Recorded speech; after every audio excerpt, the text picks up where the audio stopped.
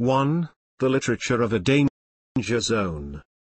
Stories of mechanical utopias, as a glance at literature shows, are far from rare. On the contrary, there are so many of them and they find readers so readily that one is justified in assuming a general need for literature of this sort.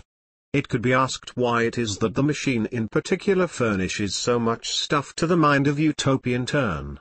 In former times, such a mind found its inspiration in the state, and the book that has given its name to the whole species, Thomas More's De Optima Republici Statu, Dic Nova Insula Utopia, was a tale of the state. The changed subject matter reflects a change in the interests of the readers of such tales. Their interest is not aroused by what is accomplished, final, and completely within our grasp. It is satisfied neither with the past nor with the present. It turns to the possibilities of the future. It feeds on what might happen. The utopian tale demands an image capable of rational development and expansion, and the most serviceable image of this nature that can be found today is the machine.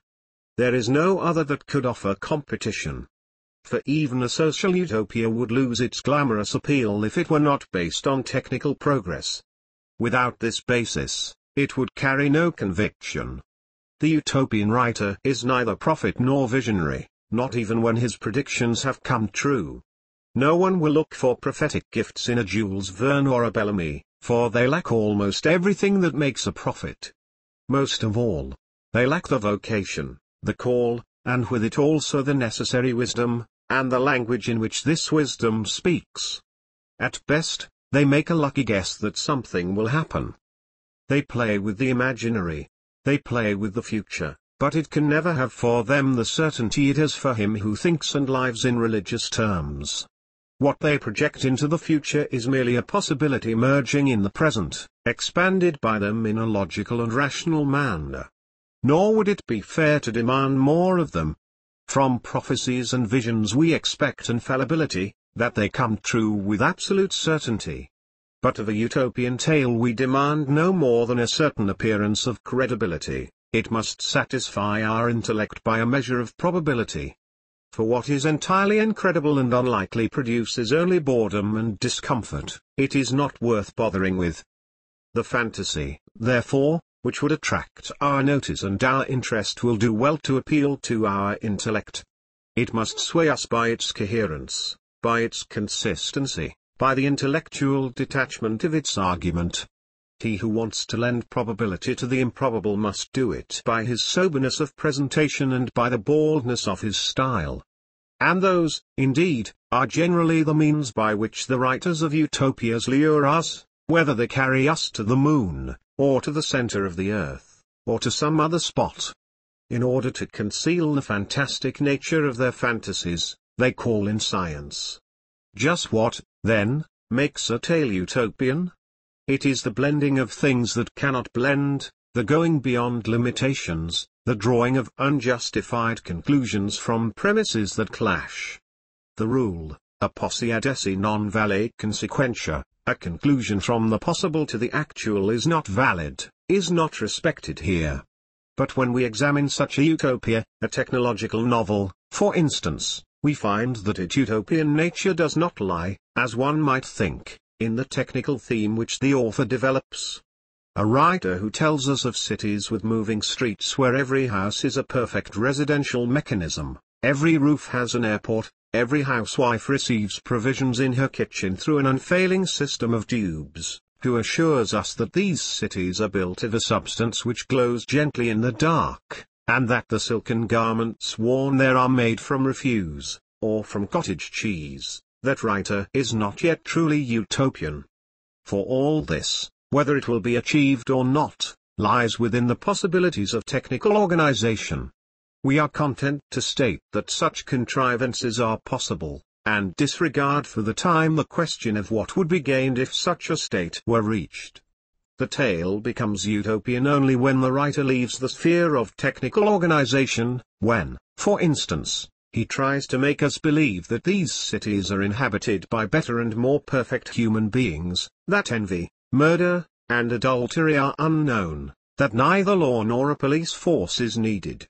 for in so doing he steps outside the technical scheme within which he is spinning his fantasies, and combines it in a utopian manner with something different and alien which can never be developed out of the scheme itself. This is why Bellamy is more of a utopian than Jules Verne. The latter sticks closer to the technological scheme.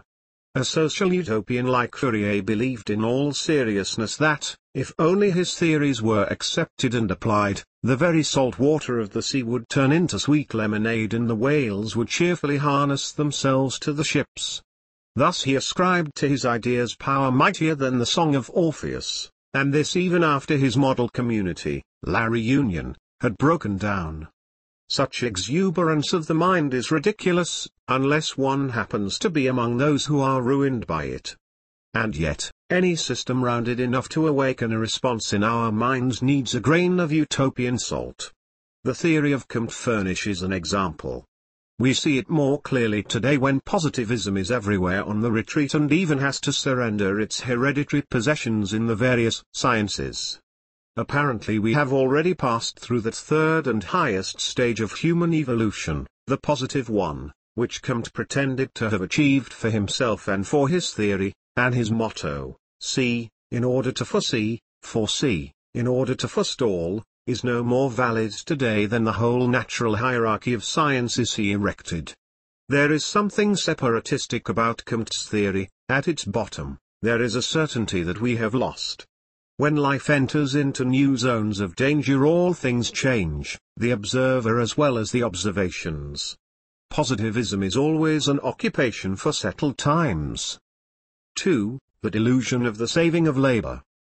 Those who place their hopes in the machine, and hope implies an anticipation of the future, ought to be aware that the hopes themselves must be of a technical kind, for one cannot expect from the machine something which lies outside its potentialities. They must distinguish the machine from the chimeras which have become associated with it and which have nothing to do with its purpose. There is, for instance, a widespread belief that the machine relieves man of work, that thereby he gains leisure and time for free activity. This belief in many cases is unshakable and unexamined. Where one comes across it, one senses that it is one of the props which uphold technical progress, justify it, and secure an optimistic view of the future. Obviously, a machine which does not profit man appeals to no one. Optimism is needed in this connection also. But we are here dealing with an assertion, the validity of which has not been established, and constant repetition gives it no greater conviction. Leisure and free activity are not accessible to everybody, and they are conditions in no way connected with the machine. A man who is relieved of work is not thereby capable of leisure. A man who gains time does not thereby gain the capacity to spend this time in free activity, for leisure is not a mere doing nothing, a state that can be defined negatively. Leisure, to be fruitful, presupposes a spiritual and mental life from which it draws its meaning and its worth. Anotium sine dignitate, leisure without dignity, is hollow, empty loafing. Nor is leisure, as many seem to think, a mere intermission in work for a limited time. No, by definition it is unlimited and indivisible, and from it originates all meaningful work. Leisure is the prerequisite of every free thought, every free activity. And this is why only the few are capable of it, since the many, when they have gained time, only kill it. Not everyone is born for free activity, or else the world would not be what it is. Thus, even if the machine did relieve man of work, this would be no guarantee that man would profit by the time gained and use it intelligently. The unemployed worker who does not have this capacity goes to pieces, because he does not know what to do with the empty time that befalls him. Not only does he have no use for it, it even harms him. He loses heart, he thinks himself degraded because he no longer fulfills his function. He has neither strength nor urge for free activity, and since he has gained nothing but empty time, he is barred from all leisure and that abundance of free activity which stems from creative thought. No connection whatsoever exists between the reduction of work and leisure and free activity, as little, in fact, as an increase in the speed of locomotion implies a rise in morality, or the invention of telegraphy an increase in clear thinking. Still, it is not idle to ask whether the machine has raised or lowered the amount of work. This is a broad problem which can be related solely to the totality of technical and manual labor. We must also ignore the fact that work, by definition, is somehow without limit, that there is always more work than mankind can do. We must try to find the actual amount of working effort to which man is subject. Here we must not allow the legal rules and limitations of work hours to mislead us into hasty conclusions, for these legal limitations tell us nothing of the work actually accomplished, nor do they tell what further claims are made upon the worker by the technical organization outside of working hours. Many believe that in the past men used to work more, that is, longer and harder than today, and when we examine specific information on this point we shall find that this belief is often well founded in those instances where machine labor has displaced hand labor. But if we disregard details and consider the technical organization as a whole, we realize that there can be no question of a reduction of the total amount of work. Rather, technical progress has constantly increased the total amount of work, and this is why unemployment spreads so far whenever crises and disturbances upset the organization of machine labor. But why does no one calculate this increase of work? The man who looks at a single machine is caught in a naive illusion.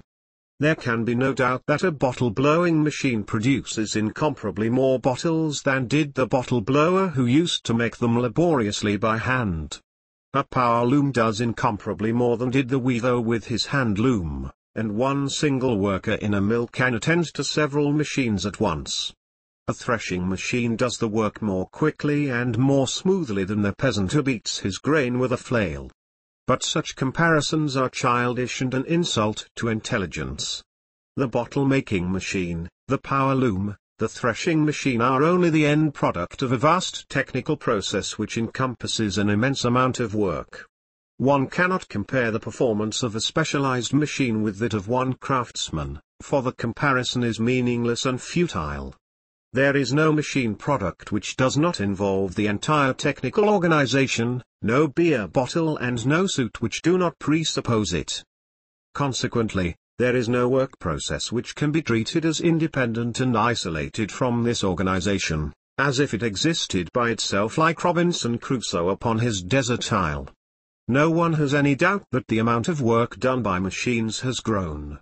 But how could it have grown without a corresponding increase in the amount of work done by men? For the human hand is the tool of tools, the tool that has created and now maintains the whole machine tool arsenal. Never and nowhere does machine labor reduce the amount of manual labor, however large may be the number of workers tending machines. The machine replaces the worker only where the work can be done in a mechanical fashion. But the burden of which the worker is thus relieved does not vanish at the command of the technical magician. It is merely shifted to areas where work cannot be done mechanically. And, of course, this burden grows apace with the increase in the amount of mechanical work. No complicated calculations are needed to see this. It is sufficient to observe carefully the relation of the individual work process to the whole technical organization. This observation shows that every advance in mechanization brings with it an increase in manual labor. Those who are not convinced need only consider that our working methods are not restricted to one nation, or one continent. They strive to master all the nations of the earth, and the biggest share of hard and dirty work is piled upon the shoulders of people who have no part in the invention of the technical organization. 3. The delusion of wealth. Mostly deeply rooted of all the illusions which technical progress creates is probably that of the riches produced by it. At bottom, no one doubts that industry increases our riches, and that it does so all the more the further industrialization is spread by technical progress. It appears that there are historical and economic situations encouraging such a conviction. There are periods of prosperity which seem to strengthen and support it, the most fruitful being those brought about by the head start in mechanization which a few European nations had secured. It was an advantage resulting from a position of monopoly which could not be maintained, which dwindled away as technical thinking spread around the earth. It would be as interesting to study the causes of these advantages created by technical progress, as it would be to determine the events which put an end to them. The common feature of every advantage of this sort is the exploitation of a propitious situation. But what are riches? If we want to get to the bottom of the thing, this question must be asked. The notions on this point are full of confusion, owing to jumbled concepts. Riches, by definition, are either a being or a having. If I conceive of them as a being, it is obvious that I am rich not because I have much, rather, all having is dependent upon the riches of my nature. So conceived, riches are not something which alight upon man or fly away from him, they are an endowment of nature, subject to neither will nor effort. They are original wealth, an added measure of freedom which blossoms forth in certain human beings. For riches and freedom are inseparably joined together, so intimately that riches of any kind can be appraised by the measure of freedom they contain. Riches in this sense may even be identical with poverty. A rich being is consistent with a not having, with a lack of material possessions. Homer means just this when he calls the beggar a king. Only such riches as are mine by nature can I fully command and enjoy. Where riches consist in having, the capacity for enjoying them does not necessarily go with them. It may be lacking, a frequent case. Where riches are one with rank, they also have that strength that is subject neither to change nor chance. They are as lasting and stable as are those treasures that cannot be spent nor consumed by time. But riches that are a mere having may be taken from me at any moment. Most men, it is true, believe that riches are created by one's enriching himself, a delusion they have in common with all the rabble on earth. Only poverty can enrich itself. Poverty, by analogy with riches, is either a not being or a not having. Where it is not being, it cannot be conceived as identical with riches which are being. Where it is not having, it may be identical with riches, when a material not having coincides with a rich being. In all Indo-Germanic languages, riches are conceived as a being. In German, rich, Reich, and realm, Reich, are of the same root. For rich here means no less than mighty, noble, regal, as one finds it in the Latin regius. And Reich is the same as the Latin rex, and the Sanskrit rajan, meaning king. Thus, riches in the original meaning are nothing else than the ruling, regal power and force in man. This original significance has been buried, particularly by the jargon of the economists who equate riches with economic having. But no one sensing the truth of the deeper meaning would want to accept so vulgar a conception. Possession of money, the sheer having of money, is contemptible, and it always becomes contemptible if it falls into the hands of that poverty which denotes a not being. Unfailingly, the mark of riches is that they lavish abundance like the Nile. Riches are the regal nature in man which goes through him like veins of gold. Riches can never be created by him who is born only to eat up, the mere consumer. Can I become rich at all, by work or any other means? I can if I conceive riches as a having. What I do not have, I may have at some future time. What I do not have, I may have had in the past. The most ingenious definition of riches as a having is that of Aristotle. He defines riches as an abundance of tools. It is worth noting that he gives a technical definition and not an economic one. But to get back to our subject, is technology identical with an abundance of tools? True, there is no lack of tools, although not of the kind Aristotle means in his definition, for he has neither mechanisms nor machinery in mind. By definition, technology is really nothing but a rationalization of the work process. But when have riches ever been created by rationalization? Is rationalization a sign of riches at all? Does it stem from abundance? Is it same abundance? Or is it not rather a method which is used wherever a lack is felt, wherever want is suffered? At what moment does it occur to the working human being to rationalize his work process?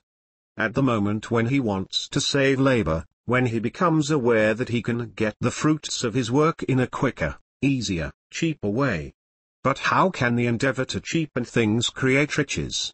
By raising the work performance and producing more goods, it will be answered. Indeed, just such an answer can be expected from the shallow mentality of the economist. If the result could be achieved as cheaply as that, we who are heirs to the pioneering work of generations should literally be swimming in riches of every kind. If we could get riches by raising production, by increasing the output of labor, we should have got them long ago, for the amount of mechanical and manual labor we are performing has been on the increase for a long time. If it were so, the signs of wealth would be apparent everywhere: greater freedom, greater happiness, greater abundance. But there is no trace of this. The fact that technical progress has enriched a small and not always pleasant group of industrialists, entrepreneurs, and inventors must not mislead us to the conclusion that it has created riches. It would be just as wrong for us to harbor the foolish notion that some exceptionally noble race of men had created our technology, or that scientists, scholars, and inventors were charitable by nature, for they are not. Their knowledge has nothing to do with riches, and therein lies the difference between all merely erudite knowledge and the knowledge of the wise. In the words of Pindar, wise is he who knows by nature much, in contrast to him who has accumulated much learning on the surface. Where increased production and increased work are the consequences of a scarcity that had to be relieved, where they are due to an increase in consumption, they obviously cannot create riches. Every rationalization is the consequence of scarcity. The expansion and constant perfection of the technical apparatus are not merely the result of the technician's urge for power, they are just as much the result of want. This is why the human situation characteristic of our machine world is poverty. And this poverty cannot be overcome by any technological efforts, it is inherent in technology itself. It has marched in step with the industrial age and it will do so to the end. It marches on in the shape of the proletarian, brings the man who has no homestead and grows no ear of corn, who has nothing but his bare working capacity, and who is tied to technical progress for better or worse. Therefore, it makes no difference whether the technical apparatus is controlled by the capitalist, or by the proletarian, or run directly by the state. Poverty remains because it is in the nature of the thing, because it is the infallible byproduct of technical thinking, which is completely rationalist. True, there has always been and always will be poverty, because the poverty which by definition is a not being cannot be resolved and by its very nature will always be with us. But the poverty produced by technological progress has something specific about it which sets it apart. It can never be conquered by an unfolding of rational thought, nor by attaining the ultimate in rational work organization. 4. The distribution of poverty. The belief that technical organization can create something beyond its technical objectives needs re-examination. We must discover the role which illusion plays in this context. Today, faith in the magic power of technical organization is more widely held than ever, and there is no lack of eulogists who extol it as a cure-all.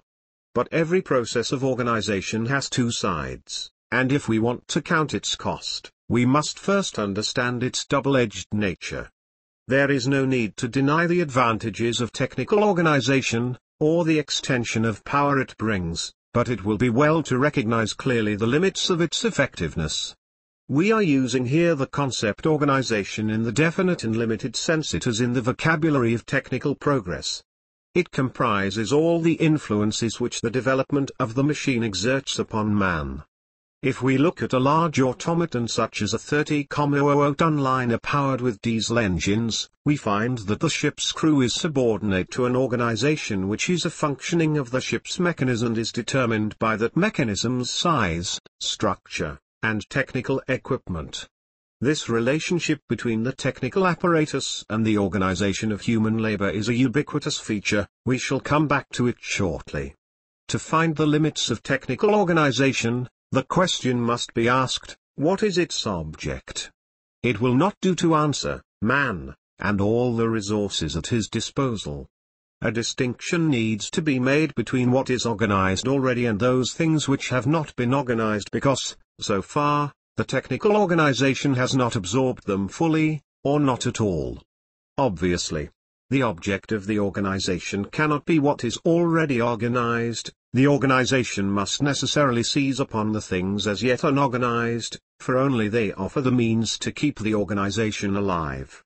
If I manufacture nuts and bolts, the material I am using will not be finished nuts and bolts but iron melted from crude ore. But here a peculiar and compelling law governs. Where there is plenty of unorganized material, organization is slight. Where material dwindles, organization begins to extend and intensify itself.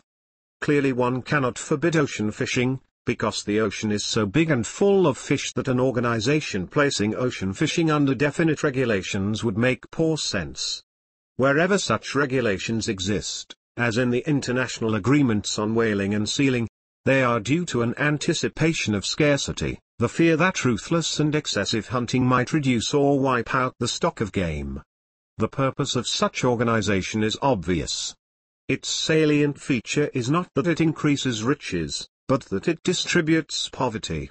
But when poverty is distributed, something occurs that cannot be prevented: it spreads. Thus it has to be distributed constantly and new, it has to be distributed continually, and so it spreads ever wider. Unorganized material decreases in proportion until the point is reached where the organization collapses, because nothing is left to be distributed. For when the number of whales has been reduced by ruthless whaling to the point where the hunt no longer makes sense, whaling stops.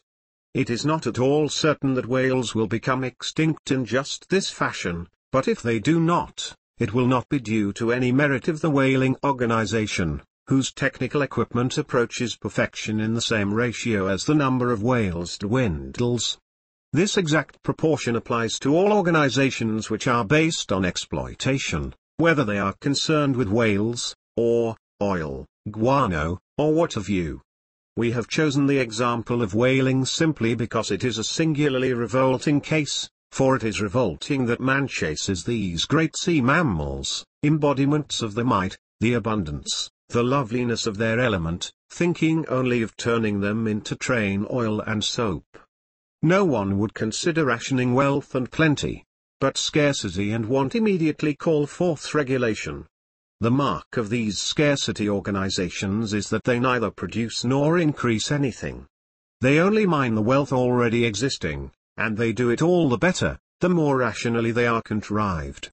There is no clearer, no more infallible sign of poverty than the progressive rationalization of organization, the comprehensive administration and management of man by a bureaucracy of experts especially trained for the task. Speaking in the technician's terms, the best organization is that which is most rationalized, that is, the one which exploits to the fullest extent. For the more rational it is, the more inexorably it mines available resources. In an economy based upon the exhaustion of resources, the organization alone survives intact and unimpaired, its power grows as poverty spreads. The relation is reciprocal, unorganized materials vanish as the organization extends. And as poverty spreads, the pressure of the organization upon man increases, for it becomes more urgent to squeeze the last drop from him too. This mercilessness is characteristic of all moments of human distress. Beleaguered towns, blockaded countries, ships whose food and water are running low show like conditions. Technical progress, and we shall have occasion to return to this point, is coupled with a growth of organization, with a mushrooming bureaucracy. It requires an enormous personnel, a personnel which is wholly unproductive, yet increasing in number all the faster, the less there is of the things produced. 5. The pillage of the earth. Why does the contemplation of machines give us such pleasure? Because they manifest the fundamental form of man's intelligence, because before our very eyes this constructive and combining intelligence masters and amasses power, because they win a ceaseless triumph over the elements which they beat down, squeeze, and forge. Let us enter the workshop, then, to see what goes on. The impression we gain as we observe technical processes of any sort is not at all one of abundance. The sight of abundance and plenty give us joy, they are the signs of a fruitfulness which we revere as a life-giving force. Rooting, sprouting, budding, blooming, ripening, and fruition, the exuberance of the motions and forms of life, strengthen and refresh us. The human body and the human mind possess this power of bestowing strength. Both man and woman have it. But the machine organization gives nothing, it organizes need. The prospect of vineyard, orchard, or a blossoming landscape cheers us, not because these things yield profits, but because of the sensation of fertility, abundance, and gratuitous riches. The industrial scene, however, has lost its fruitfulness, it has become the scene of mechanical production. It conveys, above all, a sense of hungriness, particularly in the industrial cities which, in the metaphorical language of technological progress, are the homes of a flourishing industry. The machine gives a hungry impression. And this sensation of a growing, gnawing hunger, a hunger that becomes unbearable, emanates from everything in our entire technical arsenal. When we enter a factory, be it a cotton mill, a foundry, a sawmill, or a powerhouse, everywhere we get the same impression. The consuming, devouring, gluttonous motion racing through time restlessly and insatiably, reveals the never-stilled and never-to-be-stilled hunger of the machine. So obvious is this hunger that even the impression of concentrated power which we receive in the centers of heavy industry cannot overcome it. In fact, it is strongest in these centers, because precisely here we find the greatest greed for power. And the rational mind which stands behind the machine and keeps watch over its automatic, mechanical motion, it too is hungry, and hunger follows it everywhere. It cannot shake off hunger, it cannot free itself from it, it cannot be stilled, however hard it may try. And how, indeed, could that be possible? This mind itself is consuming, gluttonous, and it has no access to riches, it cannot conjure up abundance. No effort of ingenuity, not all the inventive power that is brought to bear here can do it. For rationalization only sharpens hunger and actually increases consumption. This growing consumption is a sign not of abundance but of poverty, it is bound up with worry, want, and toil. It is precisely the methodical, disciplined effort leading to the perfection of the technical processes which destroys the basis for the hopes that certain groups place in this perfection. Progress in its present rapid advance creates an optical illusion, deceiving the observer into seeing things which are not there. Technology can be expected to solve all problems which can be mastered by technical means, but we must expect nothing from it which lies beyond technical possibilities. Since even the smallest mechanical process consumes more energy than it produces, how could the sum of all these processes create abundance? There can be no talk of riches produced by technology. What really happens is rather a steady, forever growing consumption. It is a ruthless destruction, the like of which the earth has never before seen. A more and more ruthless destruction of resources is the characteristic of our technology. Only by this destruction can it exist and spread. All theories which overlook this fact are lopsided because they disregard the basic conditions which in the modern world govern production and economics. In every healthy economy the substance with which it works is preserved and used sparingly, so that consumption and destruction do not overstep the limit beyond which the substance itself would be endangered or destroyed. Since technology presupposes destruction, since its development depends upon destruction, it cannot be fitted into any healthy economics system. One cannot look at it from an economic point of view. The radical consumption of oil, coal, and ore cannot be called economy, however rational the methods of drilling and mining. Underlying strict rationality of technical working methods, we find a way of thinking which cares nothing for the preservation and saving of the substance. What is euphemistically called production is really consumption. The gigantic technical apparatus, that masterpiece of human ingenuity, could not reach perfection if technological thought were to be contained within an economic scheme, if the destructive power of technical progress were to be arrested. But this progress becomes all the more impetuous, the larger the resources at its disposal, and the more energetically it devours them. This is shown by the concentration of men and machines in the great mining centers where the mechanization of work and the organization of man are most advanced. The rationality of technology, so impressively displayed here, becomes intelligible only when one has understood the conditions on which it depends. Its concomitant is waste and contempt for all rationality in the exploitation of the resources on whose existence technology depends, as the lungs depend on air. Where wastage begins, there begins desolation, and scenes of such desolation can be found even in the early days of our technology, in the era of the steam engine. These scenes are startling by the extraordinary ugliness and the cyclopean power which are characteristic of them. The machine invades the landscape with destruction and transformation. It grows factories and whole manufacturing cities overnight, cities grotesquely hideous, where human misery is glaringly revealed, cities which, like Manchester, represent an entire stage of technology and which have become synonymous with hopeless dreariness. Technology darkens the air with smoke, poisons the water, destroys the plants and animals. It brings about a state in which nature has to be preserved from rationalized thinking, in which large tracts of land have to be set apart, fenced off, and placed under a taboo, like museum pieces.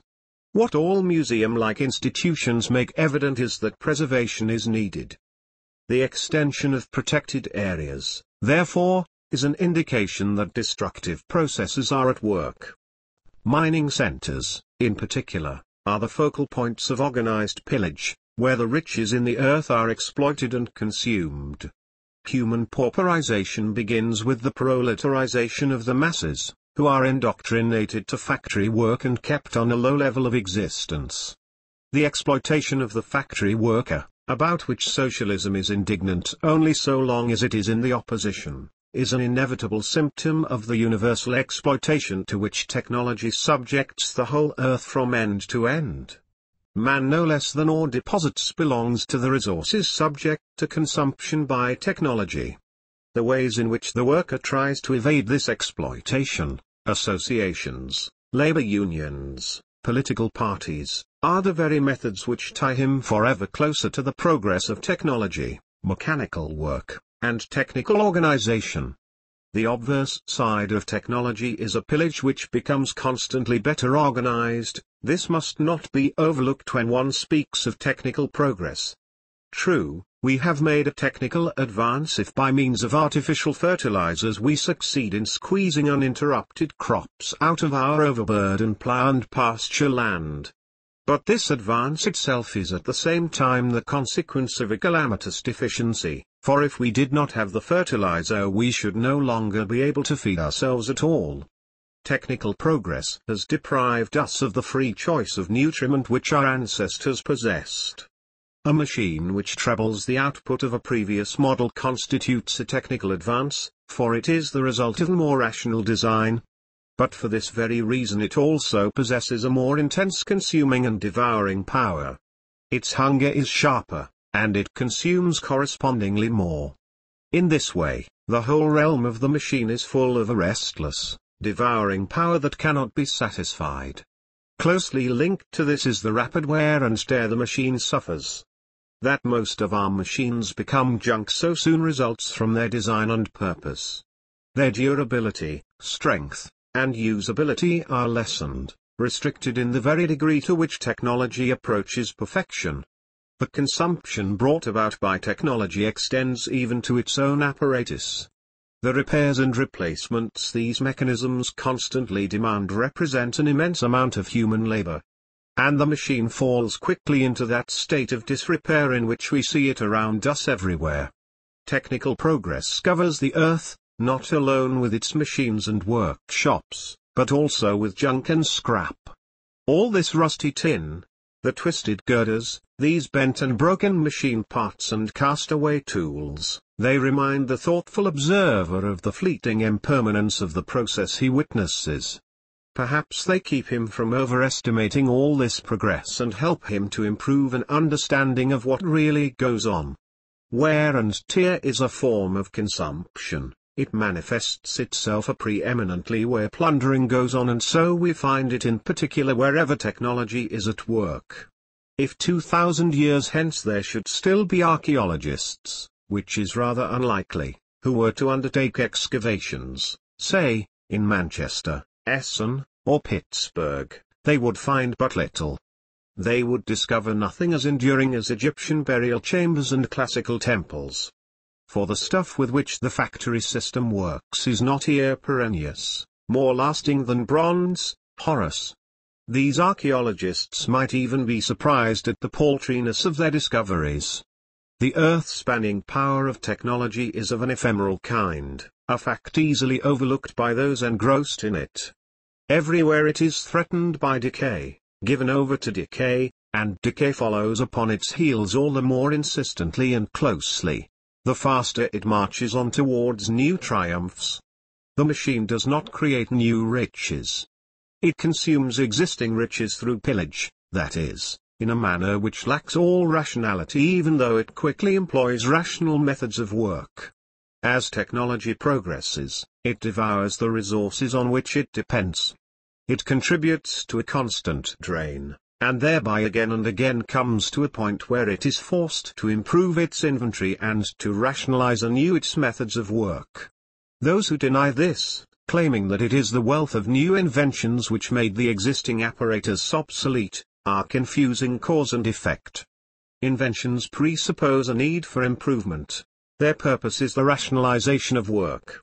Nor can the technician legitimately blame the steadily growing deficits of the technical work process and the recurrent crises and disturbances it causes upon the political organization, charging that the competing political powers of this earth are burdening the industrial production with unjustifiable costs.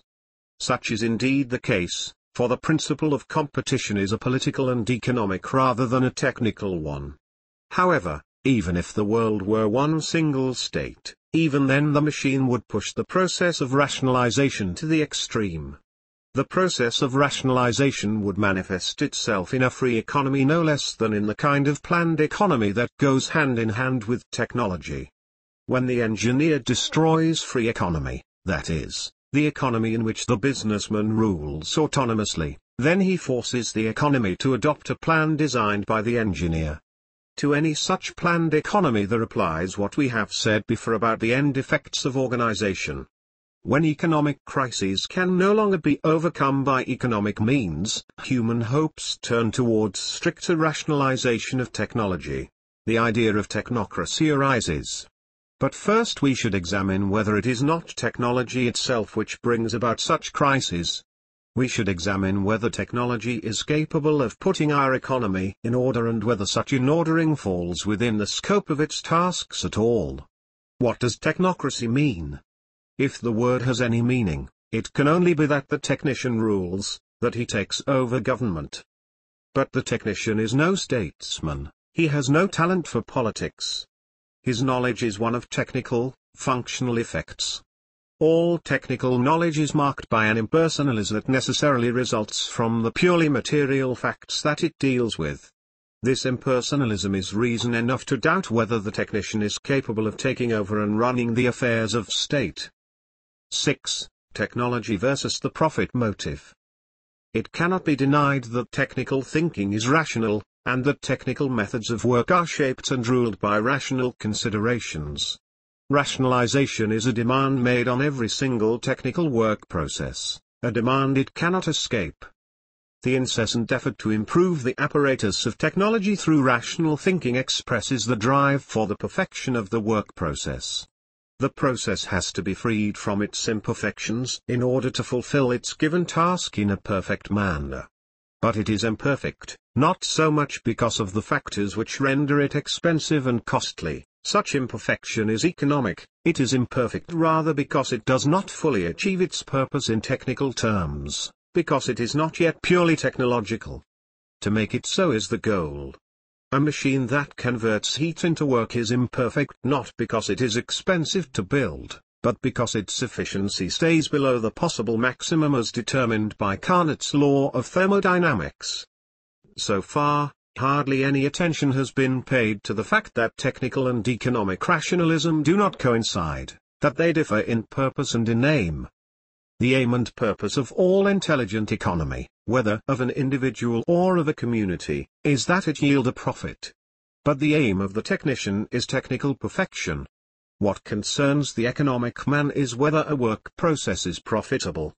But to the technician, economics, like any other activity, is something which must be subject to rationalized, technical thinking. Such difference in their desires for power creates the current rivalry between technical and economic thinking. Economic thinking, which demands autonomy, cannot be a matter of indifference to the technician.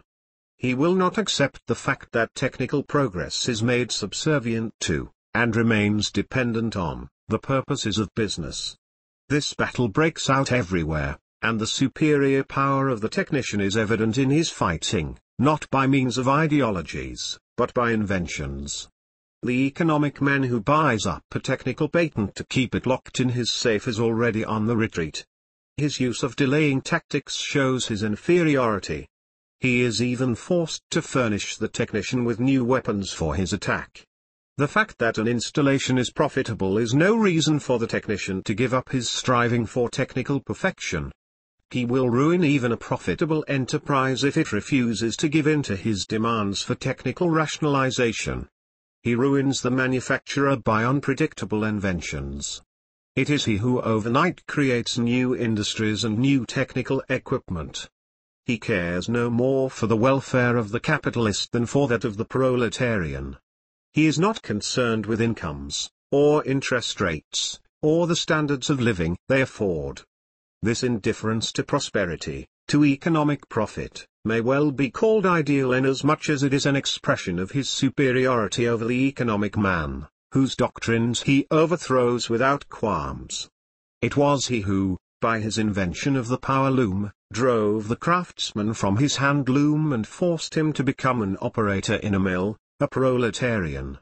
In this act his intent was not to enrich the capitalist at the expense of the factory worker, but he accepted this consequence without compunction. He was interested above all in developing the technical mechanism, and not at all in who profited by it. An idealist of science for science's sake like Röntgen, for example, refused categorically to draw any kind of economic profit from his invention of the X-ray machine. This refusal was not without an understanding of power relationships, for the scientist or engineer who thinks of profits first becomes a captive of economic thinking. However, the dependence of technical thinking upon economic thinking dissolves to the degree to which economy becomes subservient to technical rationalization and has to give in to the compulsion exercised by the technician.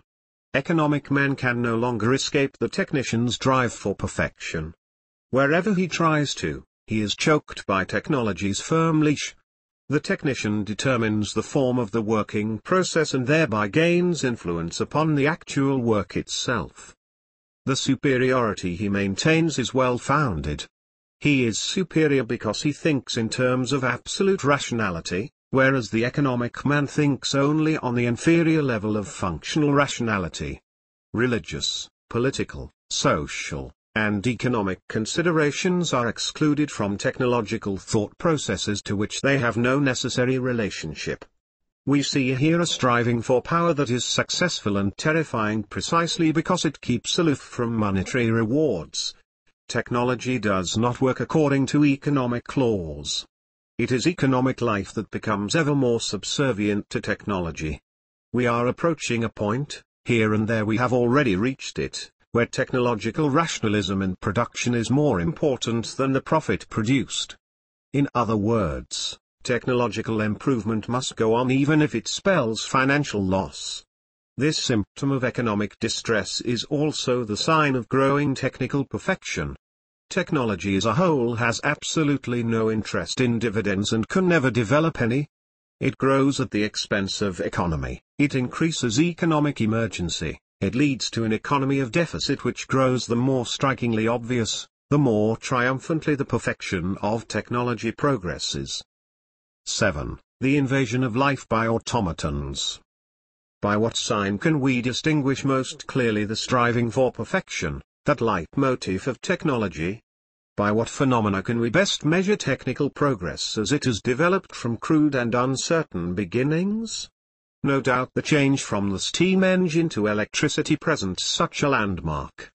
Another would be the close cooperation that is being established between technology and biology and is leading to biotechnics, within which the laws of mechanics are applied to life. But when we observe the work processes of technology, the striking feature is the growing automatism to which they become subjected. Technological progress is synonymous with an increase of all kinds of automations. The entire work process, up to the finished product, is performed by automatic machinery and with repetitious mechanical uniformity. The entire factory becomes one single automaton. The worker no longer manually interferes with the automaton. All he does is to control mechanically some automatic operation. And just as the work processes which result in the end product are performed by an automaton, so the end product itself is very often an automaton designed for repetitious mechanical work processes. Here lies the difference between the automaton and all tools requiring continuous handling. Its purpose is automatic and uninterrupted mechanical functioning. We are surrounded by an automatism towards which all branches of technology are developing. The greater part of our production tools work automatically. Our transport is automatized in the form of the ubiquitous railways, motor ships, motor cars, airplanes, elevators, and so on. Our light, water, and heating systems function automatically. With our automatic weapons it is the same. There are vending and food-serving automatons, radio and movie automatons, all of them designed for the task of repetitious performance with mechanical uniformity, just as a phonograph record repeats the same piece over and over. It is exactly this automatism which gives its peculiar stamp to our civilization and sets it apart from the techniques of other eras. It is automatism by which our technology achieves its growing perfection. Its signature is the independent and unchanging repetitious operation of its apparatus. Mechanical work processes have grown immensely, both in number and in scope, and it is obvious that their automatism, controlled and watched as it is by man, in turn has its effect on man. The power that man gains by his automatic tools gains power over him. He is compelled to give them his thought and his attention. Inasmuch as he works with automatic tools, his work becomes mechanical and repetitious with machine-like uniformity. Automatism clutches the operator and never relinquishes its grip on him. To the consequences of this we shall return again and again. The invention of the automaton dates from antiquity, as is shown by the dove of Archytas and the robot of Ptolemy Philadelphos. These much admired mechanisms, like the automatons of Albertus Magnus, Bacon, and Regimentus, were ingenious toys, nothing more serious. They evoked not only wonder, but also fear. The robot of Albertus Magnus, which could open the door and greet the visitor, the fruit of decades of effort, was smashed by the startled Thomas Aquinas with a blow of his stick. The intellectual fascination which machines have held for man from the earliest times is coupled with a presentiment of the uncanny, an almost unaccountable feeling of horror. We sense this in Goethe's remark on the advance of mechanical factory work, and in the shudder with which E.T. A. Hoffmann and Edgar Allan Poe viewed the automatons and mechanical figures of the early 19th century, among which the mechanical flute player, the drummer, and Vaucanson's mechanical duck are the most important. This is the same horror that has of old seized man in the presence of clocks, water mills, wheels, in the presence of any work or contrivance which acts and moves although it has no life of its own. The beholder is not satisfied to study the mechanics. He is not satisfied with the understanding of their operation, he is disquieted by their mechanical action. This motion produces the illusion of life, and this illusion, once he has looked through it, is precisely what is so disturbing. Myths, sagas, and fairy tales recognize no distinction between animate and inanimate nature, they give life even to the lifeless by various personifications. That such a distinction is not recognized is the basis of poetry, which voices itself by metaphor, analogy, and image. It is the basis, too, of all epic song. Orpheus, for example, to whom was ascribed the gift of enlivening the very stones, is the arch-poet and arch-singer. The machine, however, gives the impression that something lifeless penetrates into, and permeates life. This is what the observer senses and what evokes in him ideas of age, coldness, death, akin to the awareness of a lifeless, mechanically self-repeating time such as clockwork measures. It is no accident that the clock was the first automaton to achieve signal success among men. In the philosophical system of Descartes, animals, which are treated as automatons, are nothing but clocks whose movements operate under mechanical laws. Here, then, we touch upon the problem of time, a problem which is inseparable from the automatism of motion.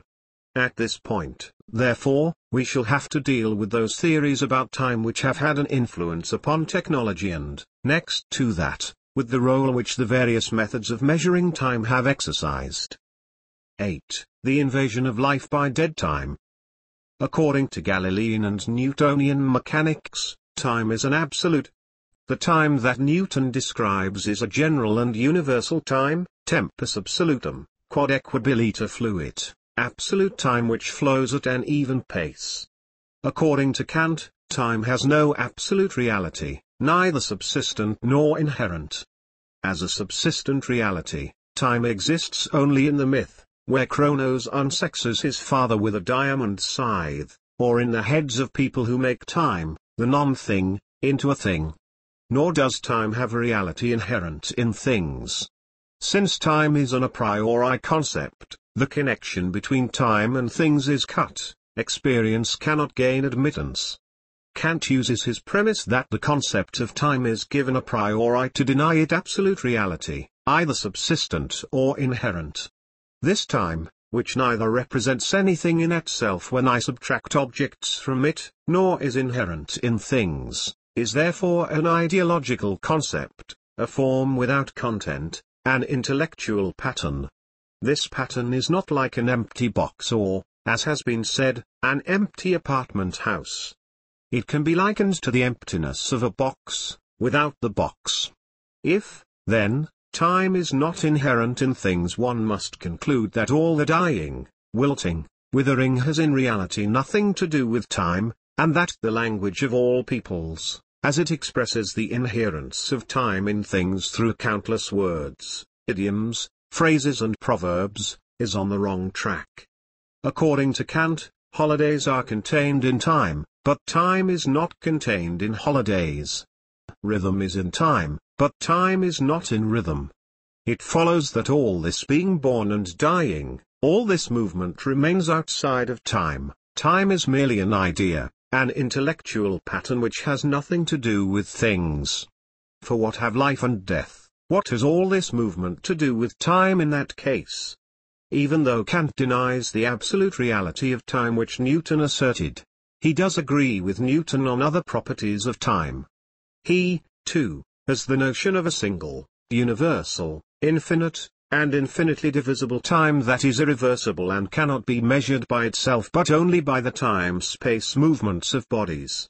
Here, time always equals time.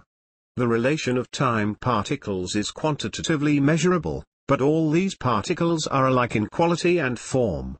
And these time particles, if they are not simultaneous, flow along in a steady stream like channeled molecules, but without being molecular by their nature.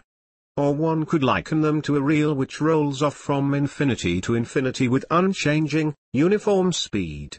Kant's concept of time betrays that it was influenced and shaped by Galilean and Newtonian mechanics. Thereby it has become somewhat mechanical itself.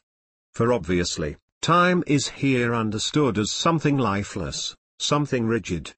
And indeed, he who reads Newton's fundamental dicta on the nature of time receives an impression of death's majesty and of eternity's awe. Newton accords absolute reality to this linear, uninterrupted motion by which time rolls on inexorably. According to Kant, It is merely an intellectual construction, in which alone it has existence. Time, Kant states, determines the relation of ideas in our inner state. And just because this inner vision takes no physical shape, we try to make up for this lack through analogies, and represent the sequence of time as a line going into the infinite, a line which reduces all things in or out to one dimension only. From the properties of this line we then conclude all the properties of time, with the sole exception that the parts of the line exist simultaneously, whereas the parts of time always follow one after the other. However, there is still another reason for this linear concept of time. The concept is due to the fact that space and time are here understood as completely unrelated to each other. Neither space-times nor time-spaces are considered as existing. Linear time passes through space, without touching it. Space stretches in a like manner through time. If this strict separation of time and space is accepted, then the linear concept of time remains, indeed, the one most intelligible and most convincing, since a uniform and undisturbed flow of time can only be imagined as a line.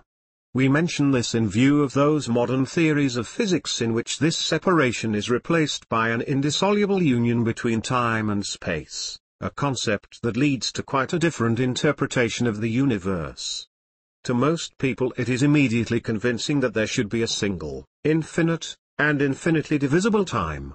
Perhaps this is because it is analogous to a single, infinite, and infinitely divisible space. Perhaps, too, because this concept reduces everything to the simplest formula.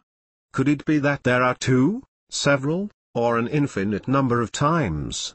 If time is inherent in things in such a manner that the nature of the thing affects time, or the nature of time affects the thing, does it not follow that there must be an infinite number of times?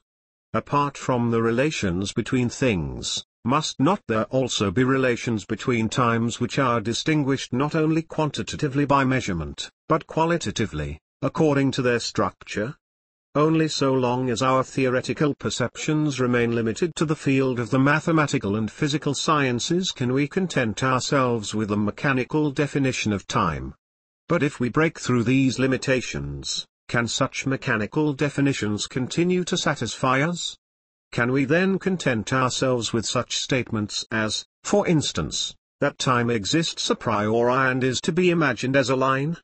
Or that speed, within the same space, is in the inverse ratio of time? Here arises the question of the role which is played by our measuring methods, for we not only regulate time by means of clocks, these clocks in turn regulate our time. These two processes of measuring differ. When we study the relationship between them, it becomes clear that the measuring of time and its particles by means of timepieces that record the mechanical flow of time does not exist for its own sake. Rather, it is tied closely to the second measuring process whereby our timepieces regulate our time. This deadlock is by no means broken if we assume that a recurrent event in nature requires always the same amount of time. Instruments based upon recurrent natural events have been designed, such as the quartz clock.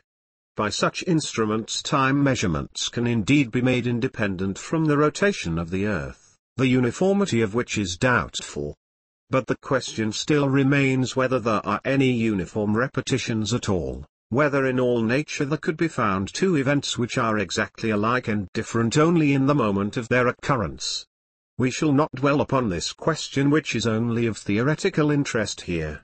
We have pointed to it merely to show what counts in the measuring of time by instruments, namely, the mechanically precise phase duplication of whatever the physics are upon which the method is based. The supposition remains that time equals time. If it is accepted, then the determination of the relation between the particles of time depends on the refinement of the methods that can yield constantly more exact measurements. In this measuring process the relation between absolute and empirical time is for the moment of no importance. From the assumption of an absolute time in the sense of Galilean and Newtonian mechanics, and especially from Newton's definition of time, the conclusion is that time, while it is being moved, does not move itself or change itself. It moves like a machine, that is, It works like an automaton. For if time moved and changed itself, then it could not flow at an even pace, as Newton states. Without this assumption there could be no timepieces, for they all depend on the existence of uniform repetition. For the practical purposes of time measurement, it does not make the slightest difference whether we ascribe to time an absolute reality, or whether we consider it a transcendental ideal and an empirical reality. All these definitions, no matter how conflicting in ideology, remain without influence upon time-measuring methods. Improvement of those methods goes on regardless of theoretical disputes. 9. The tyranny of causalism over man. Natural science is not conceivable without a recognition of the mechanical element in nature. When natural science goes to work, it must discover and determine that principle of the mechanism of nature without which no natural science could in any case exist, Kant. Why can there be no natural science without this mechanism? The answer is, that without mechanics there can be no standards which are constantly valid and calculable. Without mechanical laws, that exactitude could not be achieved, which in itself is nothing but the mechanical certainty that identical causes always produce identical effects. Thus we are justified in calling the natural scientist a mechanic who deserves scientific respect only insofar as in his thinking he retraces the mechanism of nature. This applies no matter whether the scientist works experimentally or theoretically. Anything beyond is not a part of natural science. For instance, all those disciplines that cannot neatly be reduced to mechanisms. Thus, there can be no scientific aesthetics or physiognomy, and any attempt to establish them as sciences is justly met with distrust and rejection. Lichtenberg's objections to Lavater's physiognomy are irrefutable. There are excellent physiognomists, but there is no way of making physiognomy an exact science. The natural scientist will always exhibit a tendency to delimit his science as sharply and as narrowly as possible, to make it completely methodical, to systematize it. Natural science thus limits itself to what can be proved mathematically, or to that to which the law of causality applies, or to the purely functional. These efforts which, like every heavy fortification of national borders, often give an impression of fear, originates psychologically from a desire for security. A mechanical concept of time is a precondition to the discoveries and inventions of the exact natural sciences. Without it no natural sciences could exist. The scientific concept of exactness and the mechanical concept of time are so inseparably joined that they cannot be divorced from each other in any respect. Without timepieces, there would be no automatons, no science. For without the time-measuring methods on which science is based, science would get nowhere. Scientific methods are not possible without constant control through time-keeping devices. And only when these achieve reliability and exactness can engineering, industrialism, our whole technology exist. Without such time-measuring exactitude it would have been impossible, for example, to construct railroads. For the operation and maintenance of a railroad require clock-like exactness.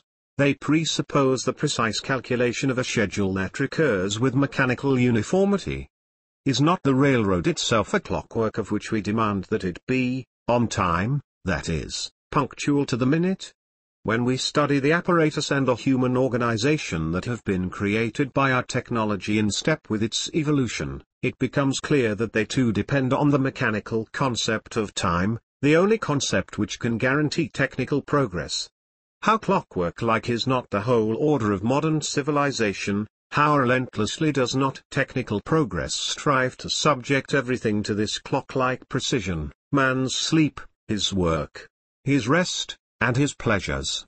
Causalism, a point to which we shall return, can become a tyrant only where its cycle through time becomes mechanically calculable and repeatable, where it can be broken up into a line-up of functions. Where causalism becomes dominant, it produces a mechanical order akin to it, it brings to the fore a watchmaker mentality. Where are the limits of this mentality? If the universe were to be conceived as a big clock and every movement in it as mechanically measurable and predictable, then the high goal of scientific technical thinking would be the comprehension of this central mechanism. And the application of that knowledge would mean the complete mechanization of man. 10. The victory of dead time over lifetime. Clock time is lifeless time, tempus mortuum, in which second follows second in monotonous repetition. Lifeless, clock-measured time flows along side by side with the lifetime of man, but aloof from it, utterly regardless of the high and the low tides of life where no two moments are alike. To the reflective mind, the clock summons up the thought of death. The figure of the dying Charles V., pacing among the clocks in his collection and attempting to regulate their movements, emits the frost of death. He watches, and he listens to, the passing of time that inevitably leads to death. The constant sight of clocks all around us has accustomed us to seeing in them mere time-keeping devices. But in an era when the public clock, visible from far off, was still looked upon as a rare masterpiece, it proclaimed an unmistakable memento mori, remember you will die. A study of the artist's use of the clock as a symbol of death would yield abundant material in this respect. One need think only of Holbein's Dance of Death, with death holding the hourglass in its bony fingers. The beholder of a clock becomes conscious of time only in its emptiness. All time that enters our consciousness in this fashion is dead time. An automaton gives us the same feeling of lifeless, mechanically repetitious time. It is nothing essentially but a timepiece, which performs smoothly within the dead clock time. Without clocks there are no automatons.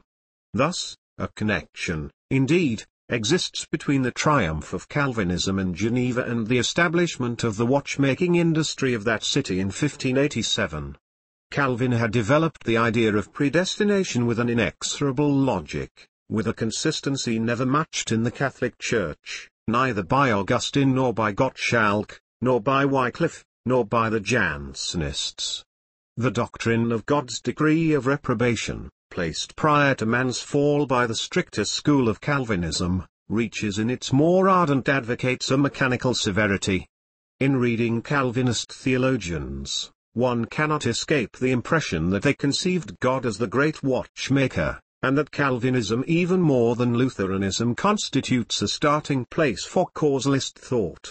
Even Luther's strict doctrine of predestination, sidestepped and weakened by the formula of the Concordat, still lacks the clock-like exactness of Calvinist theology.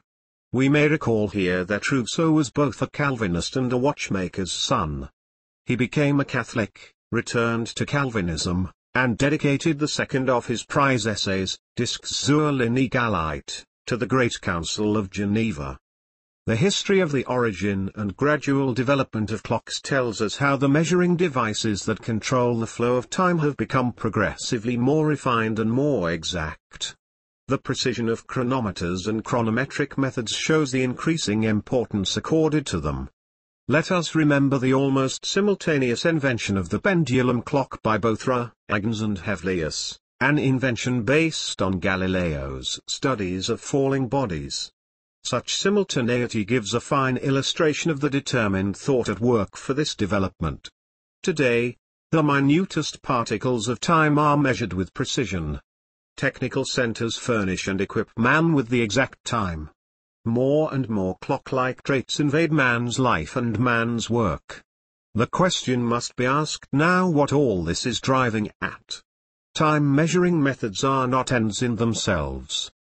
They serve to organize time, to rationalize time, to measure out more and more sharply the consumption of time. Only measurable, exactly repeatable time is of interest to the epistemologist, the scientist, the technician.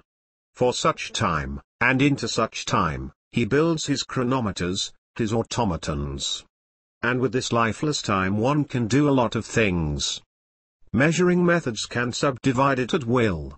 It can be patched together, as pieces of leather are combined to form a belt, or links to form a chain running over a toothed wheel. It can be split and chopped up at will, something that cannot be done with lifetime or with the organisms living in it, seeds, blossoms, plants, animals, men, organic thoughts. This is why technology works with fragments of time, and just as it has special designers for every single machine part, so it employs time study experts, men who watch over the rational exploitation of lifeless time. The intent and the purpose of their methods are exactly like those biologists apply when they split the egg of the sea urchin, or vivisect axolotls and lizards to find out how small a part is still capable of living, and what kinds of mutilations their butchery will produce. For all these are methods which subject live organisms, partaking of vital time, to a mechanical, lifeless time. As mechanisms gain ground, springing up wherever lifeless time is waiting for them, we can observe how lifeless time has invaded lifetime. Just as technology has changed our idea of space by making us believe that space has become scarcer, that the earth has shrunk, just so has it changed our idea of time. It has brought about a situation where man no longer has time, where he is destitute of time, where he is hungry for time. I have time when I am not conscious of time which presses in on me in its empty quality, as lifeless time. He who has leisure thereby disposes of boundless time. He lives in the fullness of time, be he active or at rest. This is what distinguishes him from the man who is merely on leave or on vacation and who, therefore, can dispose of a limited time only. The technological organization of work no longer permits leisure, it grants to the tired laborer only the meager measure of vacation and spare time that is absolutely necessary to maintain his efficiency. To the extent to which lifeless time can be exploited mechanically, it begins to encroach upon man's lifetime and to hem it in from all sides. Lifeless time can be measured with the greatest precision, it can be cut up and determined by precise methods, and by these same methods lifetime is now mechanically regulated, and forced into a new time organization. Man, who rules the machine, has become its slave and has to obey its laws. The automaton forces man to automatic labor. This is most evident in street traffic, where automatism is particularly far advanced. Traffic assumes an automatic nature, and man has to obey it. This is shown in the fact that man is divested of all his qualities except one: he is still recognized as a pedestrian, an object of traffic. As a pedestrian he either obeys the traffic rules, and traffic pays no attention to him, or else he is a violator, a traffic hazard. In the latter case he attracts an attention which must be called humane by comparison with the icy indifference with which well-behaved pedestrians give way to one another. 11. The myth of exact science. The ultimate hope of classical mechanistic physics was to reach a point from which all causalism could be deduced and explained.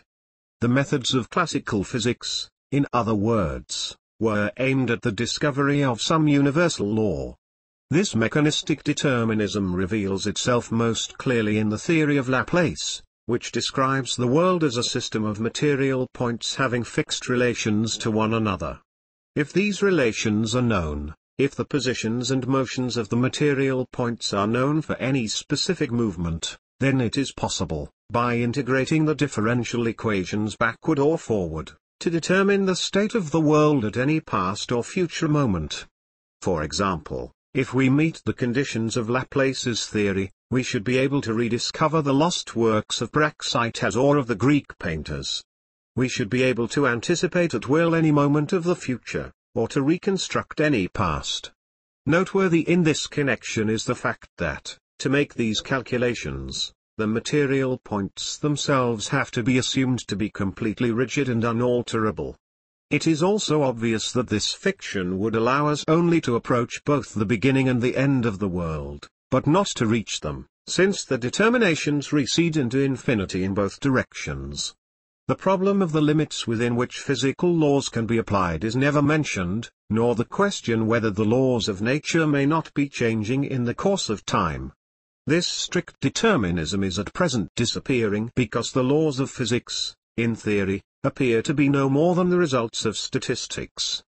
The hypothesis that light consists of quanta, and Heisenberg's presentation of quantum mechanics, can no longer be reconciled with the older concepts. Heisenberg's quantum mechanics, in particular, demonstrates that no measuring methods can obtain absolutely exact data of minute events. Every measurement changes the measured object itself. At the end of a physical science which accords only statistical probability to the laws of nature, there stands nothing but the law of large numbers. The strict causality of the course of nature now dissolves into arithmetical probabilities. Since the exactness of the results calculated on probability depends upon the frequency of repetition, exactness vanishes as we move toward the border lines of diminishing repetitions. But if the laws of nature apply only with that measure of precision which comes from the minuteness of the quanta, then the determination of a state which is far removed from the present becomes the more uncertain the farther removed it is, and the more time separates it from the present. These hypotheses of theoretical physics reflect an act of resignation in the minds of the physicists, namely, a renunciation of the attempt to pass beyond certain limitations. They restrict the validity of physical laws to a narrower area. In the world of history where nothing recurs, nothing can be predicted. History reaches beyond the realm of physical laws. In the world of physics, the concept of causality as a chain or as a continuous flow is replaced by the concept of a sequence of probabilities. The concept of the universe itself becomes more elastic. Just as the exactness of calculable determinations is confined to the realm of the infinitely small, so is it also limited in another direction. As we proceed from inorganic to organic chemistry, it becomes evident that the molecular structure of substances grows less and less stable. When we are dealing with the so-called macromolecules, it is no longer possible to determine the exact number of single molecules that compose them, only the order of magnitude, the degree of polymerization can be determined. Finally, the structure of albumin compounds becomes increasingly more complex to the same degree to which their similarity, and with similarity the frequency of repetition, decreases. Here everything tends toward the individual case that cannot be predicted because it does not admit repetition. In the realm of the infinitely small, the limits are set by Heisenberg's formulation. However, a relation of this sort which substitutes probability for exact causal sequence can obviously not be established in other direction, the direction in which the frequency of identical molecules decreases more and more. For here the limits are set, not by the quantitative minuteness of the event under observation, but by the uniqueness of the molecule. The methods of physics offer no help to an understanding of processes that cannot be exhausted by measurement. The same applies to the methods of a biology or a chemistry that studies life processes by physico-chemical methods. Nothing much could be gained here if we were to conceive physics as a branch discipline of biology. In fact, it seems probable that physics would not fare any too well if it were to adopt biological terminology and biological methods, for it would lose that precision and incisiveness which are among its best qualities. Proposals to that effect, however, demonstrate the growing desire of the various sciences to become philosophically legitimate. This is most evident in physics, a science which is turning again to philosophy, particularly in its occupation with the concept of time. Moreover, physics is unmistakably turning toward theology, and this is not surprising. For an exact scientist who believes that he has freed himself of theological problems, that he is concerned with a truth and a reality that know no dogma, is indulging in self-deception. He may make such assertions and pretend that he is concerned solely with the knowledge of the laws that govern the processes of nature. That much can be conceded. But this knowledge cannot be isolated, and he who tries to do so does not achieve an independent platform whereon to stand, he merely loses sight of the interrelations of all things. The theory of evolution, the problem of factors, the theory of selection, all converge upon the idea of creation. Among other things, these theories depend on whether we assume a single act of creation, or a continuous creation. The problem of causality cannot be treated without considering the question of free will or determination, and this question is inextricably tied to the religious doctrines of predestination. The same holds true of the problem of pre-established forms, and of the entire theory of heredity. Connections of this sort can be traced right into the foundations of mechanics. And those who believe that the law of energy in physics, or that wave or quantum mechanics, or the kinetic theory of heat has been cleansed of these philosophical connections, simply fail to understand that these connections are integral and are formative to perception itself. To neutralize them does not mean to liquidate them. The exact scientist merely shuts his eyes to them. Moreover, he likes to believe that only mechanics possesses exactitude. The mathematician, too, assumes that mathematics is the sole source of exactitude. What he overlooks is that the concept of exactitude, like that of purpose, is a relative concept that receives meaning only if the premises are granted. For example, we cannot achieve absolute exactitude of measurement, but we can make our measurement as exact as possible under certain conditions. There is no absolute, universal concept of perfection, only a specific one resulting from the fulfillment of specific conditions. Likewise, there is only a specific concept of exactitude, and only this concept and nothing more is expressed in mathematical and causal exactitude. Kant believed that there was a science only insofar as there was mathematics. The same error can be encountered among many mathematicians and physicists who believe that they alone possess exactness. However, they possess it only within their field. There is exactness also in the movements of animals and in the emotions and passions of man. Homeric hexameter or a Pindaric code has as much exactness as any causal relation or mathematical formula. But this rhythmic, metrical exactness is of another, higher order. That it cannot be calculated is no reason to call it less exact than the results of this or that quantitative measurement. 12. The perversion of freedom.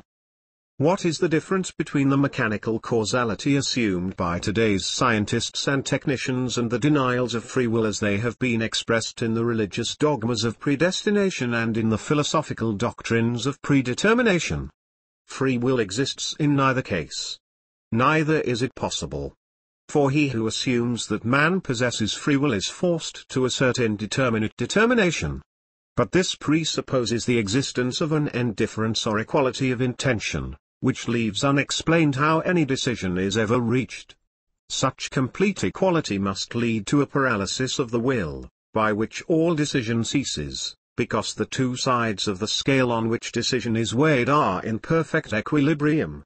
This would be the equilibrium achieved by Buridan's donkey, who starved to death between two stacks of hay. This donkey, however, is a phantasm. Mnes observes that the two halves of the world that would result if we drew a vertical line through the center of this donkey are just as little equal to each other as the two halves of the donkey itself. He makes it clear that there cannot be a perfect equality of balance because equilibrium does not exist. But even though the will is not free, the determination to which it is subject is not the same as blind necessity. For where blind necessity rules, there is no need at all for will, free or unfree. In that case, mechanical compulsion would suffice. The will is not free, but the necessity under which it acts is conditional, it presupposes and needs the will, it cannot act without it. The doctrine of predetermination is not identical with a doctrine that subjects all things to mechanical functions and makes the causal function the solution of all problems, the deus ex machina. If one tried to imagine such a God, one would visualize him as a mere functionary and technician, a builder and an operator of machines. His creation would be an automatic factory which aims to transform man also into an automaton. For this is the ultimate goal if the doctrine of predetermination is transformed into a doctrine of mechanical functions including even man's will. Subordination of the human will is thus perverted to empty functioning. Quid fit necessario fit, what is done of necessity. We do not act from free will. But neither do we act under compulsion, otherwise, men could not have, as the saying goes, his own sweet will. We are not forced to act against our will like a convict who is forced by constraint and pressure to act against his will, whose will is bent and broken and who is subjected to an alien will, against his own. The choice of will is forever also a choice of conscience. In the true meaning of the word, we act consciously and not from blind necessity. Although our will is not free, our actions are willed, performed in the consciousness of freedom and of free choice. And this consciousness is justified, it prevails because the choice presupposes our will, because without our will it would not be made. The consciousness of free choice might be weaker in an inactive man, or a man weak in willpower. It might be stronger in an active, forceful personality. But it is always there. It is so pronounced that the naive mind is deceived by it into the belief in free will. Since our will is determined, our freedom is determined also. Thus when we speak of freedom we must understand what kind of freedom we are talking about. We can choose neither the time nor the place of our birth, we can select neither our parents nor our relatives. And just as neither our body nor any of our organs is of our making, but issues from a preformation and preordination that are beyond our influence, so also are our relations to the world predetermined, and every one of our thoughts. Since everything is prearranged, our freedom can lie nowhere else than in the arrangement itself. Freedom is given to man together with his disposition, a disposition which is different in every single individual. As there are eagles and larks, lions and hares, just so man carries within him the marks of greatness, or of loneliness. He has an indelible character, and this character determines the kind of freedom he has. Whether his thought is noble and daring, or diffident, timid, and cowardly, whether he lives a spirited and resolute life, or simply vegetates, these traits determine the degree of his freedom. If all things were governed by mechanical necessity, there would be no need for free will. In fact, the problem of free will could not arise at all. All would be impact, pressure, driving force. But since there is a necessitas consequentiae, a necessity that presupposes and requires the will, our will, although not free, constantly enters our actions and acts by virtue of the freedom accorded us. This freedom is what sets man apart from the automaton, what separates the free and reasonable creature from the machine.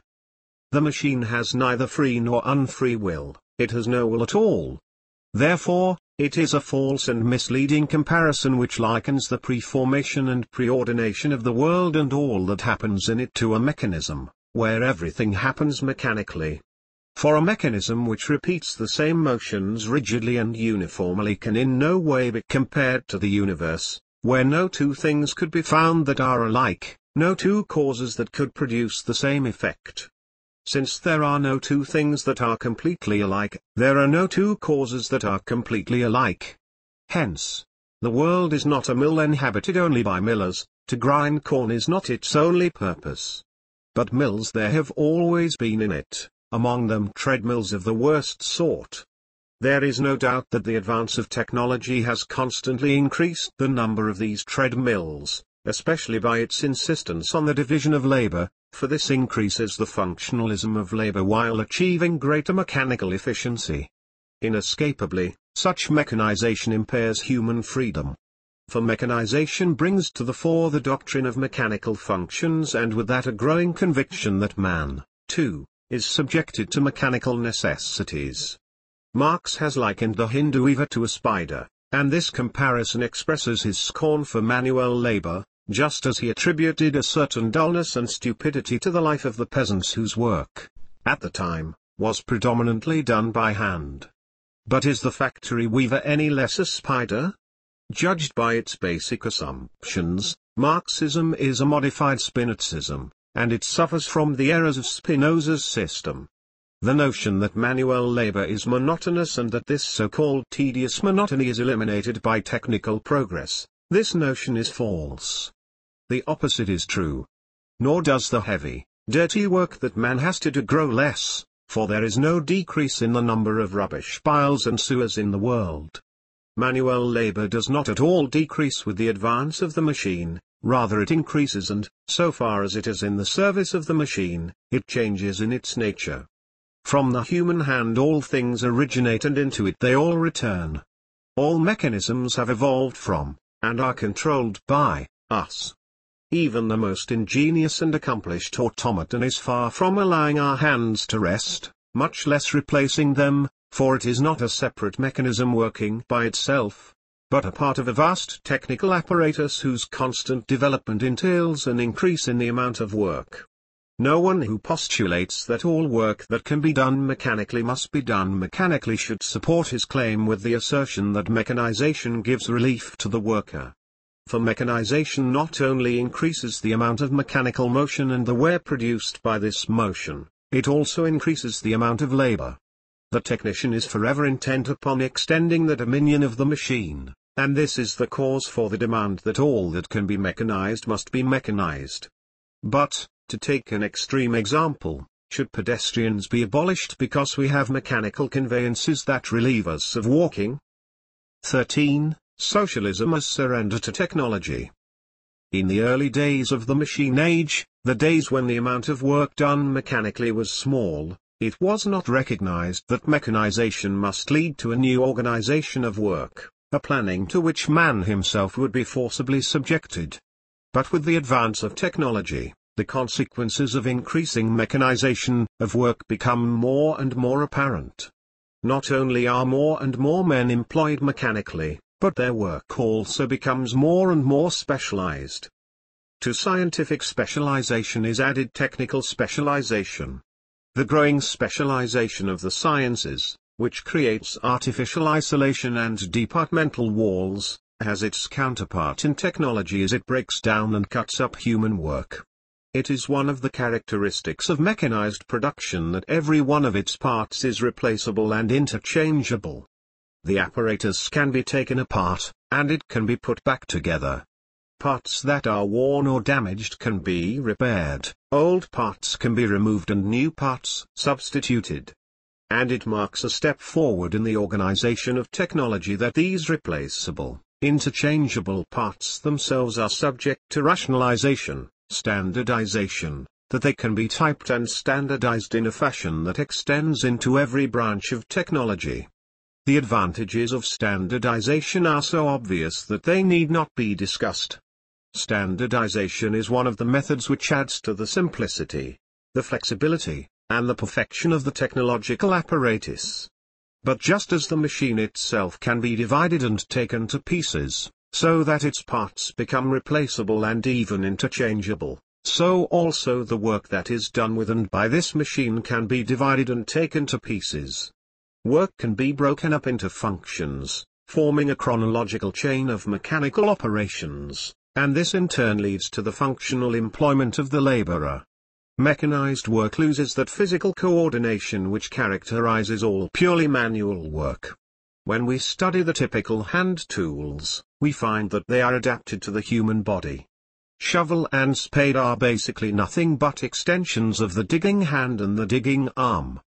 The hammer is essentially the fist, the raker's fingers. The handles of these tools, their size, their shape express their close connection with man's body. A good scythe, for instance, and the mower who wields it are perfectly fitted to one another. The meticulous care with which a billiard player selects his cue remains a mystery unless we understand that the one particular cue he chooses from among scores of others is the one which is exactly fitted to his body by virtue of its weight, its length, its taper, and other qualities.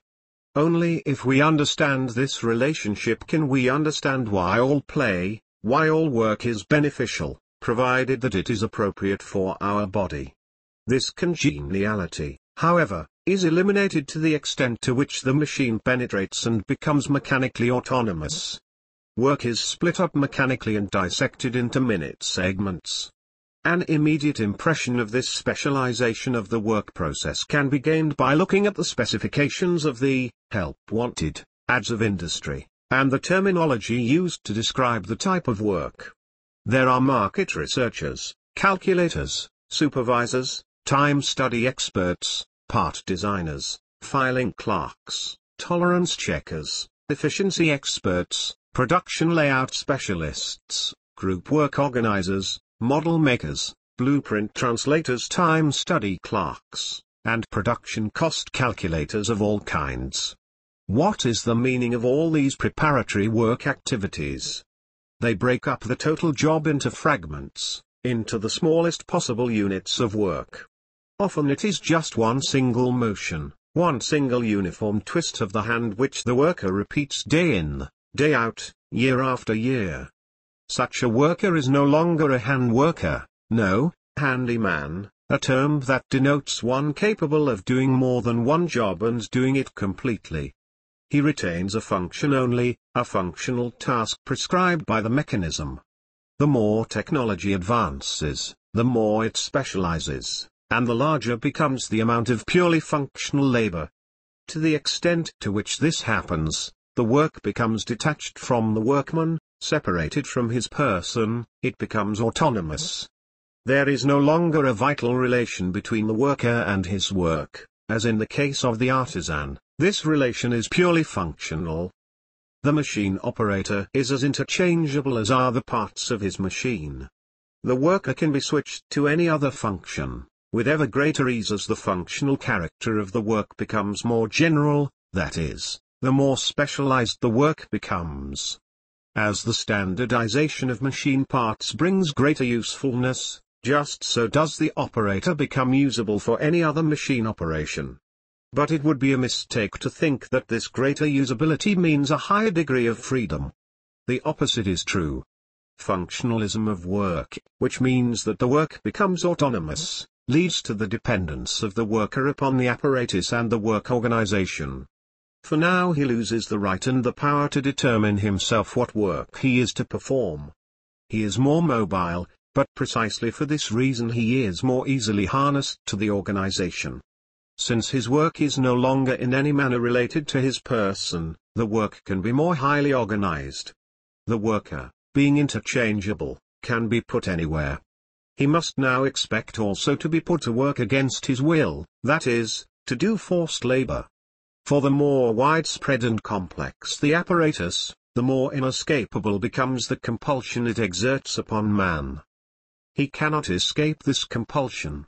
He is not even able to investigate it, all his efforts to do so are in vain. They are as futile as the efforts of the prisoner who has been put into a treadmill which turns faster, the faster he tries to run away. Still, there is a difference between the prisoner and the laborer. The laborer, in his own thoughts, favors the progress of technology and organization. He only endeavors to gain control of them himself, for he cherishes the false hope that in this way he can improve his lot. In other words, his thought is social, more so than that of others. But his socialism, which advances in step with technology, is nothing but an adjustment of his intellect and behavior to the technical work organization. The labor organizations spring up wherever laborers reach an awareness and an understanding of the fact that they have become dependent and that they must organize to offer joint resistance. All such organizations are marked by the hatred with which they look upon the unorganized worker, the worker who has not yet grasped the compulsion of mechanical labor and the necessity of surrendering his independence to organization. As the workers unite, however, they unwillingly fulfill a condition of technical progress, the condition that everything must be organized.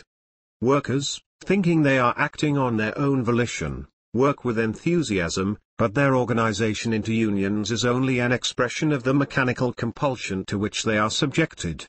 These organizations which try to make certain types of work a preserve for their group, disintegrate as soon as the perfection of technology mechanizes all work. When the organization of work becomes universal, when everybody becomes a worker.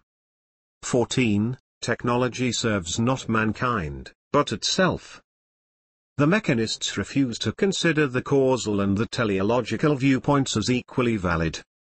Where they are forced to employ concepts of final purpose, they do so only with the reservation that all purpose is based on prior hypotheses, that it will have to be reduced to causal relationships.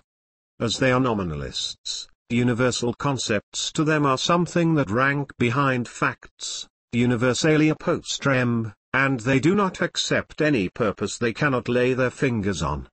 They deny that any such purposes could have reality, in re or ante rem, in the object, or prior to the object. They fear that if they were to abandon the inductive method they would at the same time lose that exactness which classical mechanistic physics possessed, or thought it possessed, the exactness of calculable determinations. The vitalists, on the other hand, are just as wrong in contesting every position of the mechanists. They have to pay for that temerity again and again. Physico-chemical processes are present not only in the structure of molecules and cells, they can be observed also in the performance of an opera, or in a garden fiesta at the court of Montezuma. Whether they are important in such a context is another question. More precisely, the question is whether such opera performances and such fiestas are the results of physico-chemical processes, the existence of which cannot be denied, or whether the music and the merriment direct to their own purposes the sum of mechanical processes that take place. If the question is formulated in this way, it becomes evident that here the old battle between nominalists and realists is being waged once more. It will serve us to stay out of the fight and refrain from bringing up the question of which was first, the chicken or the egg. For the realm of technology this dispute is not of very great importance. Both causal and teleological thought participate in the development of technical processes. To separate them or to play one way of thought against the other would hardly do. If we consider any kind of apparatus, an automobile, for example, we realize immediately that causal and purposeful functions are inseparably united in it. They constitute two aspects of one and the same thing, and this close union is one of the most outstanding features of technology. That is why we would do well to make a somewhat closer examination of this highly successful cooperation between causal and teleological thought. When speaking of purpose, we are unconsciously using a metaphorical expression. For purpose or goal, in the true sense of the Germanic word, is nothing else than the bull's-eye in the center of the target, the spot at which the marksman draws his bead and which he hopes to hit. Something seems to serve a purpose when the means we employ for the achievement of a certain goal are appropriate to the goal. The statement, then, that something serves the purpose, expresses a relation.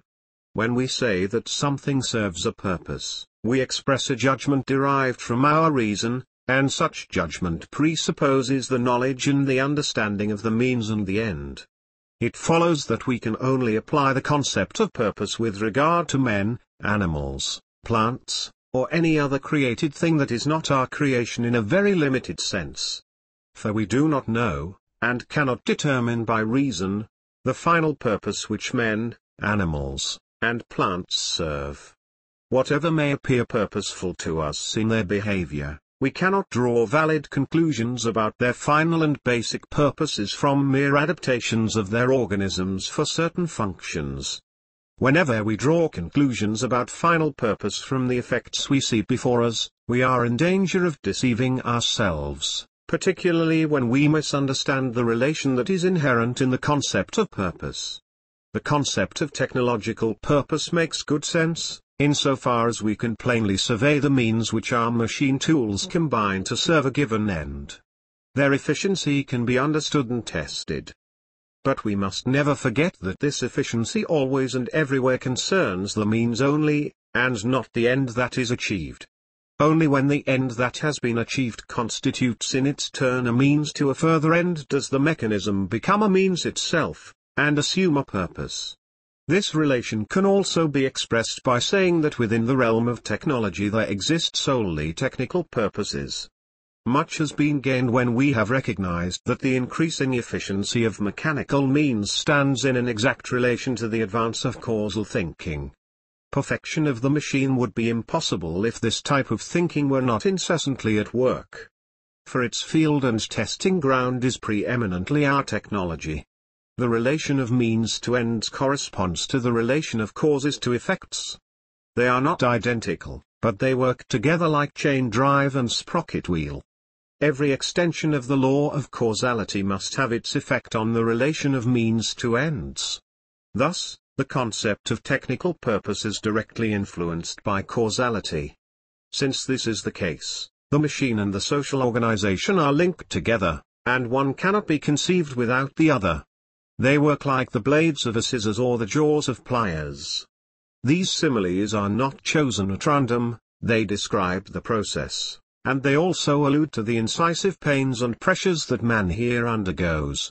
It may seem strange that this titanic modern industrial system with its human organization that tries to engulf everything, and whose power we encounter at every step, should have grown from seemingly unconnected trials and errors, from widely scattered inventions, from decidedly humble beginnings.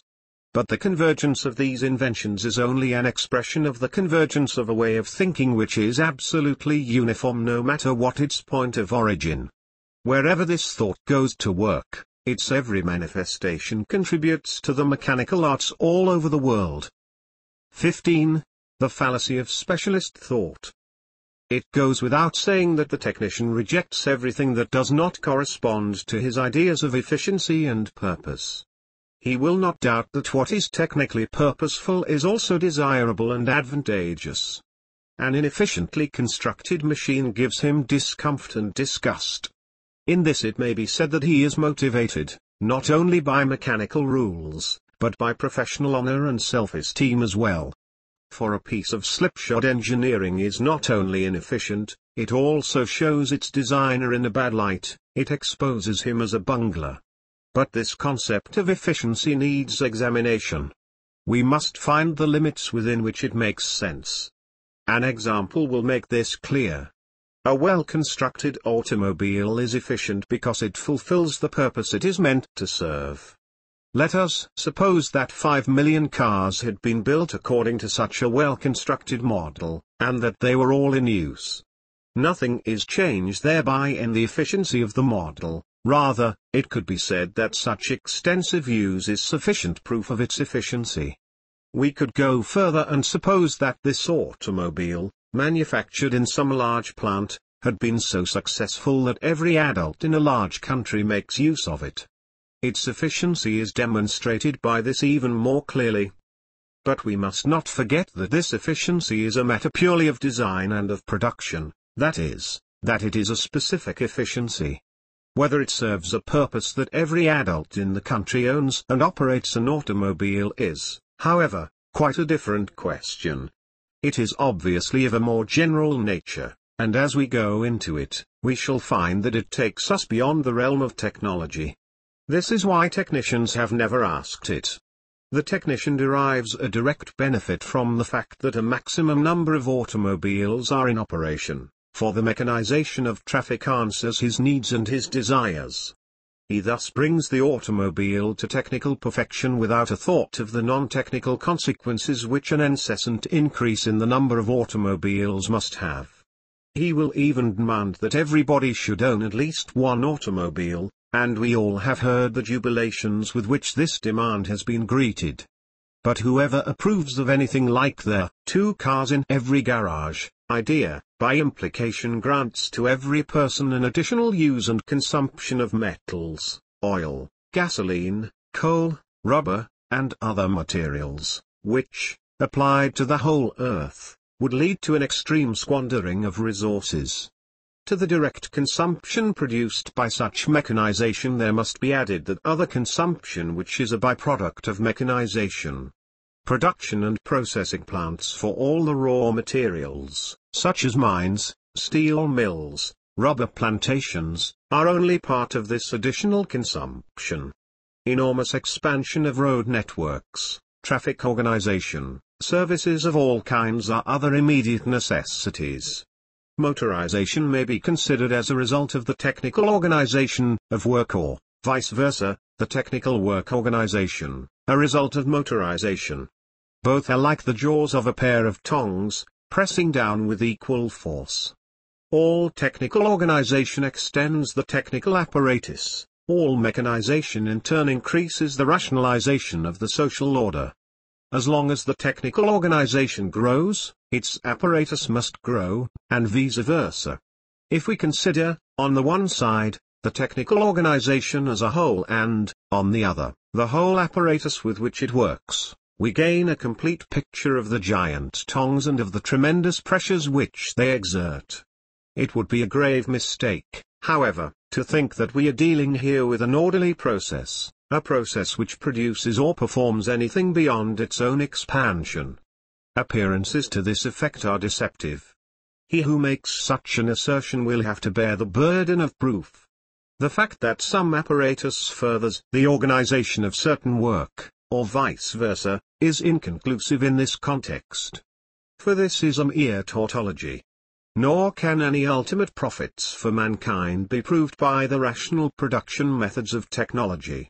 For these methods produce equal results in quite a different direction.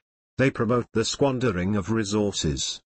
According to Plato, the difference between science and applied mechanics lies in the fact that mechanics is devoid of insight into the means it employs, is ignorant of their nature, and therefore is an ignorant pursuit and not a science. The reason for this limping behind in perception lies in the goals which the mechanical arts pursue. Because technology pursues its own ends, it fails to produce a bigness of mind capable of visualizing as a whole the evolutionary trends which evolve from the mechanization and organization of human labor. This would require a freedom of spirit that cannot be expected of any specialist. For the specialist, whatever his field, is in the service of technical organizations. Specialization of work is nothing else than one of the principles on which the entire present-day organization of work is based, a much-praised method which, we are assured, is particularly efficient and profitable. Moreover, specialization perfectly suits the type of mind that focuses only on functions, regardless of how unhealthy this watchmaker mentality may be for mankind. Thus we find any number of so-called leading men, who will prove and extol the high efficiency of the technological apparatus and organization, and are quite satisfied with such a proof because they do not think about the relationships inherent in any concept of purpose. Such proofs, however, do not prove a thing. For no matter how efficient mechanization and organization of work may be, even if the ultimate limits of efficiency of full automatism would be reached, this does not even touch the question we have put, it evades it. That question was, where does all this efficiency lead to? Where does it leave man? That question cannot be answered by means of functional thinking, which focuses forever upon the wild confusion of phenomena only, and which pursues forever the sequence of phenomena in order to dissect them. A true answer can only be found in an examination of the effects which the technological order produces in the human being. For this we must critically analyze technology's universal working plan. 16. Technology creates bureaucracy. Organization seizes man wherever he enters the field of technical progress. Technology not only supplies the demand, it also organizes it. How does it do it? The method is compelling, and utterly simple. To use a familiar technical term that describes it well, it plugs man in. It does so with the same ease with which we push a button or throw a little switch to turn on a light. The process is all-embracing, it includes not only the laborer but everyone living within the technical organization. When I get gas, water, heat, or electricity from a public utility, I become at the same time subjected to an organization which expands like a series of widening circles and which is managed from a technical center. When a telephone or a radio is installed in my home, I not only get an object for my use, I am also hooked up to a circuit of power lines or a radio network. I become part of a large organization which is managed from a central office. This centralism is characteristic of everything technical. However, there is nothing hierarchical about it, it only expresses the lawful regularity of causes and effects, such as we perceive in any mechanical apparatus. If words like direction or guidance are used in such contexts, they never denote anything like a scale of values. Such expressions have a merely technical meaning. They are used like concepts of matter in physics which, wherever they apply, tell us only of the physical properties of matter. If we visualize a house that has reached a high degree of technical perfection, that has become a machine for living, in which all mechanical tasks are performed automatically, we find not only a large number of switches and terminal connections, we also find that the inhabitants live in complete dependence upon technical organization, that they are subject to technical functions, and that they must suffer the ill effects of each single disturbance which may occur in its functioning. That is not all. The residents of such a house live, perhaps, in the pleasant feeling of being equipped with all modern conveniences. They may cherish the illusion that the machine is a comfort to them, that it serves the purpose of increasing their comfort. When they turn the dial of their radio, they expect to be supplied from the ether with music to dispel the boredom of their leisure hours, to rout that empty feeling which, according to Casson, attacks the desert monk especially around the 6th hour of the day. Such music will not be lacking. But it may also happen that their receiver reproduces quite different voices, much less pleasant, which might tell them to get up and get to work and do things they don't like at all. We leave to the reader's imagination the possibilities that open up here. The organizing force of technology grows apace with the advancement of technology, for mechanization of work and mechanization of human organization are inseparably bound together. The automatism that produces the technical product can work unhampered only if the workman also is subjected by a parallel organization to a like automatism, an automatism in which every one of his motions is repeated monotonously. That does not mean to say that the worker becomes a robot like the machine he operates. But he is tied to his machine as to a rigid prosthesis which hampers all his impulsive movements. He is expected to work soberly, meticulously, punctually, with mechanical precision, and to permit without protest the regulation of his work by lifeless time. There are clever devices that force him to work and that control his work at the same time. Among those devices are the assembly line, which was first introduced in the slaughterhouses of Chicago, and control devices of various kinds. The physician who taps an automobile driver for blood in order to learn whether the driver had taken alcohol is an official of the work organization. He watches over its undisturbed functioning, like a traffic policeman, or a judge who metes out a fine in a case of traffic violation. Ability and aptitude tests do not test the capacity for independent thought, but the capacity to react mechanically to some mechanical stimulus. Such technical procedures are gaining ground everywhere. Wherever they appear, they introduce that sequence of mechanical motions, that chain of predetermined reactions which create dependence. It cannot here be our task to enumerate these procedures, it will be sufficient to point out the manner wherein they manifest themselves. If our approach to this problem is of any value, it will permit the thoughtful reader to make independent discoveries of his own. But we must not fail to call attention to another phenomenon which has the closest connection with technical progress.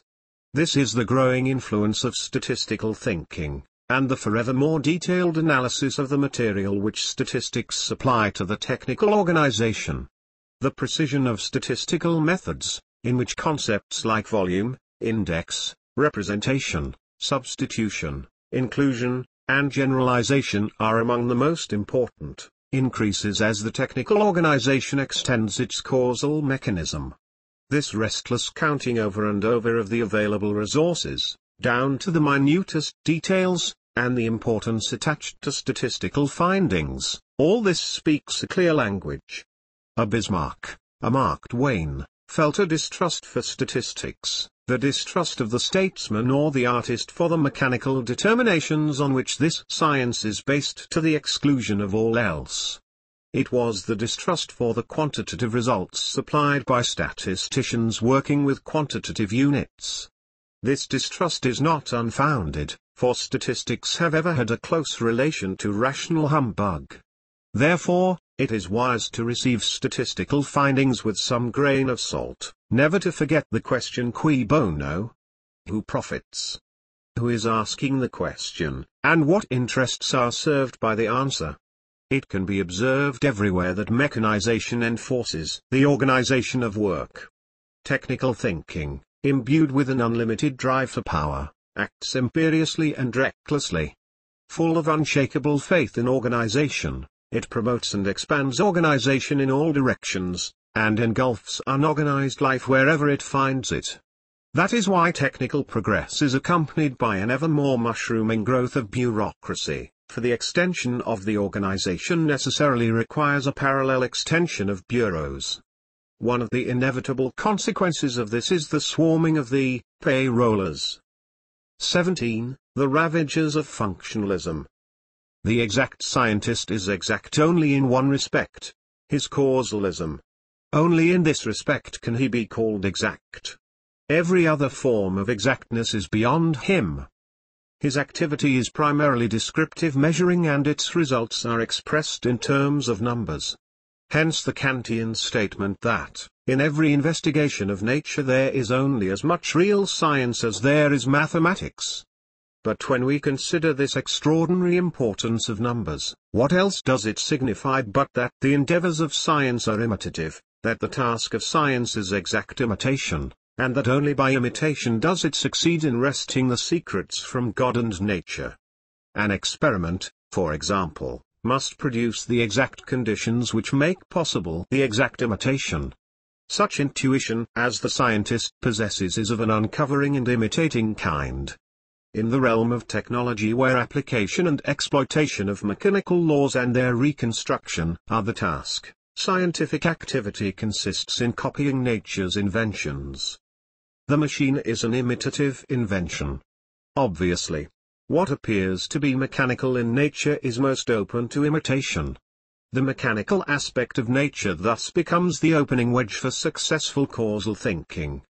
Only a mind which interprets the universe as a machine can succeed in constructing smaller machines that capture imitatively the workings of mechanical forces. And only after experiences have been accumulated and power has been harnessed, is it possible to apply what was learned to other fields, as is done by the biologist who subjects even animated nature to the mechanical frame of reference. In the realm of life, however, the category of causality, such as it was used in classical physics, is no longer sufficient. Causes and effects retain something independent, some elusive quality, a semblance of personality. But this vital quality disappears as the law of causality is transmuted into an all-embracing functionalism that is applied to, and observed in every work process. Where everything has been turned into function, everything can be explained by function. Nobody knows as yet what a function really is, or how it is brought about, nor what the reduction of all life to functions is leading to. But the implications of such thinking are quite easily seen. We have alluded already to the role of functionalism in work, and to the change it effects upon the worker. We have pointed out that the functional relation of the worker to his work actually separates him from it as a person. An invention like the assembly line shows functional thinking to a high degree, for here all the functions of work are lined up within the sequence of lifeless time, and the workmen are stationed along the line as functionaries of a work process that has been cut into pieces. What is the consequence? The worker loses his identity. As a person he loses individuality, he is still noticeable only as the performer of a function. As a human figure he fades out, and from the viewpoint of technical progress it would be desirable if he disappeared altogether, if the production process were fully automatic and operable without aid of the human hand, like a transmission, a chain drive, an escalator, or the cartridge belt of a machine gun. Nothing is so significant in functional thinking as its completely impersonal character. This manner of thinking is as far removed from physiognomy as is humanly possible. It is the mark of a world wherein all things lose face and form, a world where everything turns relative and relativity becomes autonomous. For functions are nothing but the relations of movements occurring in lifeless time. Thus, the functional thinking of the scientist and the technician is the prime mover which pushes automatism and successfully expands it. This whole chain drive of causalism, this whole interpretation of all things as functions of interacting forces, where does it lead to? Where do we finally get with this concept that can never give us more than a description of movement relations? This concept of functionalism leads to a violation, the utter ruthlessness of which few people have as yet fully grasped. It is one of the coldest discoveries of rational thinking that guides technical progress and that attempts to make all concepts of knowledge subservient to technology. All functionalism is instrumentalism, a thinking in terms of tools applied to man. For functional thinking means nothing else than subjecting the individual man to a system of functions. Such thinking is perfectly adapted to technical progress, it is even identical with it. For, as technology drives towards the organization of the masses and the mechanization of work, as it aims at complete automatism, it is moving along the same road as functional thinking, which pursues the same goal. The more perfect the technical organization, the more it has to become a mere sequence of functions. And the closer the mechanization of work approaches automatism, the clearer becomes the role of functionalism, for what else is an automaton than a machine functioning by itself? In the end, then, this thinking leads to the human robot, the functionary without a will of his own. Within the framework of functional thought there is no theologian concerned with the problem of predestination, no philosopher concerned with determination. Within this framework the technician alone thinks and bethinks himself of the perfection of the great machinery which he constructs. And insofar as he is a technician, the question of whether and to what extent man is gifted with a free will does not concern him. He can be concerned only with mechanics. If we imagine this machinery developed to its full potential, a state it has not yet reached, covering the whole earth, a powerful and vast mechanism to which all mankind is harnessed mechanically, organized through and through down to the last cell, fully trained to operate along the assembly line of functions, if we imagine this, we can well understand the forebodings with which others have viewed such a scene. But this vision, mindful of the Tower of Babel, has little likelihood of coming true. Nor is it likely that we are moving toward conditions similar to those of the insect communities, that a great ant or termite state will be the reward of our present efforts. Such parallels obviously force themselves on the observer of machine civilization, since it indeed shows traits, such as a deification of, and gluttony for work, that seem to justify such an association of ideas. But though collectivism of that sort may be attempted, it cannot be realized. That kind of collectivism carries within itself the seeds of its own destruction. For reasons to which we shall refer, it must collapse under its own weight before reaching its final realization. The pillage of the earth in which technology engages has its counterpart in the thinking of the technician himself. Functional thinking is a consequence of an already very widespread mental devastation and desolation, which corresponds to the blighted areas of industry. It is an unimaginative way of thought denuded of all images, a pauperized mentality which stands behind all mechanics. Its very language betrays its loss of vitality. Just what are the means and the ends of this functionalism spawned by casual thinking? The lust for power. The enslavement of nature, the harnessing of its laws. Functionalism is nothing other than a means to squeeze the last drop from the old and dwindling resources through new working methods, more rational and more ruthless than before. What does it achieve but more rapid consumption? And what does it give in return for what it devours? What does it actually yield? Nothing except the principles through which such consumption can be extended further. Such a mode of thinking cannot last. It must go to extremes, and must collapse the moment it has outlived its usefulness. 18. Technology's attack on law and property. We must learn to distinguish the technical organization from the other organizations. The characteristic of technical organization is the exclusive rule of causal determinations and deductions, a strict mechanism to which even man is subjected. By the same token, its rationality, too, is mechanical. This sets it apart from other organizations, particularly from the state. The state ought to be viewed as the human organization par excellence, as the status which determines and orders every other status, the whole that assigns their tasks to all the parts. The relationship of the technical organization to the state is misunderstood to the same extent that we are ignorant of the goals of technology. The technician's lust for power aims also at the domination of the state. He wants to replace statist organization by technical organization. The fact of this ambition is established beyond doubt. The advocates and pioneers of technocracy quite patently pursue this goal. The methods that technology employs in this contest can be studied by observing its attitude toward other organizations. We have already observed how technology has proceeded to subject all economic reason to its own. It proceeds in the same manner with the organization of law. It changes the nature and the purpose of law. The technician, of necessity, is a defender of the natural law.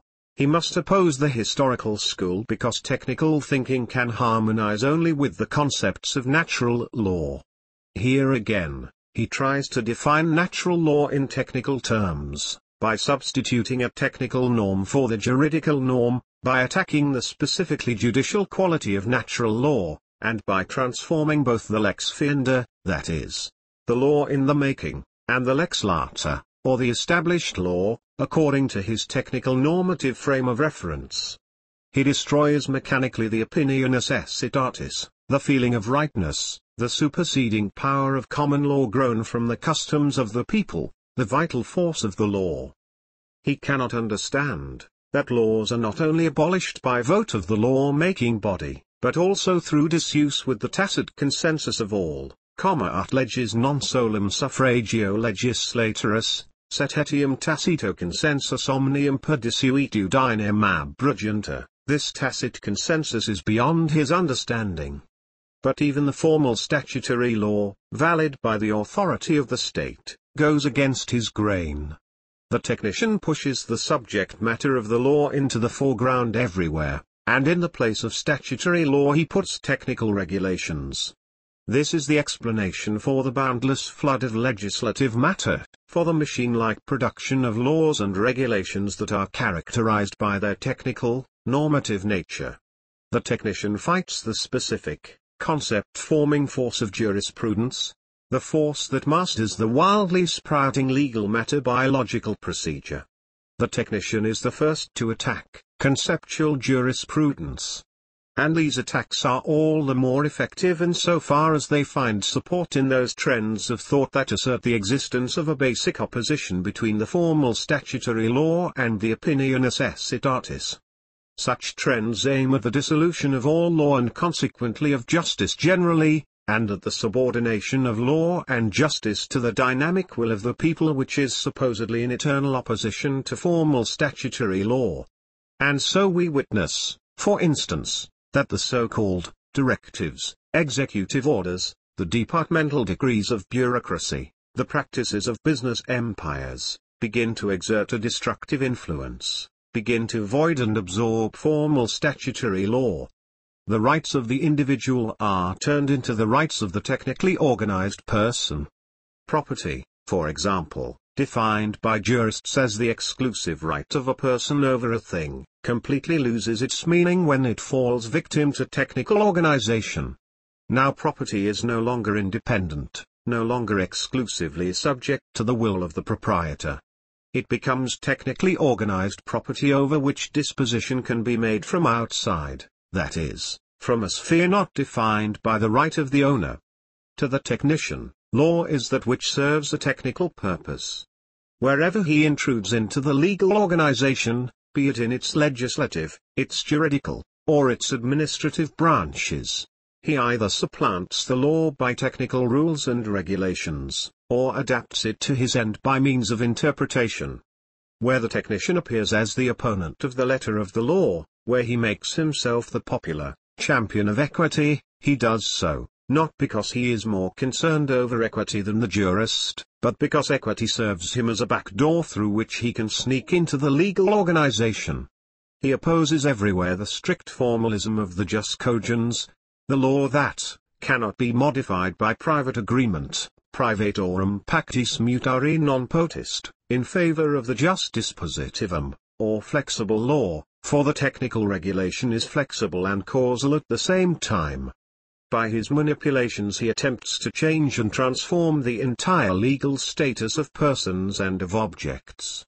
The state's right of confiscation, which the old-style jurists of the state had designed for considerate, sparing, and severely restricted use, is being interpuncted tended, on the insistence of the technician, in a direction where every collision between the individual and the technical organization provides a precedent for confiscation.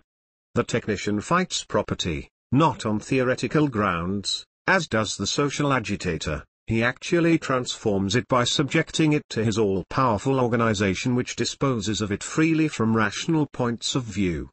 Foremost he attacks the right to land. For landed property he feels that loathing which the dynamic mind has for all that is immobile.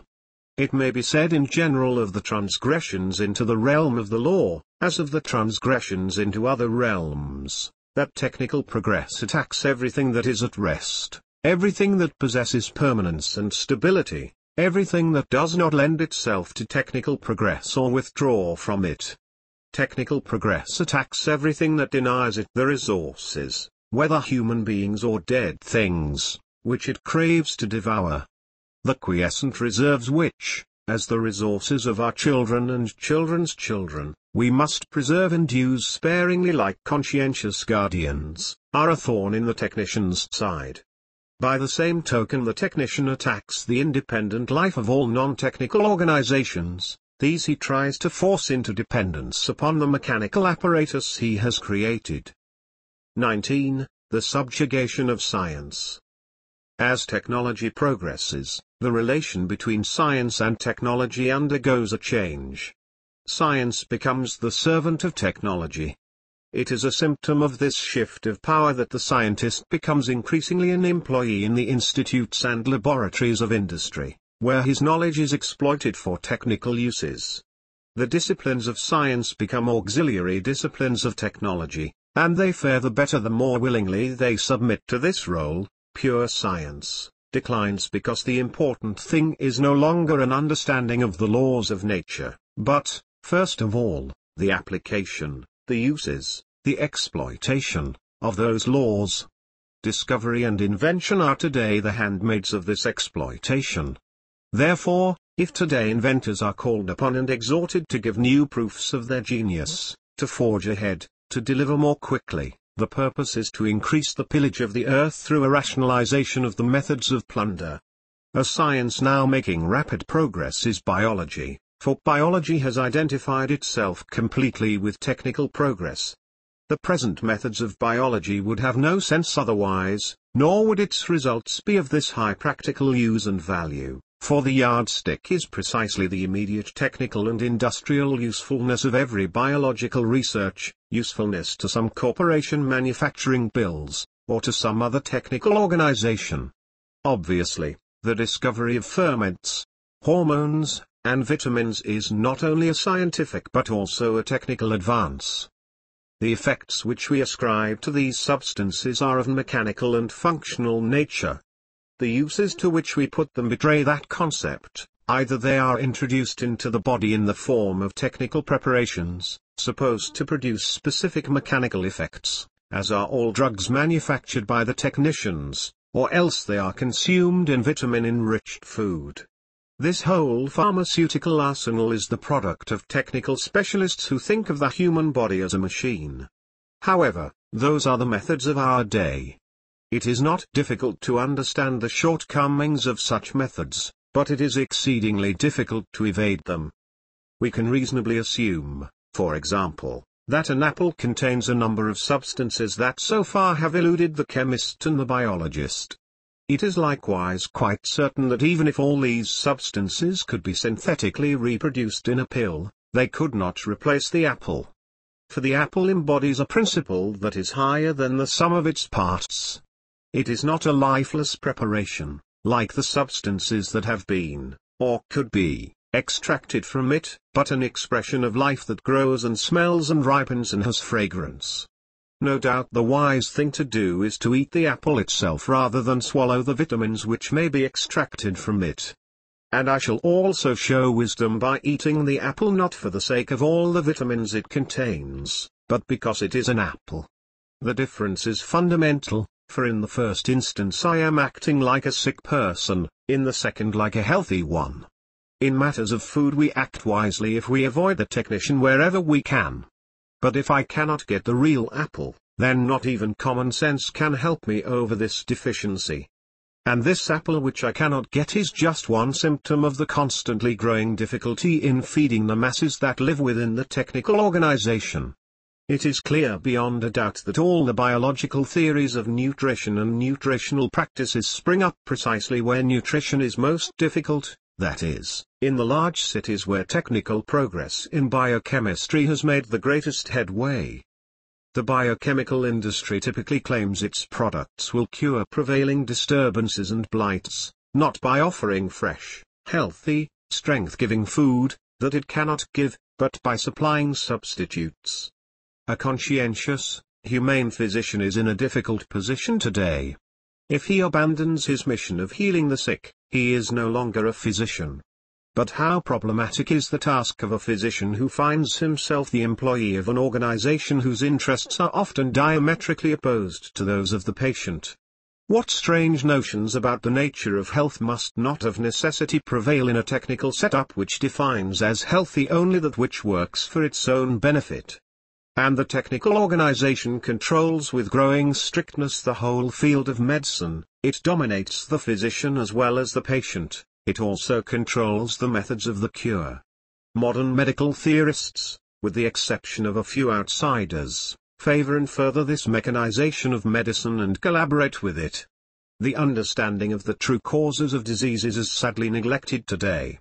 There can be no doubt that such eminent physicians as Virchow, Koch, and Ehrlich, who were cellular pathologists and bacteriologists, have their share of responsibility for this decline. But the specific malaces of an era cannot be explained solely by physiology. The specialist moreover loses the capacity of curing them, because he cannot assign them their proper position in the scheme of things. We live no longer in the age of great, thriving, voracious plagues, but in the age of cancer, diabetes, and neuroses, where parts of the human body make themselves autonomous to grow, to spread abundantly, and to destroy the human form. Thus, the question becomes legitimate, whether the cancer institutes that can be found in every country do not tend to spread cancer, rather than cure it. For the type of mind at work in those institutes is akin to the physical phenomena that are observed in cancer. Let those who deny this be reminded that it is this mental activity that produces cancer artificially, as for instance, with the aid of aromatic carbohydrates obtained from coal tar. 20. The destruction of money. When we study the financial and currency system of today, we enter an area where there reigns profound confusion. There can be no doubt that we are living in an era of general deterioration of currencies. This is shown by the withdrawal of precious metals from circulation and by the constant migration of gold in its flight from danger zones to zones of greater financial safety. Inflationary and deflationary movements, devaluations, and withdrawals from circulation affect all currencies, which have to be protected artificially by the most intricate regulations. Possession of precious metals or foreign banknotes, export of holdings by the owner or his agents, re-importation of currency into the country of its origin, all are put under the strictest control. Eventually, under pressure of exchange difficulties, we see the state reverting to a kind of primitive barter economy, an economy of peculiar financial and economic consequences. All these mysterious and often contradictory phenomena become clear once we perceive that progressive technology can have no interest in stable currencies, that, on the contrary, it interferes with the organization of finance in order to undermine the stability of currencies. It is childish to imagine that events like inflations, which deprive whole classes of the population of their savings and abandon them to impoverishment, are the work of a band of clever speculators. For even if we harbor exaggerated notions of the power of those behind what is popularly termed high finance, or Wall Street, events like inflations are not thereby explained. The fictions on which the money system rests are highly artificial, and this analysis is not the place to treat them in detail. There is no completely satisfactory theory of money, but the following may be said in this connection. The point of view from which technology looks upon money is a technical one. It looks at money from the viewpoint of circulation, for circulation is the most important technical function of money. Thus, technical progress is identified with an accelerated circulation of money. Money is made to work more rapidly. Where treasures and possessions are by nature stable, unchangeable, and out of circulation, features which the technician abhors, because to him they signify sterility, the supporting of the currency by precious metals provides an element of financial stability. From a state of stability where paper money is redeemable in gold, instability begins as the obligation of the state to redeem its currency is suspended. Money is then still backed up by gold reserves, but as the gold reserves melt away, the state is increasingly compelled to try by every means in its power to obtain gold and gold values. The circulation of sheer paper money is rapid, and the more rapidly money circulates, the better does it fulfill its technical function, which is, first of all, to circulate. The deposit of all liquid funds in banks is now recommended and encouraged with the argument that money which is banked best discharges its function of circulation. The more money is devaluated, the faster it circulates. If there is gold, money runs to gold. If there is no gold, it runs to goods. It may be said that bad money runs away from itself. But precisely by doing this it fulfills splendidly its technical purpose. It takes on perpetual motion, circulating with sweeping speed, changing hands and so creating the illusion among the naive that there is a lot of good money, or even that all of us have become richer.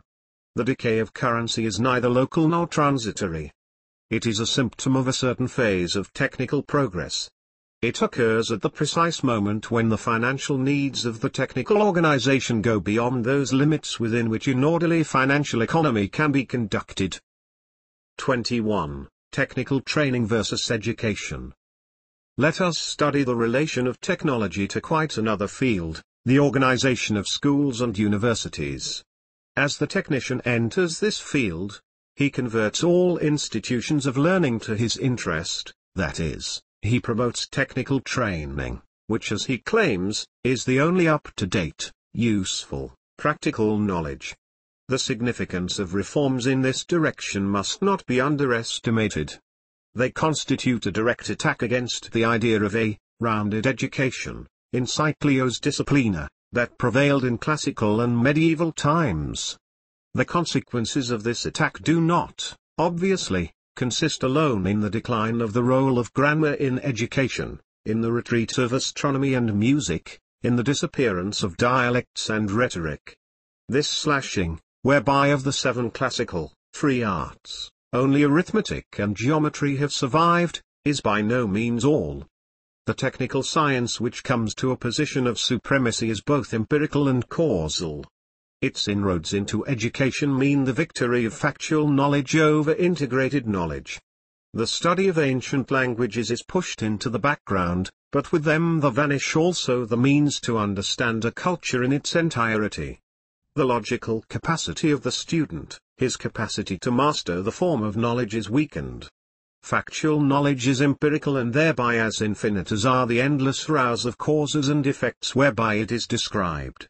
We often meet with a pride in the boundless accumulation of factual knowledge, which has been likened to an ocean on which the ship of civilization proudly sails. But this ocean is a mare tenebrosum, a dark sea, for a knowledge that has become boundless has become also formless. If to the human mind all things are equally worth knowing, then knowledge loses all value. Therefore, it may be concluded that this factual knowledge will eventually drown itself in the ocean of its facts. Today the most valiant human efforts are swamped by the rising tide of facts. It would not be surprising if we were to become as weary from this vastness of knowledge as from the crushing weight which burdens our back. Where emphasis is placed on facts, education strives for a handbook knowledge, imparted to the student through surveys, profiles, graphs, and statistics of the subject matter.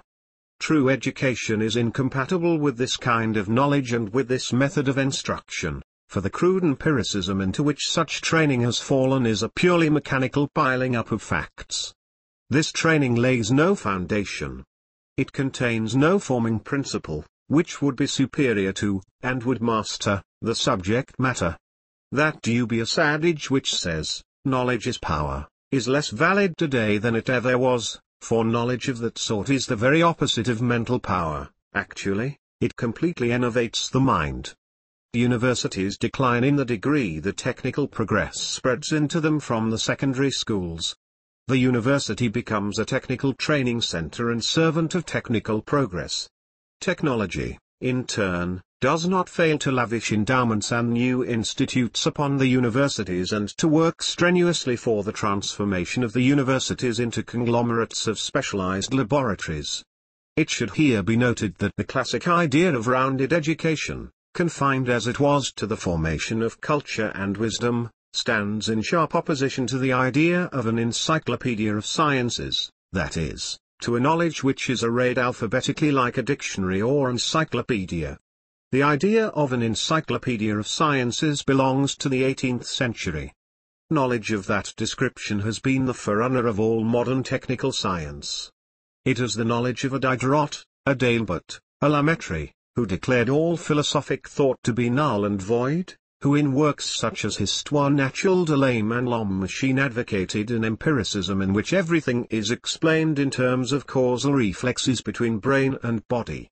The thought of Hume, their English contemporary, is stronger and finer, but his doctrine of the association of ideas, and the principles of all possible associations, he assumes similarity, contiguity in time and space, and cause or effect, lead to the same result. Philosophical essays concerning human understanding and an inquiry concerning human understanding.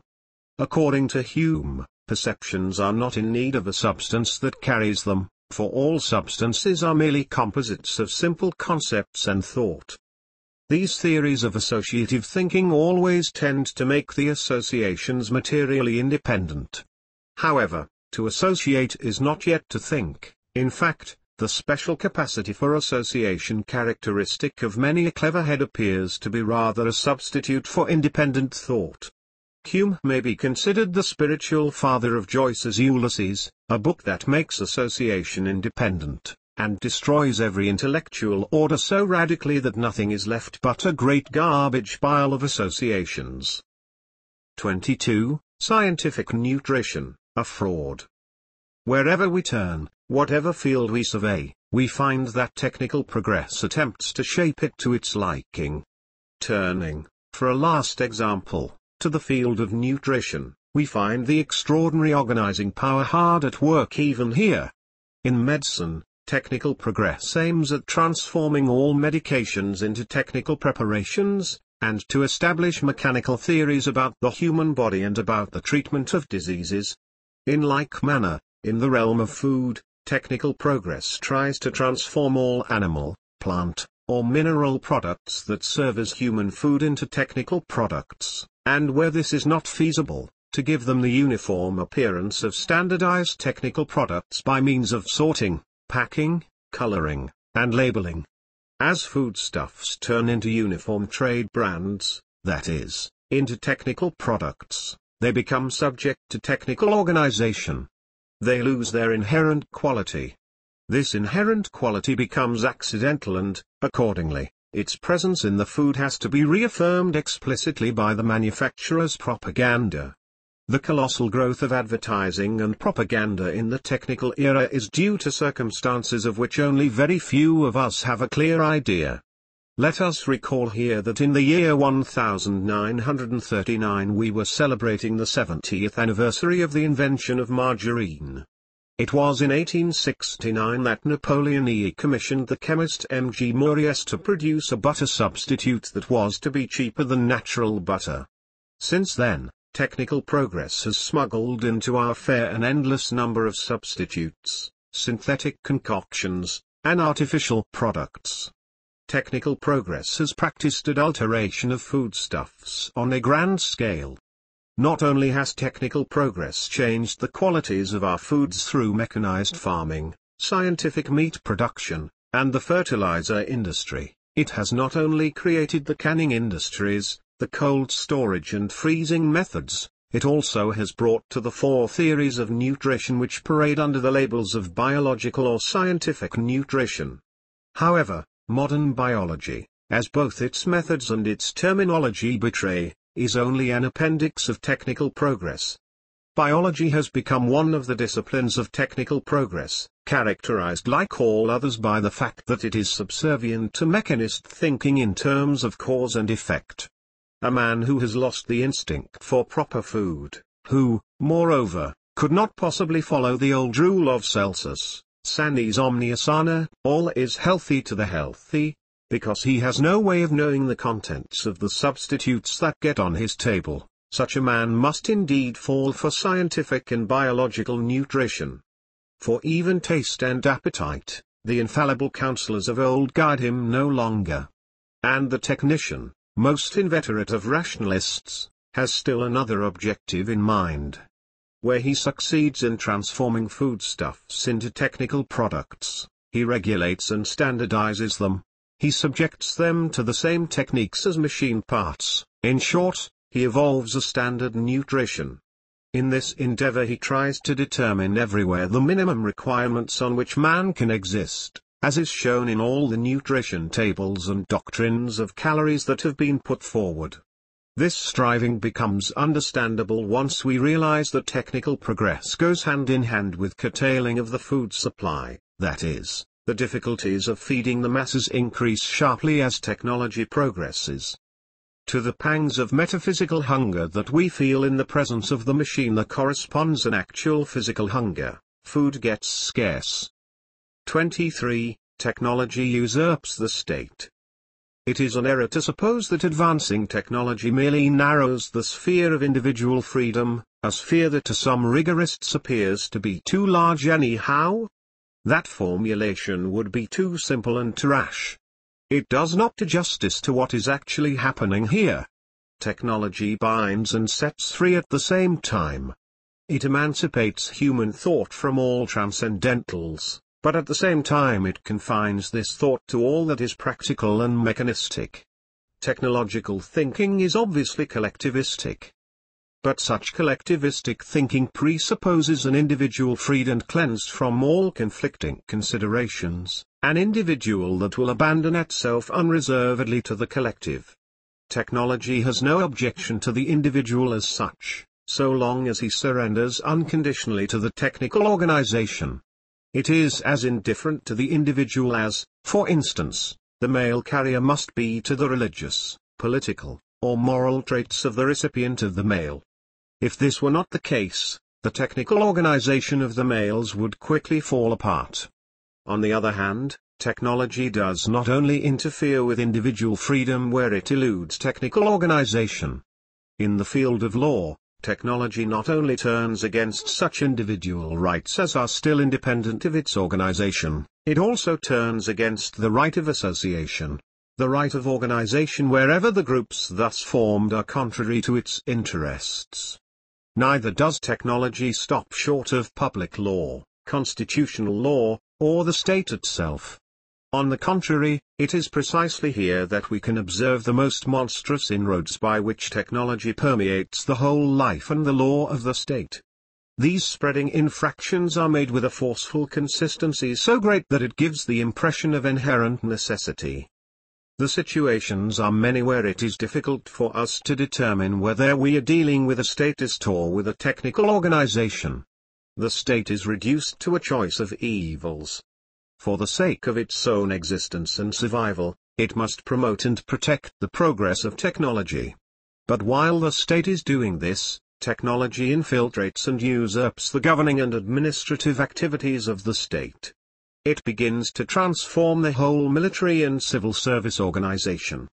This mechanization appears to increase the powers of the state, and it does so indeed, even to an extent that seems to render negligible any disadvantages that may be involved. But precisely this colossal increase in power should warn the thoughtful that all this additional power comes to the state, not as a free gift, but as a loan from which technology expects to gain. And that is indeed the case. With every act of mechanization, technology drives the wedge of its causal mechanism deeper into the state. Every expansion of technology brings new infiltrations of mechanistic thought that change the very essence of the state. Automatism spreads into government, the same automatism toward which all mechanization tends, and with automatism comes the rigidity which is the essence of all precision, machinery geared to high speed. Man not only becomes dependent upon the functioning of the state organization, he is also set in motion by it. He is constantly subjected to extensive mechanical compulsion. Wherever the state succumbs to this technological coercion, the triumphant technology lords it over the state with its technical organization. Wherein lies the secret of the amazing success of technical thinking? It lies most of all in the fact that technology knows no hierarchy, that it concentrates upon the mastery of mechanical laws, which are general and in themselves without quality.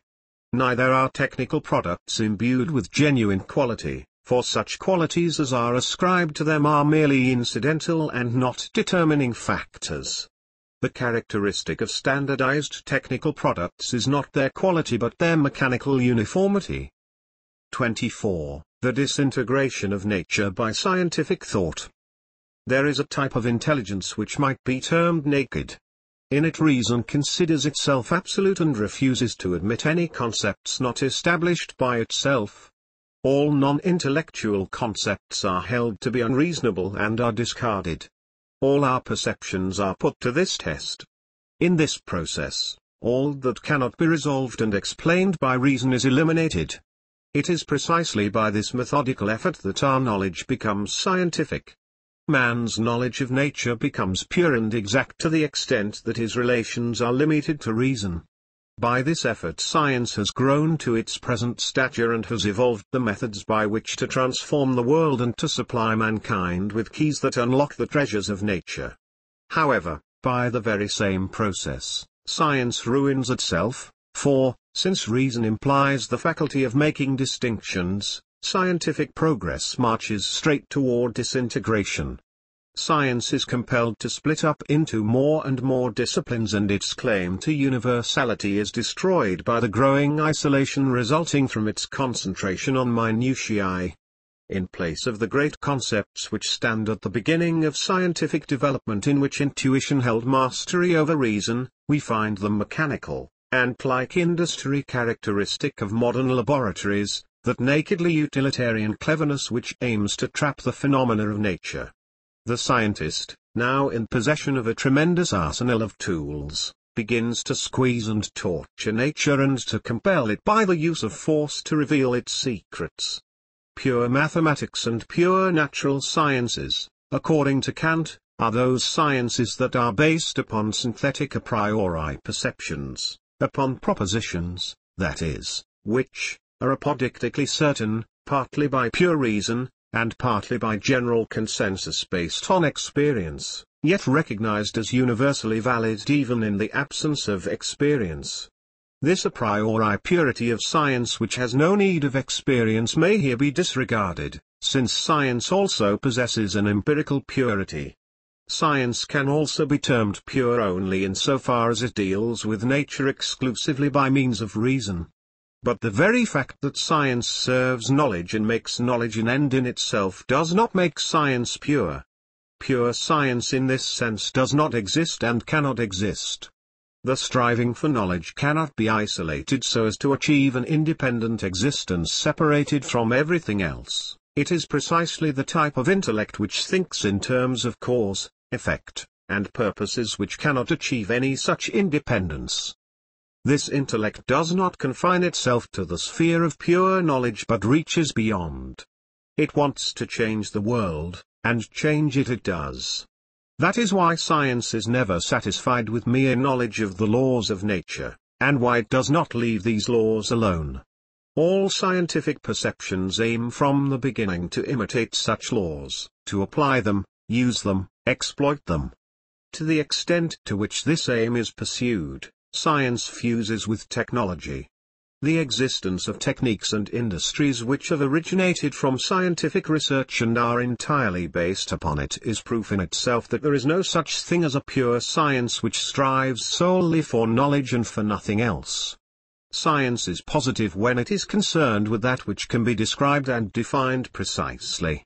Scientific positivism has its own viewpoints, which require an eye that interprets the world in an artificially factual manner, an eye which dissects what is whole into its component parts. Such parts and particles kept in strictest isolation from the others then tend to develop a life of their own.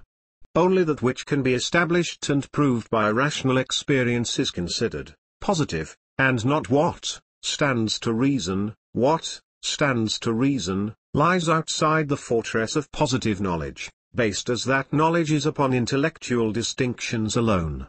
Now, proof, in order to be sufficiently positive, presupposes that something can be repeated.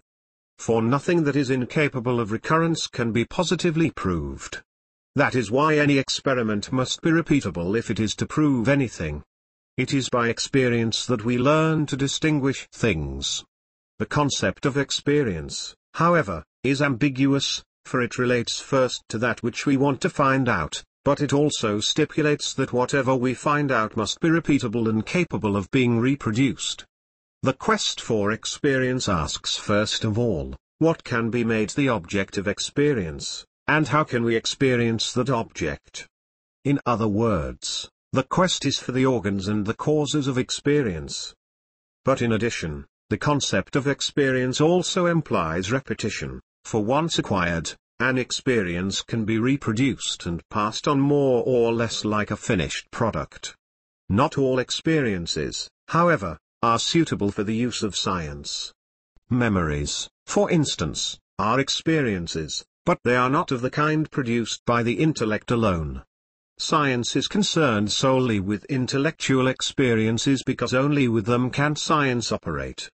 To science, experience is the finished product, is that which can be repeated, is that which is sufficiently solid to be reproduced over and over. To the human intellect they rightly apply such descriptive adjectives as transient, sharp, or pointed, for these express its power of distinction. The intellect separates and divides, and the more proficient it is in these activities, the more it improves itself as a tool. It sharpens itself with the increasing sharpness of its distinctions. It points itself as it hits the exact point which splits some problem, wide open, for all to see. It gets increasingly more penetrating as it cuts through and classifies the dark jungles of phenomena. It fits itself preeminently for scientific research by becoming methodical. By definition, everything methodical is the object of abstract reason. Methodology is the science of legitimate intellectual relationships. It is by method that the human intellect progresses from the field of practical pursuits into the field of theory, which becomes manageable through the patterns which the intellect invents and through classification, which is its specific capacity. The practical intelligence which is needed, for instance, in business and finance, has only an insufficient grasp of method. Since it is employed only as the opportunity arises, it lacks perspective and spirituality. Only theoretical thinking which proceeds methodically deserves to be called intellectual. The intellectual capacity of distinction is of a higher order, hence the intellect shows a certain spirituality based upon the system of distinctions which it has acquired. The type of intellect which sticks to its specific capacity, which judges by it alone, methodically and without ever deviating from the course of its investigation, must be called cold. It proceeds from argument to argument in an uninterrupted logical chain. This intellect is also barren because its capacity is based entirely on distinctions, of that which can by its very nature be separated or broken down. It is incapable of approaching an indivisible whole, and when it attempts to do so, it fails. This intellect can grasp what belongs together in essence only after it has been separated. Whatever is joined it can only disjoin, and it is only from what it has previously disjoined that it can put anything together again. This is the shortest formula to describe its activity. In order to become active, however, it needs something on which to test its faculties. The intellect does not exist for its own sake, and it lives not by its own faculties, not even in the fields of logic and transcendentalism where it makes its own rules and sets its own limits. Invariably, it needs a substratum, some object whereon to demonstrate and prove itself. Without it, the intellect would be, as it were, in a void, which offers nothing to hold on to. To the exact sciences, thus, substratum is nature, and this is why they are simply termed the natural sciences. The field which the methodically built-up intellect digs into is nature itself, and it is reason's task to introduce rationalism into nature, to make nature intelligible. Intelligibility is not already present in nature, it must be introduced into it. Insofar as nature proceeds according to laws, insofar as natural events recur, nature can become the object of repetitious rational observation and experience. That which does not repeat itself cannot become the object of science. Natural science is the understanding of the recurring events in nature. Anything beyond does not concern science, lies beyond its limits. Consequently, it is the mechanics of nature, the mechanically recurring phenomena, that are ascertained by scientific investigation. Such investigation can proceed only if the laws of nature are conceived as permanent and inexorable, as rigid and unalterable. Only where the natural order is regularly repetitious and uniform can the intellect serenely proceed with its fact-finding of natural laws. That is why the intellect is irritated whenever contradiction arises, whenever contradictions and irregularities disturb and hamper its work. What needs to be emphasized in this connection is the fact that all progress in scientific research is based on the assumption that nature will passively submit to the probing, that abiding by its own laws it will not jump. What must we conclude from this? First, that all intellectual advance takes place only within the intellect itself, and that nature, which cannot become intelligible to itself, has no share in it. But there is a contradiction contained in the idea of a continuous intellectual advance, of a perpetual motion that is based on a rigid substratum. This contradiction is resolved only when we consider that the work of the intellect is aggressive in character, that it possesses activity, whereas nature, in the state in which it becomes the subject of science, suffers such scientific probings passively. Although all intellectual work on nature takes place solely within the intellect and not within unintelligent nature, which remains unintelligible to itself, nature nevertheless is the field wherein the work of the intellect proceeds. In other words, even if nature seems to submit to the probing into it without protest, it can still become affected by it. And that is actually the case. Science ascribes to nature the subservient role of acting as a forever rigid substratum for the growth of the intellect and the advance of science. But what if nature fails to stay in that subservient role? What if this substratum suffers changes by the very progress which is made on it? We must ask ourselves whether nature, as it is investigated and made subservient to the intellect, is not violated and robbed by this tyrannical intellect. We must seek purposes which that intellect pursues in nature. We must examine not only how this intellect interprets nature, but also to what extent it is a tool for the exploitation of nature. Since the intellect does not exist for its own sake, since it is not an end in itself but pursues definite purposes, we must keep an eye upon that seemingly disinterested enlightenment which the intellect uses for its missionary and vanguard. For its real purpose might well be the spying out of opportunities for new rape and destruction. For an answer whether this is really the case, we shall probe deeper into technology. 25. Functionalism versus vitality. We must keep in mind that the exactness which the natural sciences have achieved, or are trying to achieve, no matter how far it is carried, refers only to the mechanical exactness of both the process and the subject of perception. Such exactness does not give us certainty beyond the certainty of facts found in repeatable experiences. Exactness in this sense is in fact correctness, but it is not truth, for it is meaningless to talk of truth where merely something mechanically repeatable has been ascertained. Truth is not identical with repeatability, on the contrary, it is what absolutely cannot be duplicated. Hence truth has no place in any kind of mechanics. The term, scientific truth, is therefore quite equivocal. It is based on experiments, and it is used where some mechanically exact phenomenon has been made intelligible, provable, and capable of being repeated. But the fact that something can be proved, tested, and repeated is no criterion of truth. If the scientist asserts that this exactness is synonymous simply with truth, or with a higher truth, the assertion shows only that the scientist's terminology itself is inexact. What sense does it make to call the proposition, 2 times 2 = 4, a proposition memorized by first-year school children, a truth?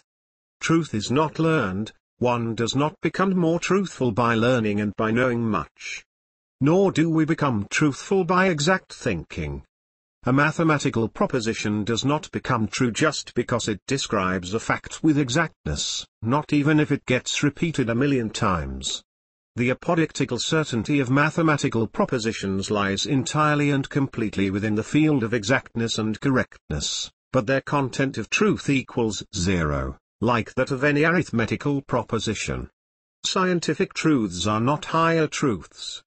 Where they claim to be, these claims are usurpations by the mechanical exactitude. It would be better to discard the term scientific truth altogether because its validity is merely descriptive. The striving for exactness characteristic of the natural sciences must here be gauged in a different manner, not with those measuring instruments developed for the purpose, but from a point of vantage entirely beyond all science and scientism.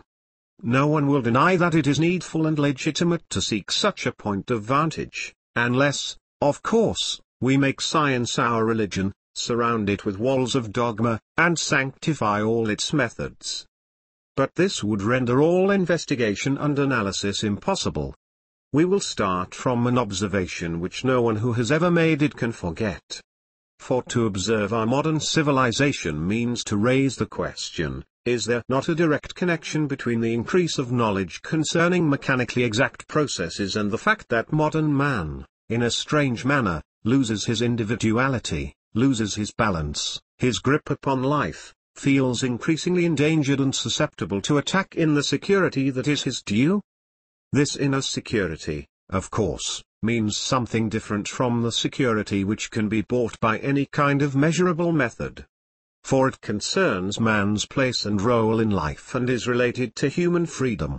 No methodical science can ever give to man that kind of security, not even the most systematic kind of exactitude. The trend of our exact sciences is not toward purely intellectual knowledge. On the contrary, it has been sharply opposed to the way Parmenides strove after knowledge. It is typically analytical, inductive, dividing. Thus, causality and, in its train, functionalism push to the fore, and all individuality is lost. Thus too, all things mechanical predominate, and with them that brutal optimism and conceit of civilization which characterize the course of the technological age, until eventually the point is reached where a man is broken by his blind lust for power, is punished, and thereby forced to change his way of thinking. As Niels Bohr once remarked, if we call a machine dead, in keeping with the common usage of language, we are saying hardly anything except that we can give a description of its functions, sufficient for our purposes, in terms of classical mechanics. Indeed, wherever we can adequately describe functions in terms of classical mechanics, we are dealing with something dead. If we should succeed in describing adequately by these terms the functions of a human being, that human being would be dead. He would be dead even though all his functions continued in a manner that would allow us to assume that he could continue to perform certain motions. This may sound strange, but it is not. The meaning of dead is a specific one in this context. The machine is dead although it performs motions. It is precisely because it performs the sort of motions we see in living things that we call it dead, as we call dead a corpse or a cadaver. Strictly speaking, the machine does not move by itself, it is being moved. This is a fundamental difference.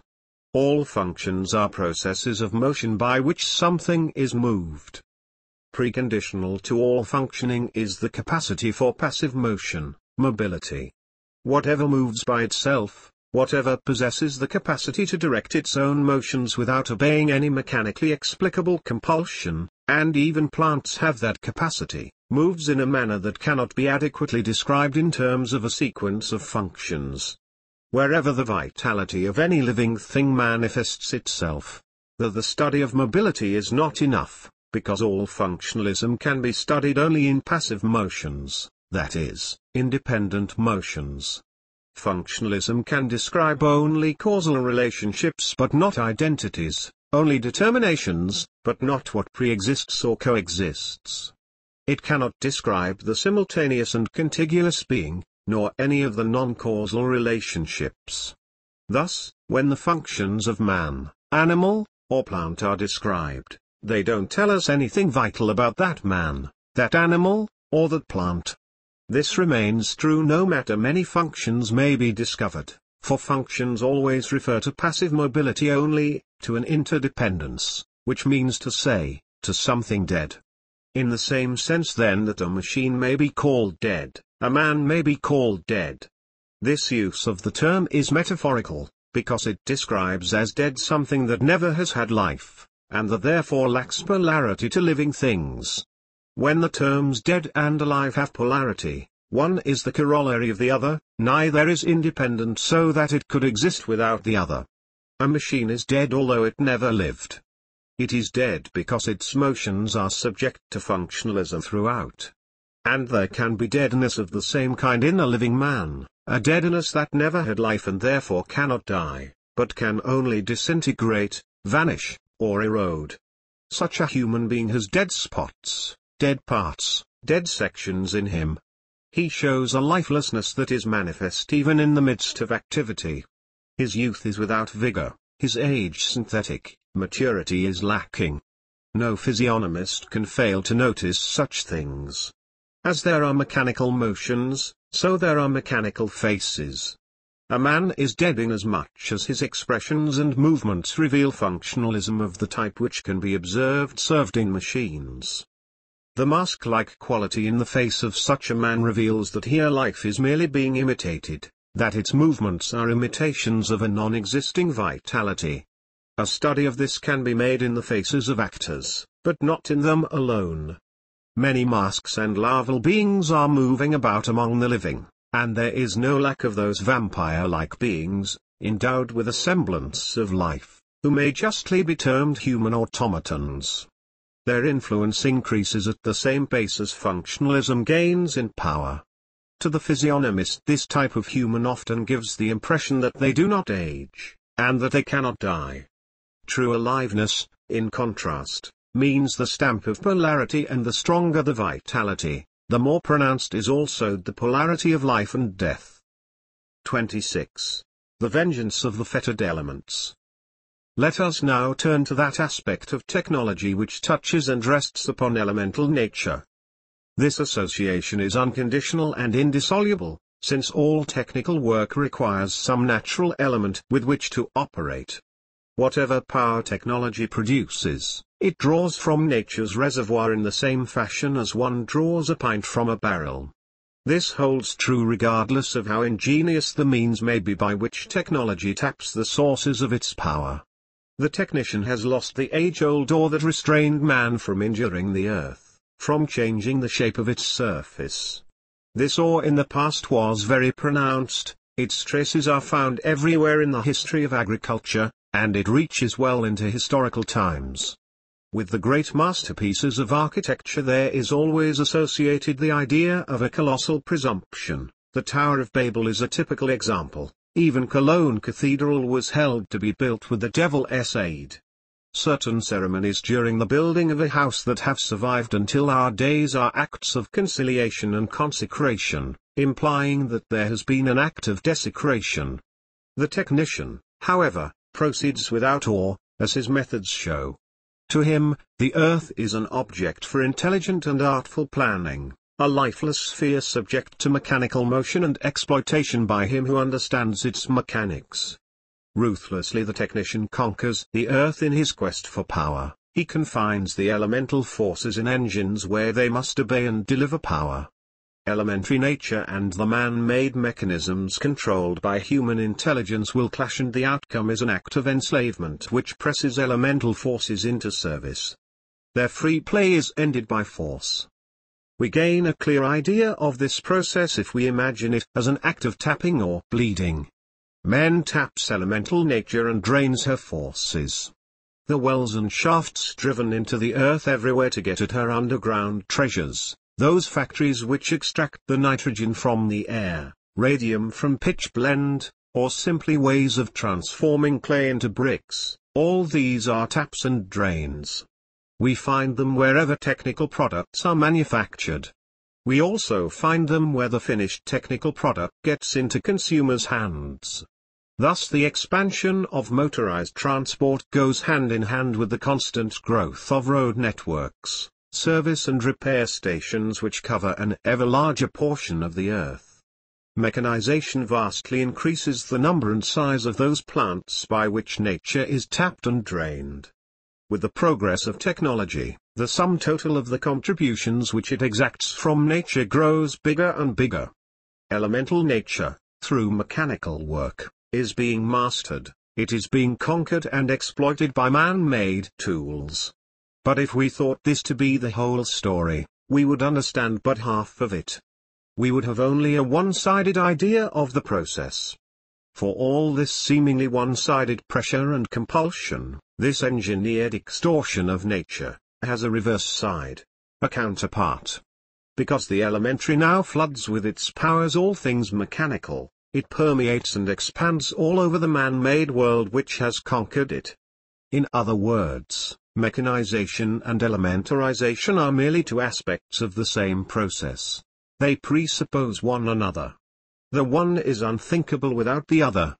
This reciprocal relation becomes increasingly clear with growing technical perfection.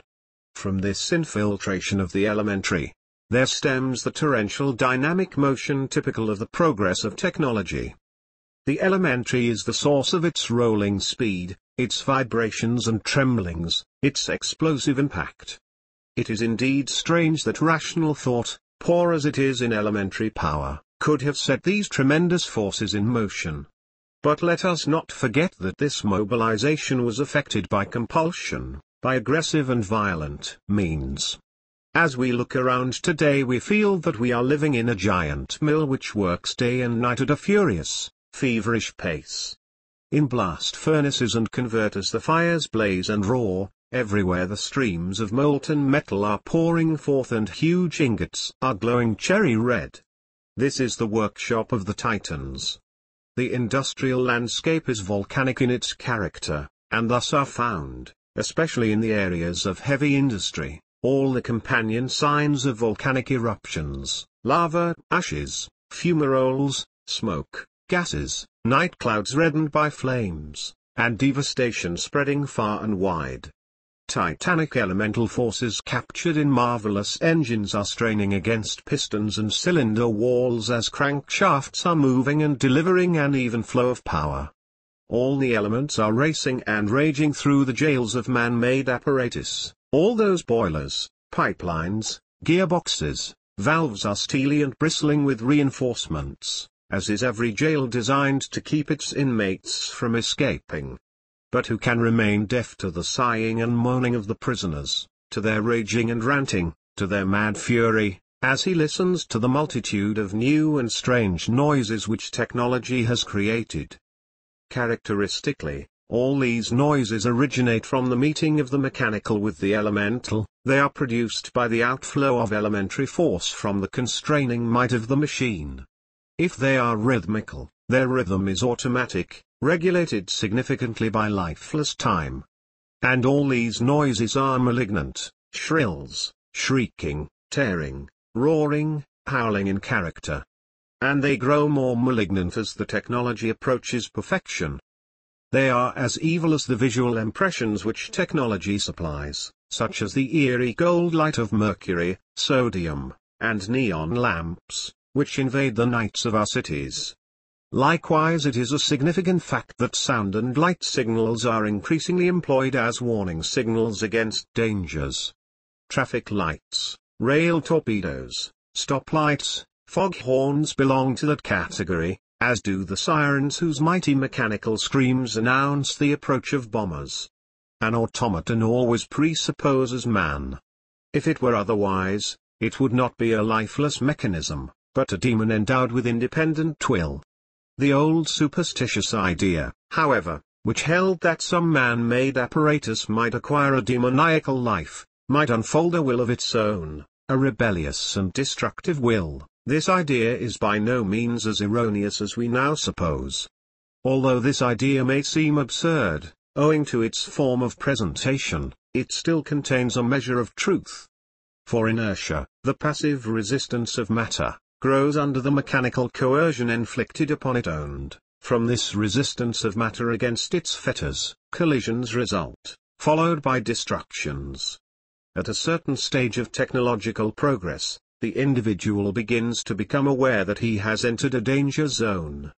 Gradually the smug satisfaction which the observer derived from the sight of some marvelous piece of machinery gets mingled with a sense of impending danger. Fear befalls him. Those weavers who in a burst of blind and thoughtless hatred destroyed the power looms that had deprived them of their livelihood were not yet aware of the real menace. They tried to stop technical progress by brute force, a fruitless attempt to save themselves from proletarization. The realization that man has to pay a price for every increase in power the machine gives him, that he must give an equivalent in return, is a realization that had not yet dawned in the early days of technology. In those days boundless economic confidence predominated, an unshakable optimism about the future. It is by no means accidental that the progress of the Iron Age was accompanied by doctrines in which progress undertook to celebrate itself, doctrines ranging all the way from praise of evolution to praise of brute force. The machine era is revolutionary not only as regards machinery. As technology approaches perfection, however, the chorus of optimistic voices grows weaker, because experience gradually teaches not only the advantages but also the disadvantages which the new tools bring. Only by experience do we learn that our technological apparatus has its own laws, and that we must be on our guard against getting in conflict with them. The industrial accident may serve here as an illustration. As mechanization progresses, industrial and traffic accidents increase until they far exceed even the casualties of war. Since even the most ingenious inventions cannot eliminate these accidents, it is clear that they must be due to some basic discrepancy between the operator and the mechanism he operates. The operational accident occurs where man fails to function as a human machine, where he no longer acts in accord with the automatic mechanism he is operating. The operational accident, in other words, occurs precisely where we are human, where we try to assert our independence of the machine, be it by lack of attention, fatigue, sleep, or preoccupation with non-mechanical things. It is in such moments of human weakness that the suppressed elemental forces break loose, get out of control, and wreak their vengeance by destroying both the operator and his machine. The law, now in the service of the technical organization, punishes the negligent operator for his failure to control his automaton with automatic regularity. The disaster of the Titanic, an event whose symbolic significance is emphasized by the name, was such an operational accident. We can understand the shock it produced if we consider that this accident shattered for a moment faith in the technology which had claimed this ship to be unsinkable. The optimism based on such claims was temporarily dispelled. The deeper and more lasting impression made upon man's mind by the Lisbon earthquake is, however, related to a change in religious concepts. It undermined the faith in divine providence, a shake-up which favored the formation of a causalist ideology opposed to any idea of divine providence. The operational accident is a specific and local act of destruction. Characteristically, it is unintentional and unavoidable, no matter what technicians, safety experts, and insurance men claim to the contrary. For while it is true that almost every accident can be proved as avoidable by analysis, it is also true that failure of mechanical functioning is inherent in human nature. This is because man is more than a bundle of associations. Appallingly high as are the operational casualties of a modern civilization even in peacetime, they give only a faint idea of the destruction that can be wrought by a perfected technology in war, if, that is, the destruction is planned and the apparatus of technology is pressed into its service. Technology, indeed, is willing, it is even eager to serve for destruction because it itself is brimful with destructive forces. Once we have grasped the fact that mechanization has its counterpart in the invasion of our civilization by elementary forces, the constantly closer connection between government by technology and government-organized war becomes quite clear. By its progressive mechanization, technology not only accumulates those energies which obey rational thinking and are its faithful servant. With the aid of these energies, it does not merely create a new work organization that directs both production and consumption. In the same process of mechanization, technology also accumulates forces of destruction which, once unleashed, turn upon man with elemental impact and a fury all the greater, the closer technology advances to perfection. If we want to examine the interaction between the mechanical and the elemental, we can find no more instructive field of study than the battlefields in a modern war of material. I confess that, in the First Battle of Flanders, 1917, I was shocked, not so much by the spectacle of death and destruction, as by the man-made transformations of whole landscapes.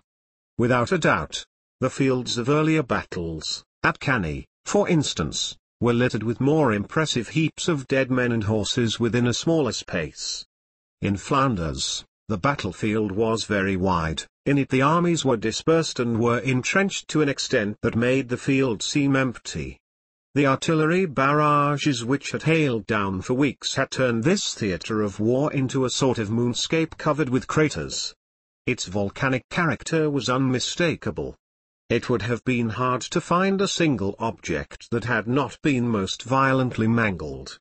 Fantastically twisted and disemboweled machinery was scattered about in fragments, airplanes, motor vehicles, wagons, field kitchens, their skeletons in grotesque piles. This deformation of technical apparatus, and of the human bodies involved in it, was the reverse side of a level of technological development in which a vast amount of elemental energy had been fettered by mechanical apparatus. There are many to whom such destruction seems senseless and inexplicable because they do not understand the relation which this represents. They fail to see the connection between destruction and technology, although they could see the same kind of disorder in any industrial accident. They do not grasp the fact that, together with technological progress, the violent and destructive forces of disorder also progress apace. We now realize the existence of various danger zones which we can distinguish by the varying degrees to which they are menaced by destruction. Those zones where the interaction between man-made mechanics and natural elements is most intense, that is, where technical progress has advanced the farthest, as in big cities and highly industrialized regions. Those are also the zones where destruction can have the greatest quantitative effect. The zones of greatest danger are the ones where the organization of work has produced the densest settlement, where the greatest mass of people has been brought together. For it is the masses especially who are threatened by destruction. We can see this already in the new war weapons that have been introduced, weapons whose technical progressiveness is expressed in their mass effect. War weapons of this sort, like poison gas, have a painful similarity to the methods employed by the exterminators of pests. Significantly, these new weapons are designed for total effect within considerable space. This means that their effectiveness is greatest in those spaces where human masses are concentrated. 27. The immaturity of technological perfection. What do we mean by saying that technology achieves perfection? What does the statement imply? nothing else than that the thinking which produces and expands technology comes to an end, that it reaches those limits which are set by its own methods. It means that a high degree of mechanical skill has been achieved, as can be observed in production methods, tools, and products.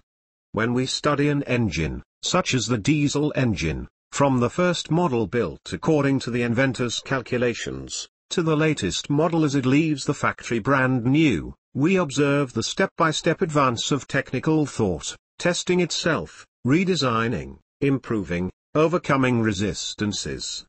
Such resistances, to the technician, are obstacles which must be and are being smoothed out by mechanical laws.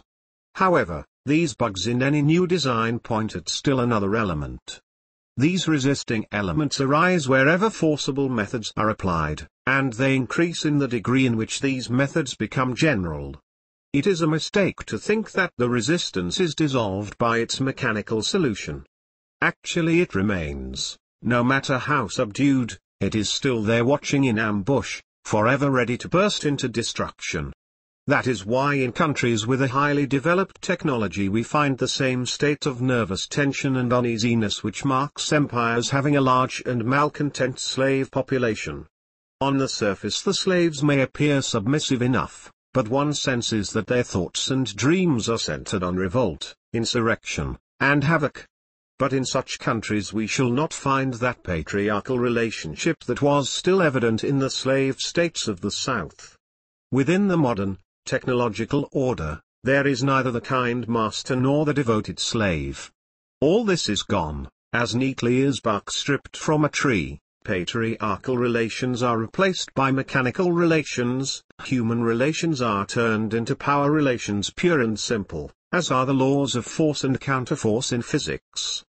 Apparently we cannot escape these power relationships, this law which governs our age.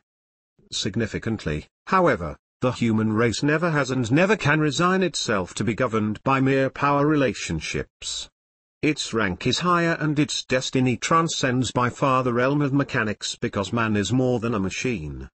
Human resistance against the dehumanizing forces, to be sure, often errs in its ways. For the most part, it never goes beyond the kind of revolt which is easily subdued, the revolt of the masses which unfailingly finds its master. With the revolt of the masses we shall not deal in this context, because the exploitation of the exploiters originates from the same ruthless will for exploitation which characterizes all technology. The far-reaching devastation wreaked by technology, the gaping wounds, the festering sores it produces in the body of the earth, they have their exact counterpart in the havoc which the revolt of the masses works. In the realm of modern technology equilibrium exists no more, neither between man's work and his leisure, nor between man and nature.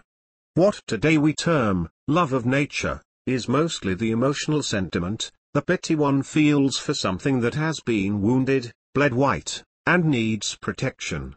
Modern civilization pities nature and, in a measure, patches up the wounds that it has previously inflicted. Unspoiled nature is hallowed, is fenced in, and studded with verboten signs because a man may no longer be trusted with it, because he would only act like a vandal ruining and killing all things.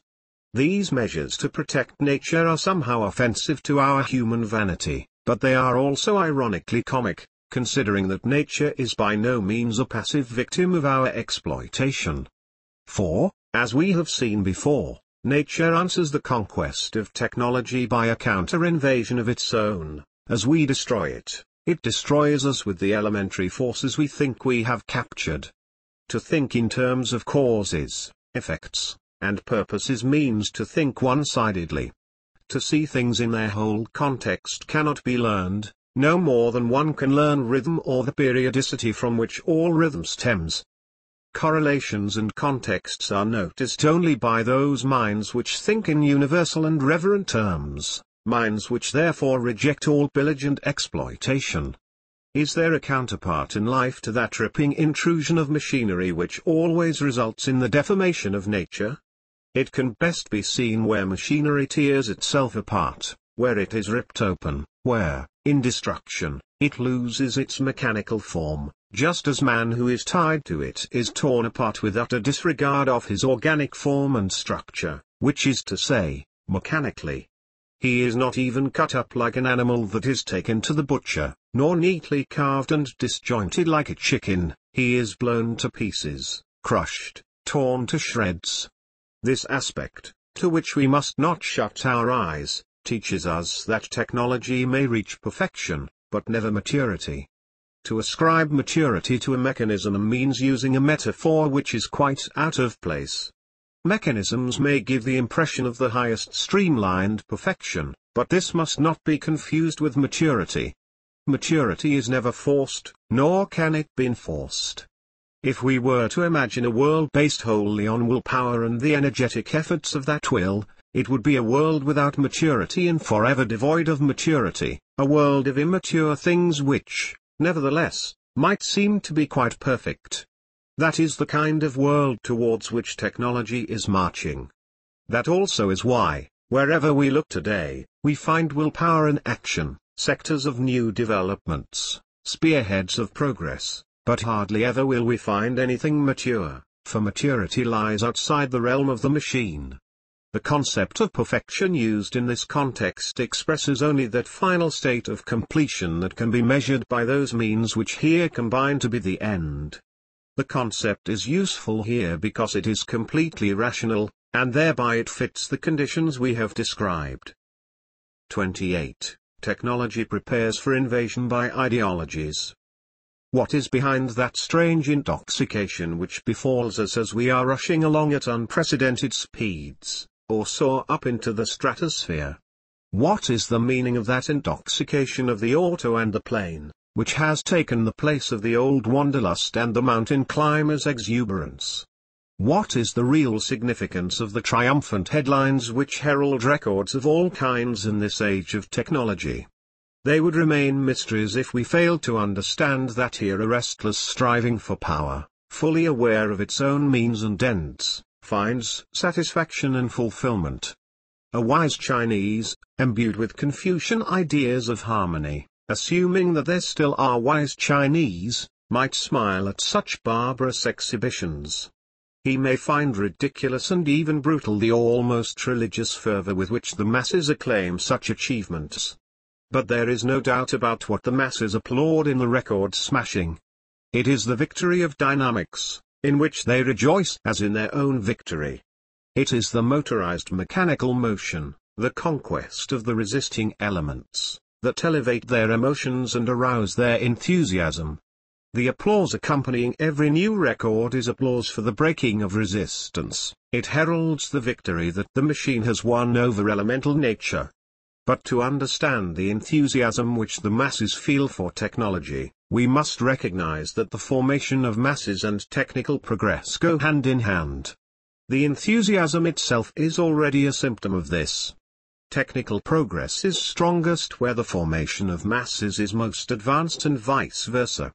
To ask, however, whether the formation of masses was the consequence of technical progress, that is, of the planned direction of man and his work, or whether technical progress was produced by the formation of masses, would be as futile as to query whether the hen was first, or the egg. We must guard against the oversimplification of looking everywhere for causes and effects, against the type of reasoning which is satisfied once it has established a mechanical causal relation between things. Science especially has become guilty of these oversimplified forms of thought, forms which are insufficient to explain the relationships which here concern us. The procedure and the method we require are neither scientific nor technical. We must never forget that there are thought forms of a different order.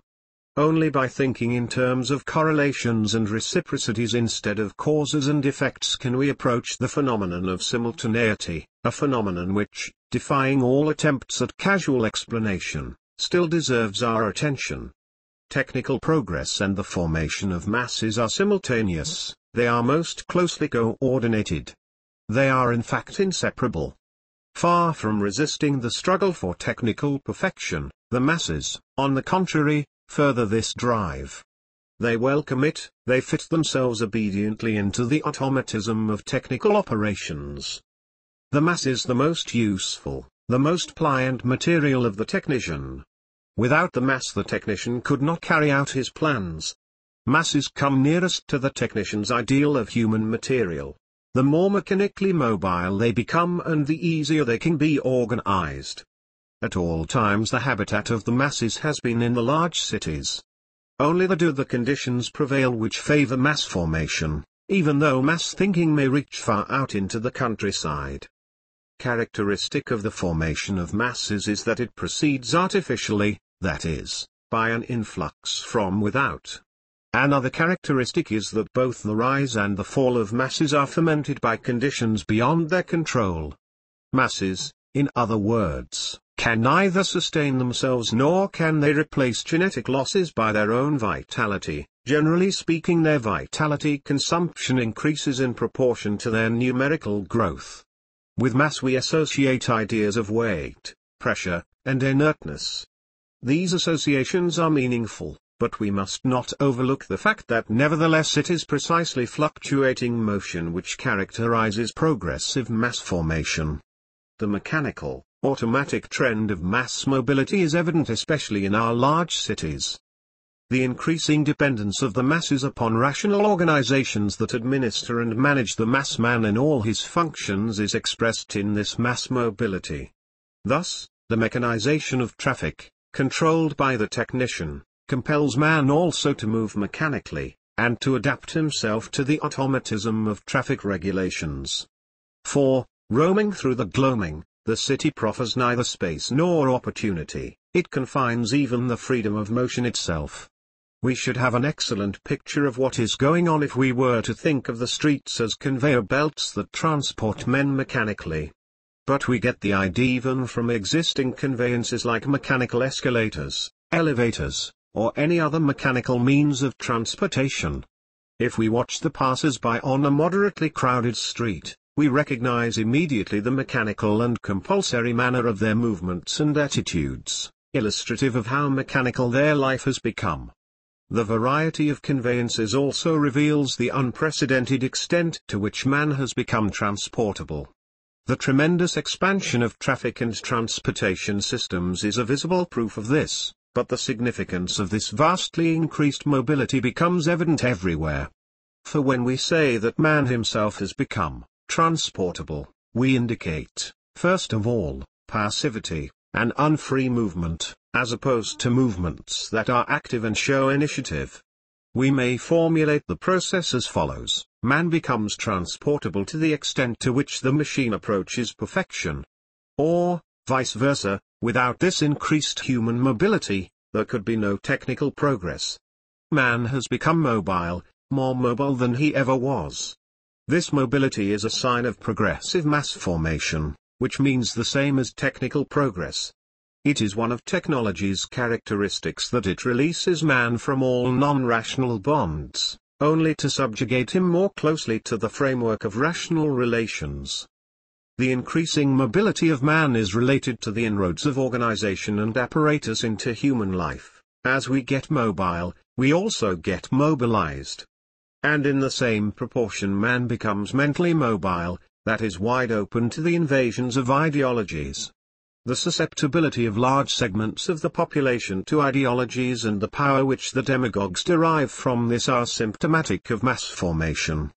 Ideologies are generalizations, vulgarizations of faith and knowledge, consequently, they are highly transferable and infectious. It is true that the technician has no need of an ideology to achieve his ends, for he has at his command powers that make an ideology superfluous.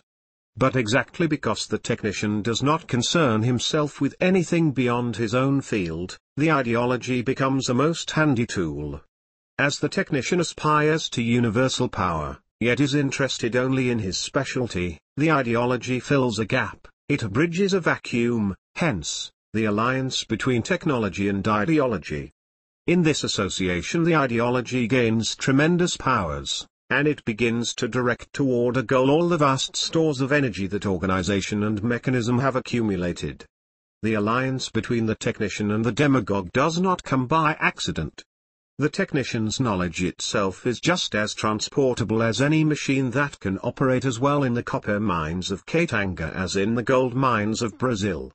Technical knowledge is no more bound to an individual technician than functional factory operations are bound to an individual workman. Because the technician has no opinions or convictions of his own outside of his specialty, he needs the crutches of some vulgarized faith as peddled by the demagogue. Technical knowledge is accessible to anyone who wants it. It also can be pilfered, stolen, spied out, and it can be shipped to any point on the globe. Nor will it, like wine or tea, deteriorate in transport, for it lacks all quality. It is a knowledge without loftiness. The monopolistic character of technology in its earlier stages, therefore, rests exclusively on a head start in industrialization. In spite of all efforts to preserve it, this head start cannot be maintained because the knowledge on which the monopoly is based cannot protect itself. Those who hold that this knowledge should never have been surrendered, to the Asiatic peoples for instance, overlook that it never could have remained secret, because it has no inimitable quality. Thus inventions and devices for national defense have to be protected by special non-technical methods. Finally, the technician himself is not in the least interested that inventions should be secreted away or that monopolies should be founded on them. For him, to favor secrecy and monopoly would be to hamper technical progress. He would only be standing in his own way. Since technical knowledge cannot protect itself, it needs legal protection, which is offered by the patent that protects the technical process and its exploitation for a certain period. It is significant that letters of patent, the documents in which privileges are granted, originated in England, and that England was the first to recognize a right of invention, a right alien to antiquity and to the Middle Ages. Jurists have developed a remarkable differentiation between the copyright of the author and the patent right of the inventor. A precondition of the author's copyright is that his brainchild has been given a definite form. With the patent right, the inventor's idea itself is protected even without being translated into definite form, provided only that it can be exploited technically. But then the mark of all high-ranking knowledge is that it protects itself, not just potentially but actually, inasmuch as the creations of that knowledge cannot be imitated. 29. The mere age of socialism. The technician, we said, could, if necessary, achieve his goals by power alone without the aid of ideologies. His thinking is not ideologically colored, neither is the apparatus with which he works. But this apparatus can be used at any time for the purposes of an ideology. Indeed, it is being used for such purposes because there exists a reciprocal affinity between apparatus and ideology. Both have the same degrees of accomplished ability, thus they are bound to meet and join forces in their common aim, which is to bring the individual under the yoke of mechanical organization. This alliance is highly successful because all ideology already presupposes mechanization, a machine-like uniformity in the thinking of its followers. It is not always easy to express in simple abstract language the difference between a people and a mass. For this reason we shall give now an infallible mark of identification. Wherever there is a people, wherever we are dealing with real peoples, there we shall never find a trace of ideology. And with the same certainty it may be said that, wherever there is a mass, we shall also find an ideology. The mass needs an ideology, and needs it the more urgently, the closer technology approaches perfection. An ideology becomes indispensable because apparatus and organization are not enough, because they do not satisfy the human need for moral support and spiritual comfort without which a man cannot exist. There is no doubt that the efforts of the technician have intensified the spiritual vacuum, that feeling of emptiness, to the same degree that he has constricted the scope of human life. And so the horror vacui, the horror of the void, is part of the technician's world. In many forms this horror enters into human consciousness, as a feeling of depression, of boredom, of futility, lack of purpose, nervousness and mechanical restlessness. As soon as we concern ourselves with ideologies, we are touching also another related problem, that of the actor. Since this problem belongs in our analysis, we must ask, whence comes the growing influence and importance of the actor in our modern world? The actor, of the cinema, for instance, is part and parcel of some huge organization which manufactures lifelike dreams with a highly technical apparatus. Since the technological impoverishment of life creates a popular craving for a dream world, and since these dreams are being mass-produced in dream factories, it follows that the influence of the actor grows in step with the progress of technology. This also becomes manifest in other realms of the make-believe, such as the growing influence of advertising and propaganda. Mass production of photographs is another correlated field. It is no accident that the actor is the most photographed man, the man whose picture meets one everywhere, so that the impression arises that to be photographed is the actor's main occupation, that he must constantly prostitute himself. For we are obviously dealing here with an act of prostitution.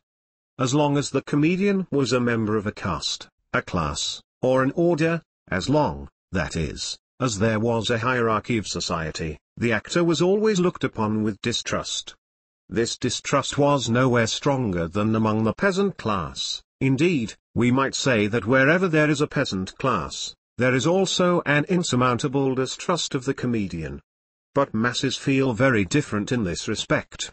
Today, when no idea of class is associated with the comedian, when, moreover, we find the comedian in every walk of life, including politics, distrust has been replaced by acclaim and contempt has given room to worship. Just as substitute foods sneak into our nutrition, so do feelings insinuate themselves into our thinking. In a world largely dominated by machinery and organization, happiness can no longer find a niche. There is just as little room for happiness there as in a causal chain, or in the relation of means to ends. But to an individual, locked in his human misery, as in a tower, this is an unbearable condition. Where he has no longer any chance, and the strict organization puts an end to his chances, he must have at least the illusion of chance, some utopian dream of happiness. What makes every kind of socialism utopian is that it blueprints dream castles of happiness that cannot be realized. For since socialism aims to give to everybody his share, that is, since socialism distributes chances according to its own notions of justice, it equalizes and thereby nullifies them all. Nobody is so utterly lacking in imagination as the planner of utopias, who tries in vain to hide this lack behind his logic. If the Lord and Creator of this globe had made it so that everything were based on justice, there would be no happiness in this world. There would be neither a happy man nor even a lucky one. The world would be as hard and as rigid as those scales held by the goddess of justice on which merit is weighed. In the same way, no happiness would exist in a completely just social organization, if it were ever followed to its logical conclusion. There could only be promotions according to some point system of merit, and some well-earned pension upon retirement. Precisely because such a social organization is built completely upon duty and reward, love and grace and happiness would be excluded from it. They could find room only outside of it.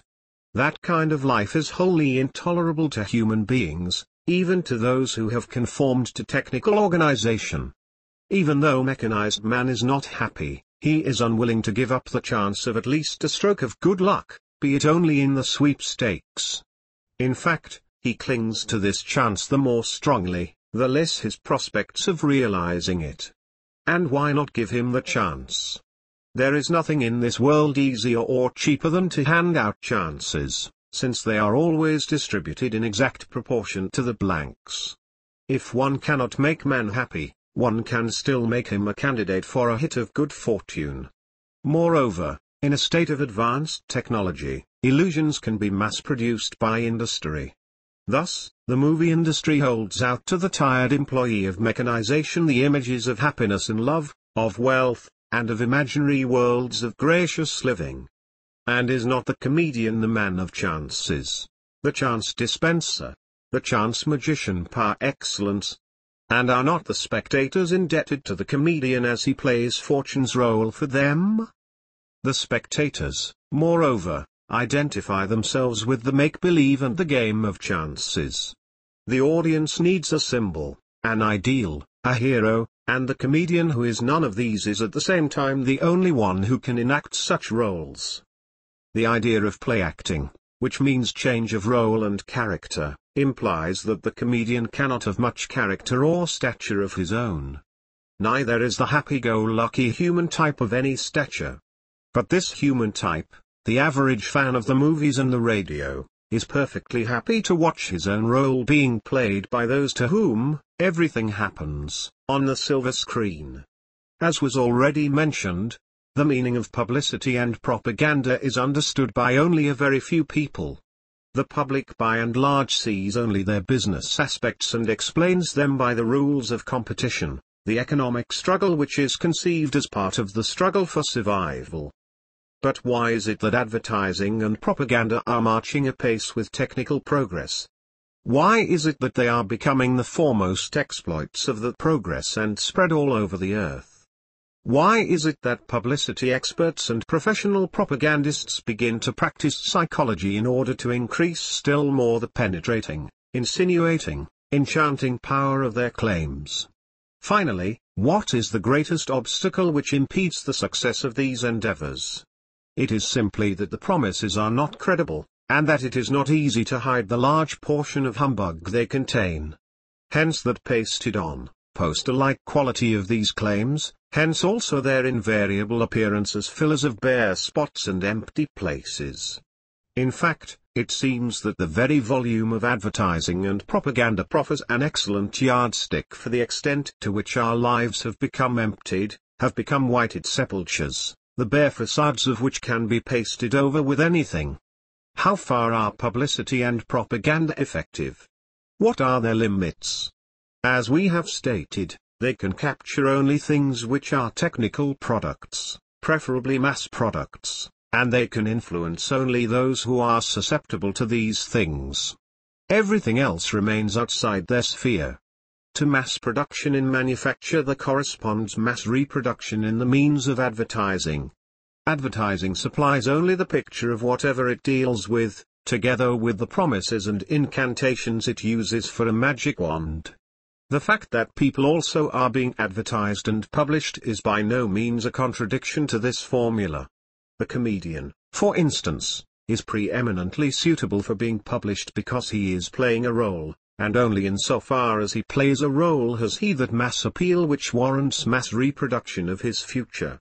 We do not mean to say that the comedian is nothing outside his role, although the part his role plays in his life may well be so large that little else is left. But here we are not concerned with what the comedian may be outside his role. For even where publicity plays up an actor's private life, it shows him in a role. Publicity is not concerned with anyone who does not play a role. The role then is not only something put on, but also something that is repeatable. And being repeatable, it acquires that smoothness that life does not possess, that self-same smoothness which we find in the comedian's face, a face both mobile and rigid, agile and tense, but role-conscious always, as long as it is on the stage. If we catch it off guard, however, and alone, we see it helpless and in agony, slack and empty. Is there a creature more miserable than the actor who plays no part? 30. Self-deception by photography. In a world of pure being, that is, in a world in which there can be no change, propaganda could not exist, no more than a difference between being and appearance, truth and falsehood. No deception could enter such a world, there would be no openings, no crevices to admit it. There could not even be such shadows as Plato believed to be cast by thought, shadows which came between the things and the ideas of things. Wherever the ideas formed in the human mind begin to predominate, there a process of separation sets in, the prototypes vanish while the images we are forming of them multiply. Without this process of ideation no science could have developed.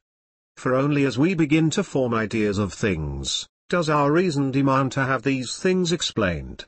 Without this separation between things and ideas, there would be no explanations forthcoming from the human mind. In mythology, for instance, the myth has no need to explain itself. It is only in the later stages of antiquity that philosophers attempt to explain myths. Euhemerus of Cyrene, for one, declared the ancient myths to be apotheoses of outstanding human beings.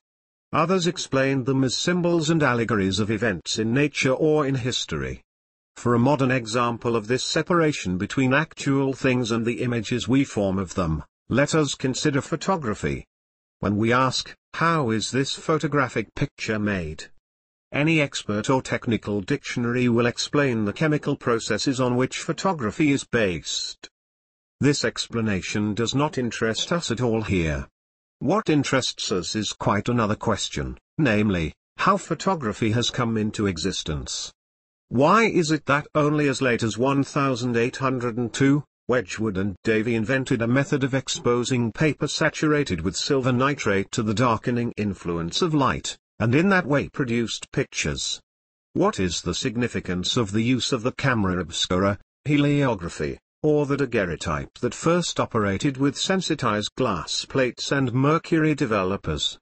Superficially seen, all this but shows the stage-by-stage development of photo techniques, improvements which still continue.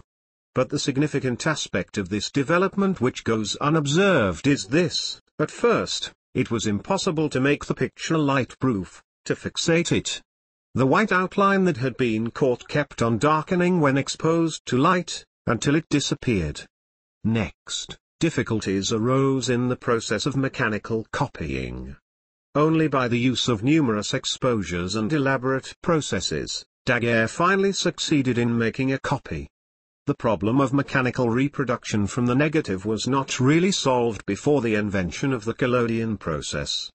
Looking at the old daguerreotypes, one has the feeling that these pictures were split off from the prototype with much greater difficulty than in modern photography, and that consequently more of the prototype has entered into the picture.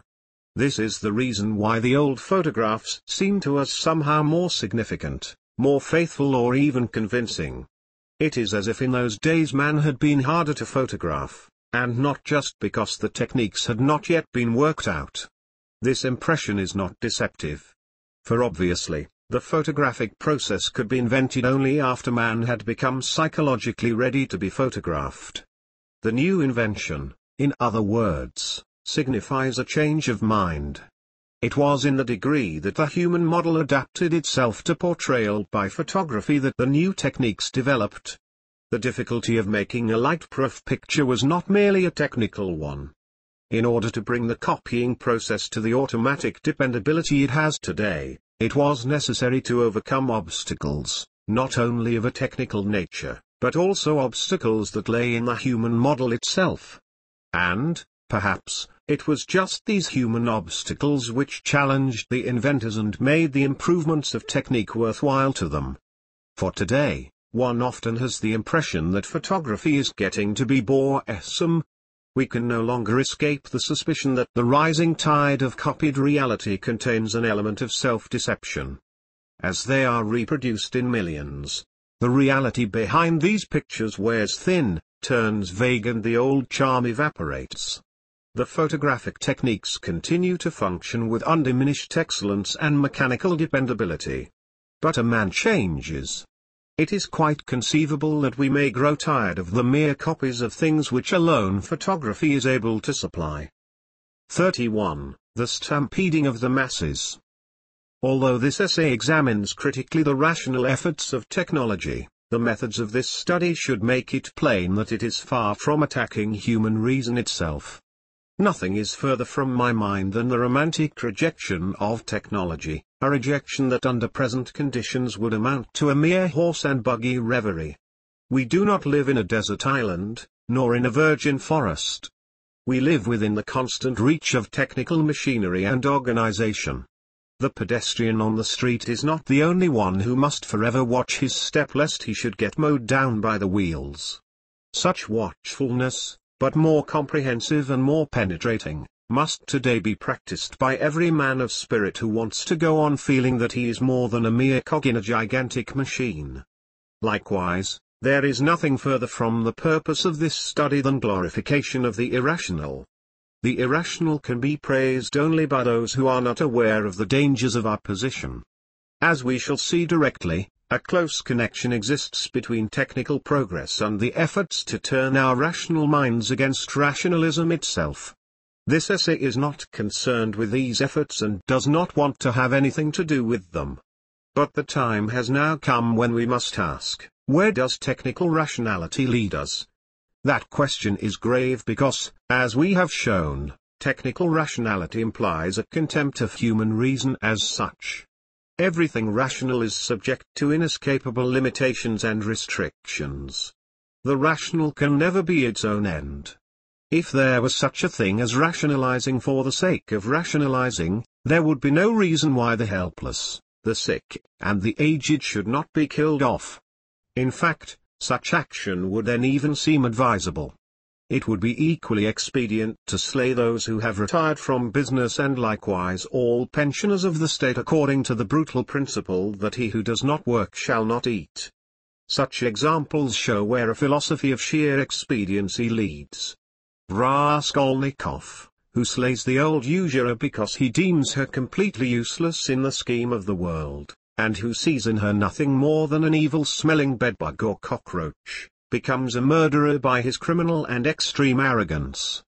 Had his mind not been so confused and so sick, he would have realized that the structure and scheme of the universe was beyond his ken, and that it was not for him to judge the role of an old woman in this world. The technical official, on the other hand, who clerks in one of those numberless bureaus and lords it over some card file whose purpose, a purpose perhaps unknown to the official himself, is the rationalization of consumption, such a man might quite easily get the notion that all is well with the world because his files are in order. The scribe tends to confuse the world with a bureau, since his card file is his world, the center of his life. To conceive of the universe as a huge bureau would be an excellent idea if only nature had intended us to live on red tape. Technical rationality has most peculiar consequences. The technician himself does not grasp these consequences and does not understand them. He claims to be a realist, that is, a man of hard facts. But even at best he is a realist only within a restricted area. His knowledge is specialized. The appearance of strict factualness, which he adopts, is deceptive. It camouflages his unbounded ambition to gain power, it conceals the lopsided, eccentric nature of those plans and schemes that are the ultimate aim of his ambitions. True enough, the machinery he has developed is ingenious down to the last screw. But that last screw is where the technical genius ends, for what lies beyond he has no thought. The world of the technician is a mere apparatus, but an apparatus which, in a state of advanced centralization, makes it possible for its master to treat man himself as part and parcel of that apparatus. For the power that this machinery lends to its master is truly gigantic. Thus, an advanced stage of technology is accompanied by mechanical theories of the nature of man. Just as we speak of the machinery of the state, of political machines, of the legal apparatus, of the driving power, of the economy, just so all things step by step assume the character of machinery, of reality understood in terms of machine-like functionings. This kind of thinking, typically, has lost all respect for freedom.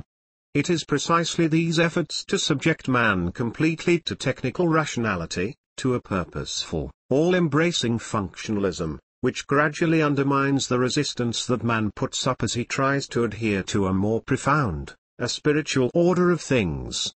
Far from taming or enlightening the instinctive side of man, his blind urges and his mental confusions, the mechanization of life, on the contrary, intensifies these dark sides of human nature.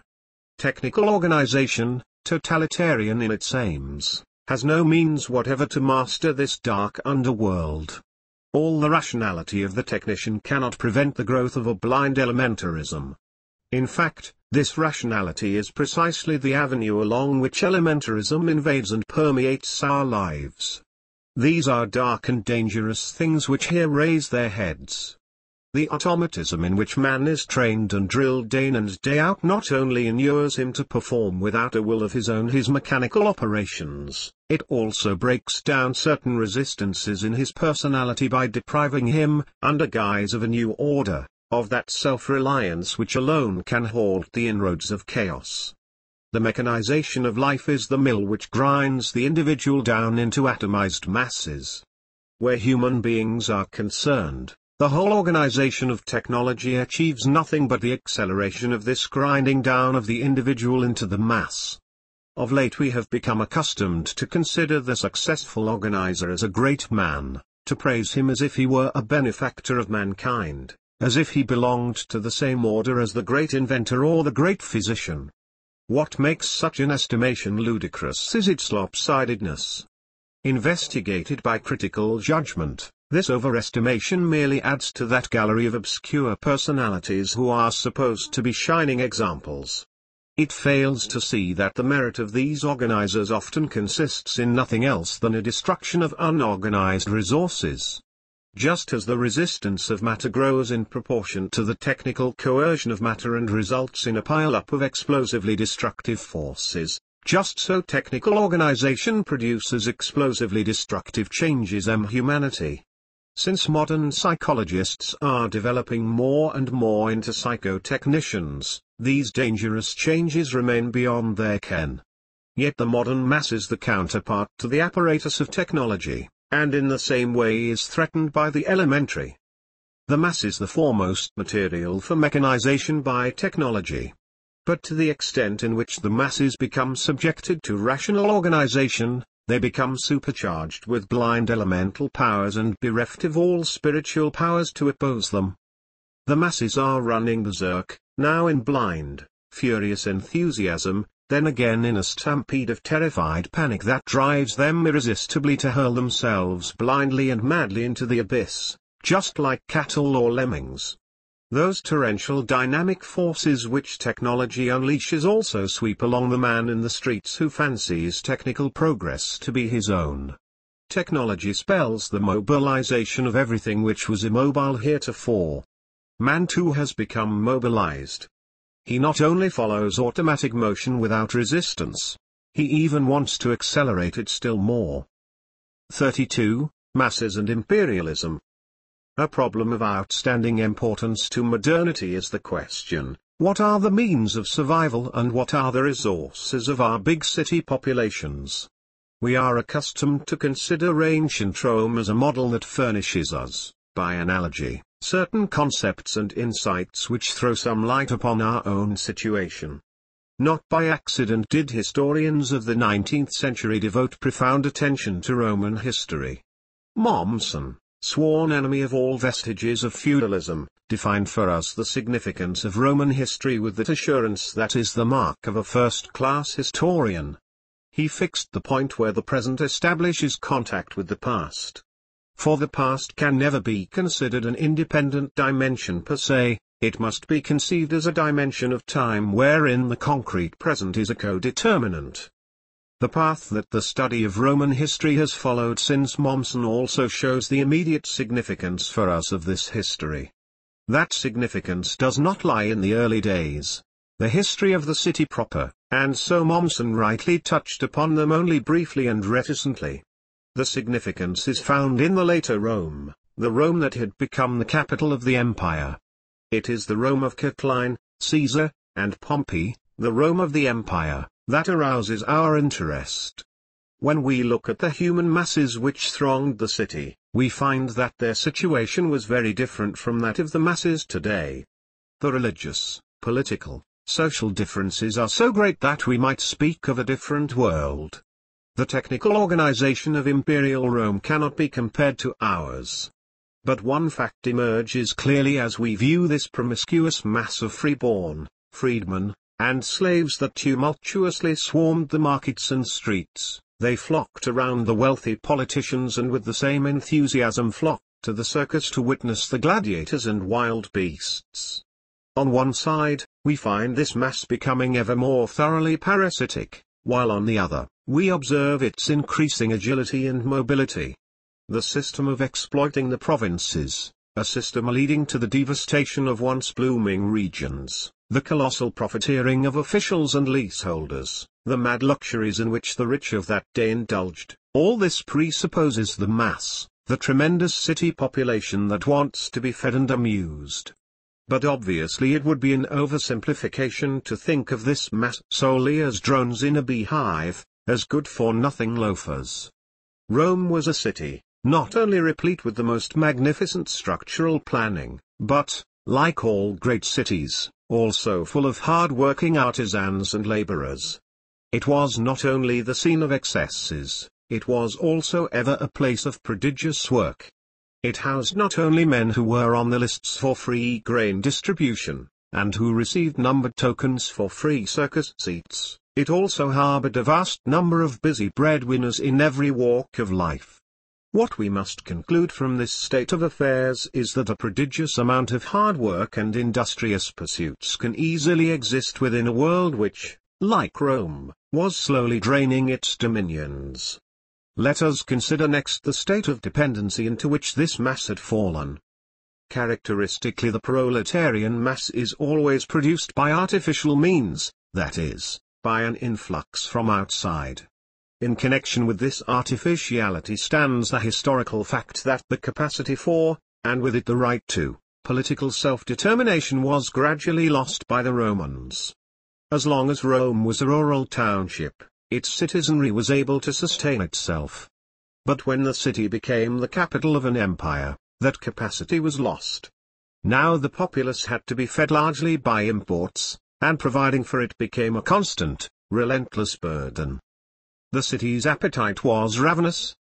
For its satisfaction the old empire no longer sufficed, new provinces had to be conquered. It seems that in the formation of a world empire the destruction of the free farmer is an inevitable step.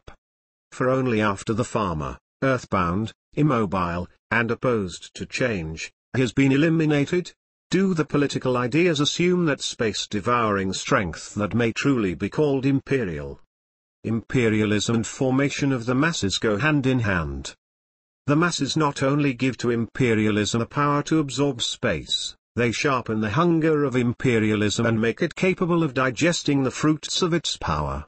Rome as one town amongst other towns in Latium is one thing. Rome as the first city of Italy already is something else. And this second Rome which defeated Carthage is again quite different from imperial Rome. We witness here the gradual self-destruction of the antique city, the polis, and its transformation into a capital and center of worldwide power. Colossal sacrifices of Roman racial substance were necessary for this development. Time and again the old, strict Roman society tried to halt this course with passionate effort, but in vain. The constant sacrifice borne by the Roman people, they alone were the justification of Rome's imperial power, and at the same time the basis of its enduring quality. They are what distinguishes Rome from the crew of a pirate vessel, from an enterprise aimed exclusively at loot and booty. But we have only a one-sided idea of power if we overlook the fact that power always overpowers the victor as well as the vanquished. For the conqueror invariably is conquered in turn by his very conquests. That is why, in the example of Rome, we observed the peoples of Asia, Africa, and all the parts of the empire flocking to Rome. First they arrive as exhibits of Roman victories, chained and under the yoke. But in the end we find the signs of the conquered as praetors, consuls, and Caesars. The artificial accumulation of city masses goes along with this development and reaches its climax under the Caesars. The structure of these masses shows that the native-born Roman element now forms only a declining minority. In this Latinized and Hellenized populace, the visible traces of old Rome are completely lost. The metropolis devours its own children. It no longer regenerates itself from itself, it has to draw on the human reserves of the empire, attracting the best minds from everywhere and absorbing always new masses of slaves. At the end of this decline, we find those catastrophes that dry up the artificial influx of new masses, which depopulate the city, and render it insignificant. 33. the mechanical sterility of modern sports. The influence of technology upon man is apparent not only in man's work, we see it also in his favorite amusements, and in his favorite sports. Sports presuppose and are, in fact, impossible without the technically organized city. The technical terms of our modern sports are largely of English origin. This is owing to the British head start in industrialization, particularly in the first half of the 19th century. Engineers and technicians from all over the world then traveled to England to round out their technical education. Later, when America had become the technically leading nation, sports too became Americanized. Sports receive little support from technically backward countries, and none at all from the vast regions which so far have not been industrialized. Sports, then, may be defined as a reaction to the conditions under which man lives in the large cities. This reaction is dependent upon the increasing mechanization of motion. Savages do not practice sports. They exercise their physical faculties, they play, dance, and sing, but there is nothing sports-like in these activities, even if they are performed with virtuosity. Our best sportsmen significantly hail from the industrial districts where mechanization is at its highest, particularly from the cities. Farmers, foresters, professional hunters, and fishermen, those whose movements are free of mechanical compulsion, rarely practice sports. The headway that sports are making in the rural districts is in fact a yardstick of advancing mechanization, particularly the mechanization of farming. For the operation of that machinery changes the muscular development and with it the operator's movements. In older generations, lifelong hard manual labor had produced that heaviness and hardness of body, that clumsiness typical of the peasant. Now these features are disappearing. He becomes nimble and more agile since the machine relieves him from direct contact with the soil. The driver of a tractor or a combine has a body different from that of the plowman or the mower. It is not easy to draw a sharp line between play and sports, because there is hardly a game that cannot be practiced as a sport. The Olympic Games of the Greeks, obviously, were not sports but festivals of a religious character, combined with contests. They cannot be called sports simply because of the absence of the industrial scene, which is the background of what we moderns term sports. What we call Olympic Games in memory of antiquity are highly technical sports to which flock the specialists from all countries. There is a difference between the man for whom hunting or swimming, fishing or rowing are natural pursuits, parts of his life, and the man who practices hunting, swimming, fishing, or rowing as a sport. The latter obviously is a technician who has developed to perfection the mechanical side of his activity. The equipment of the modern sportsman alone indicates this. To get an impression of the growing mechanization, we need only look at the tools used in sports, all those elaborate fishing rods and reels, all those scientific golf balls and clubs, the stopwatches, time clocks, measuring devices, starting machines, and so on. In the exact timings of motions and split-second recordings of modern sports we find again that organization and control of the consumption of time that characterize technology. And is not the sportsman's lingo a language of typically mechanical hardness? Finally, let us consider the organization of the sports business itself. The athletic teams, their training, their scores, their lists of members, and their records. Plainly the popularity of modern sports is connected with the advance of mechanization, and the sports themselves are practiced more and more mechanically. This is evident not only in automobile races, air races, or speedboat races, where engines are used. We see the same thing in such sports as boxing, wrestling, swimming, running, jumping, throwing, weightlifting. Even in these the individual turns himself into a machine, a fighting or record-breaking machine, whose every motion is controlled and checked by machinery until it becomes mechanical. Consequently sportsmen today are becoming professionals, who make a profitable business of their special talents. Doubtless sports are an activity which, with increasing mechanization, is becoming more and more indispensable to man. We find, too, that the discipline to which sports subject the human body results in extraordinary performances. However, there is a peculiar sterility in the sports business of today which can be traced to the mechanization of sports activities and to their mushrooming into huge technical organizations. Long observation makes this ever more evident. They lack completely all spontaneous movement, all free improvisation. A man who starts to jump and run for the sheer joy of jumping and running and who stops when the mood has left him is entirely different from the man who enters an athletic event in which, under guidance of technical rules and with the use of time clocks and measuring apparatus, he jumps and runs in an attempt to break a record. The high pleasure that swimming and diving give us is due to the touch of water, its crystal freshness, its coolness, purity, transparency, and gentle yielding. This delight, obviously, is of no significance in contests where professional swimmers perform. For the purpose of such contests is to find out which swimmer has the most perfect technique and consequently reaches the goal faster than the rest. Training for record breaking is essentially an intensification of willpower aimed at complete mastery over the body which has to obey mechanically. Such an effort may be quite useful and effective. But the more the training for, and the breaking of, records become ends in themselves, the more sterile they grow.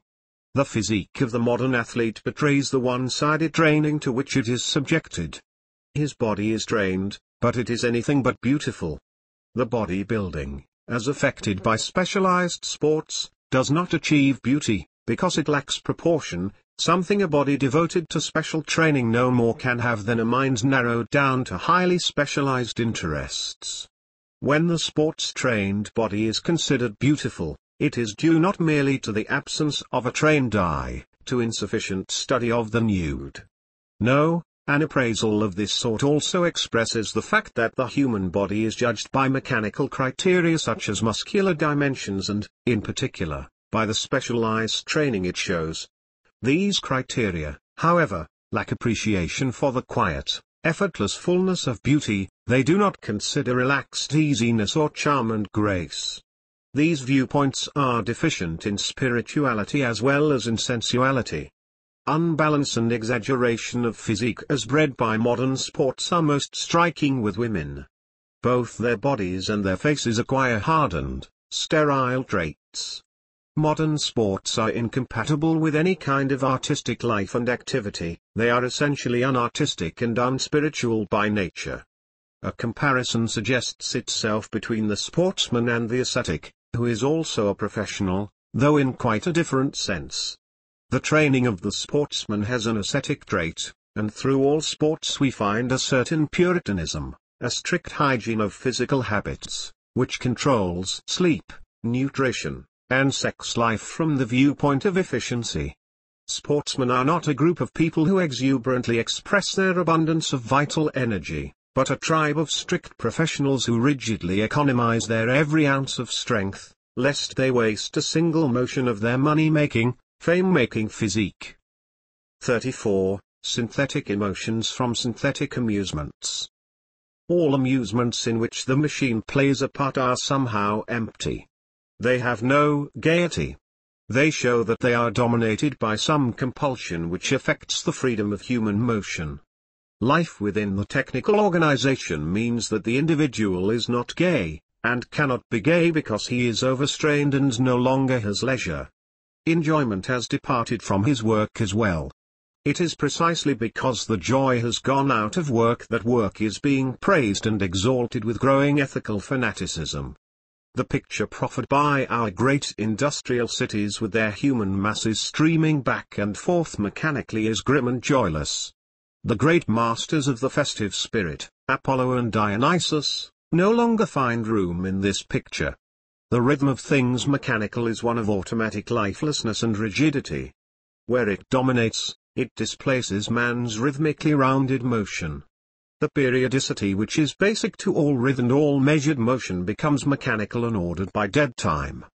The yearly cycle of the holidays, which used to be holy days of a higher order, decays as technology advances to perfection.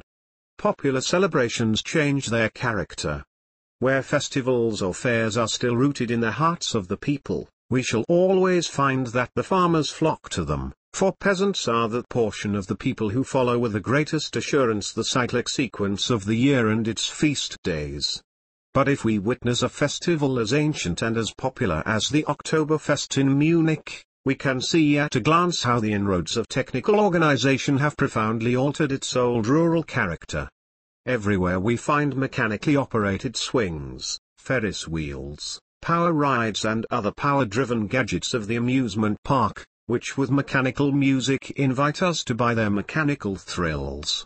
And just as in the field of sports we already noted the lack of free improvisation, so in amusements, too, all free improvisation and spontaneity are lost as they become mechanized. Increasingly our amusements are becoming a business subject to technical organization.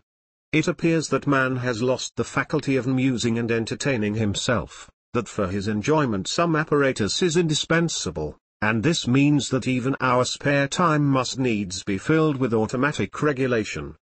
The modern idea of recreation is the relaxation that follows the tension of mechanical work. That is why our amusements show a kind of hectic mobility, a spasmodic tenseness for the loosening of which a long succession of gymnastic systems has been invented. When we look at an art as free as the dance, be it artistic or social, it becomes very noticeable how mechanical it appears. The music for it is furnished either by machines or by musicians who have mechanized rhythm. The radio and the films are among the great automatons whose share in popular entertainment is constantly expanding. In studying the movies, we see the human figures on the screen moving within a mechanical theater, caught in an optical mechanism from which they cannot escape, since it is this mechanism which makes the whole performance possible. No matter how perfected, be it by Technicolor or by three-dimensional effects in order to heighten the illusion created in the audience, all this perfection is mechanical and it ends where the laws of mechanics ends. Motion, voices, and background music are reproduced mechanically. The illusion of the audience plays an important part, for they really think that the fleeting mirages are real human beings and that the words are really spoken by them. The spectator is not disillusioned by the fact that what he sees is not people of flesh and blood, that what he hears is not live voices but mechanical sounds.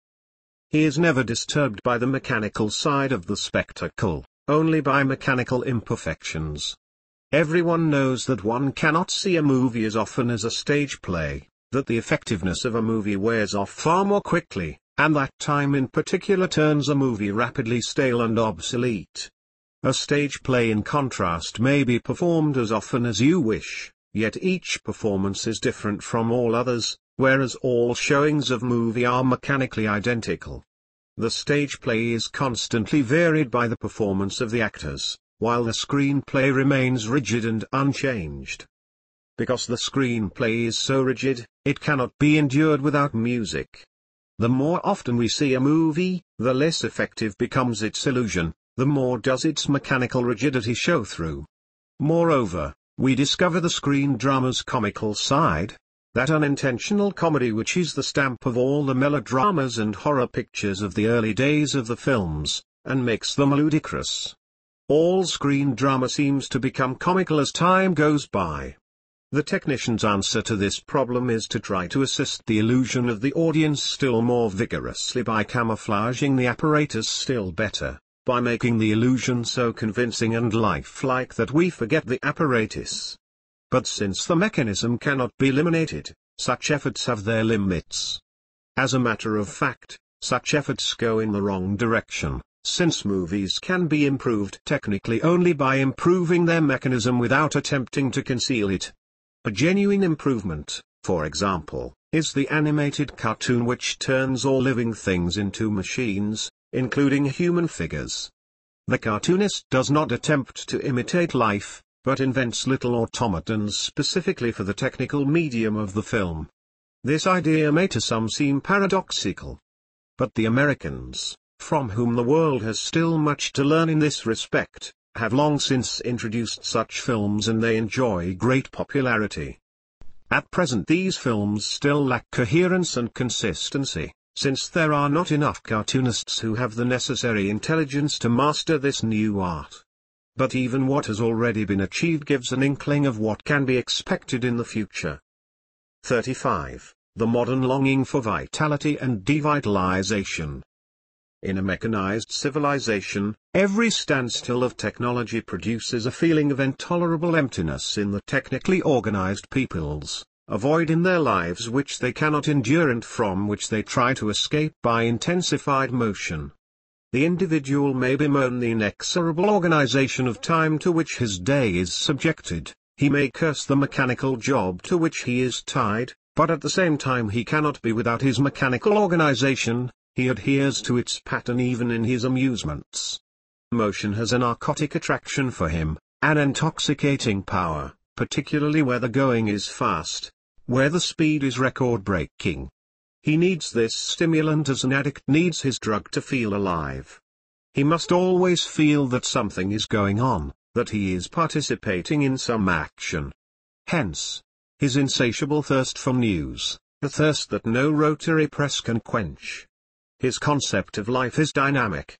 He puts the highest value on life's vitality, but this very valuation betrays the growing hunger for life that torments the masses. Modern life is dominated by the consuming force of that hunger. The individual who forever craves new experiences, who forever desires something to happen, such a person wants to be re-enlivened. The feeling of weakness, fatigue, exhaustion, and of the senselessness of life becomes overpowering at times when the impulses of mechanical motion are slowing down, when the individual feels that the dynamic energy from without which drives him on is beginning to fail. He gets depressed as he becomes conscious of lifeless time. Motion is one of modern man's most vital consumer goods. Wherever it is restricted, the hunger for it grows. Immediately the person is seized by boredom and next by a craving for some sensational event. He fears that the lifeless time which he means to consume will devour him instead, and he attempts to get away from this gnawing sensation by speeding up the motions of his life. Mere action awakens in him the feeling of a more vigorous life, it stimulates him like a drug that creates beautiful dreams. Modern man worships uninhibited, dynamic, throbbing life, but worships it as a weakling who cherishes an illusion of strength. Lifeless time mocks him, for he does not understand that the mechanical motion to which he abandons himself is itself empty, and that the faster it speeds, the more vacuous it becomes. Motion to him becomes a value in itself, because it increases his feeling of well-being. One reason why he may well consider being in motion a blessing is that it prevents him from thinking about himself.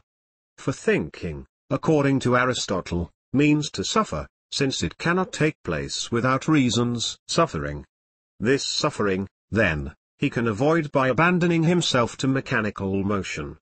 The effectiveness of mechanical motion as a narcotic can, indeed, be observed everywhere. The wide-awake atmosphere of our cities is permeated with a trance-like quality. That atmosphere is a blend of intense awareness and of dream life. The consciousness of a chauffeur, a traffic cop, a subway motorman is awake, but only in a small sector that is surrounded by blackouts and dreamlike, visionary ideas. Such a mind has a functional wakefulness that is focused upon the functions of the machine under its control. But the more one-sidedly this consciousness concentrates, the narrower it becomes. It is amazing how little the pedestrians in a large city really observe, particularly in the great traffic centers where all attention has to be centered upon traffic and its rules. The pedestrian is watchful because he is constantly menaced by the automatically moving streams of traffic. But at the same time this flowing stream has a soporific effect, so that we easily become panicky if this functional flow is interrupted in some way. In connection with this, we find that sensation of utter unreality, that absent-mindedness produced by the absolute artificiality of the surroundings, which seizes man in the large cities so often and so suddenly. There also is that sensation of being submerged, an impression which to good observers becomes increasingly manifest. Life moves deep in the chasms of our city streets as if seen through a diver's helmet, and looking through the big panes of offices and restaurants, we seem to be looking into an aquarium. This queer and not at all pleasant impression is caused by the automatism of motion, by the vision of mechanically sliding reflexes reminiscent of the reflexes of amphibians.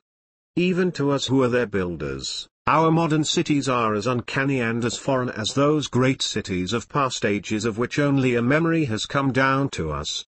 Supposing a man of some such bygone era, a man who has no idea of our technology, would come into our cities, supposing we should ask him, "What powers do you think have built all this?" Chances are that his answer would be, "Very mighty, very evil demons." 36. Technology and War. It is an axiom of the natural sciences that the laws of nature are stable, unchangeable, and of permanent mechanical validity. Faith in scientific progress strangely enough presupposes the existence of laws which are completely exempt from any kind of progress. These laws are indispensable to the natural sciences as rigid and dependable substrata. The law of causality, for instance, states that the same causes must always produce the same effects. The scientist who voices a doubt in the validity of the law of causality is obviously attacking the foundation on which the whole Babylonian tower of scientific knowledge rests. He who raises the question whether all this knowledge is worth knowing likewise attacks these foundations. This very question is outside the scientific field, for we are breaking through the sacred precincts of science if we are not content with its obvious and wonderful results. We undermine these foundations if we ask what insights really are gained by scientific discoveries, what good they do us, and where mankind will be once science has achieved its goal. Here we approach the ultimate illusion which attaches to scientific progress. Obviously the striving for rationalization must come to an end at some time. Obviously it attains its end once that state of perfection has been reached for which it is striving so untiringly. For the idea of unending progress is absurd and inane, because the infinite motion that it presupposes is contradictory. It is exactly the rapidity and forcefulness of technical rationalization which indicate that we are approaching a finale, an ultimate stage of technology where everything technical attains the same degree of perfection long since achieved in the tools of handicrafts. Perhaps the moment when this will come about is not far off, but it would be idle to speculate on this. In any case, this is the great moment which is the main theme of the utopists, the moment upon which they concentrate their hopes. We often meet with the idea that all of mankind's sufferings, all the sacrifices that must be endured for the sake of technical progress will be compensated for at the end. Such theories of reward, however, while quite right and proper to Homo religiosus, have nothing to do with technology. It is not the beginning but the end that has to bear the burden. It would be more fitting to see in these sacrifices and suffering, the price of man's thirst for power. To associate notions of harmony with a state of technical perfection or to suppose a political and social idyll where it can never be found is sheer pipe dreaming. Those dreams of leisure, freedom, and wealth created by technical progress are utopian, and so are the ideas of peace, well-being, and happiness in future times. They are utopian because they combine what cannot be combined. The machine is not a godhead lavishing cornucopias of happiness, and the era of the machine does not lead to a peaceful and charming idyll. At all times the power proffered by technology has exacted, and forever will exact, a high price, the price of the blood and sinew of human hecatombs who in one way or another get caught in the cogs and wheels of that vast engine. The price is being paid by the leaden monotony of factory and business life that is now reaching its peak, by mechanical work for one's living, by the operator's dependence upon the automatic tool. The price is paid by the devastation of spiritual life which grows in step with mechanization. We would do well, indeed, to say goodbye to all illusions about the blessings forthcoming from technology, but most of all to that illusion of peaceful happiness it is supposed to bring. Technology has not the wherewithal to bring back Eden. Indeed, the shape of things to come is vastly different. Since technology is based upon the mining of resources and since its progress spells the progressive pillage of the earth, it is obvious that in a state of perfection it will practice the most complete and the most intensive exploitation on a planetary scale, a mining of all its resources in the most rational manner. This sapping and mining is bound to produce losses which must become increasingly unbearable.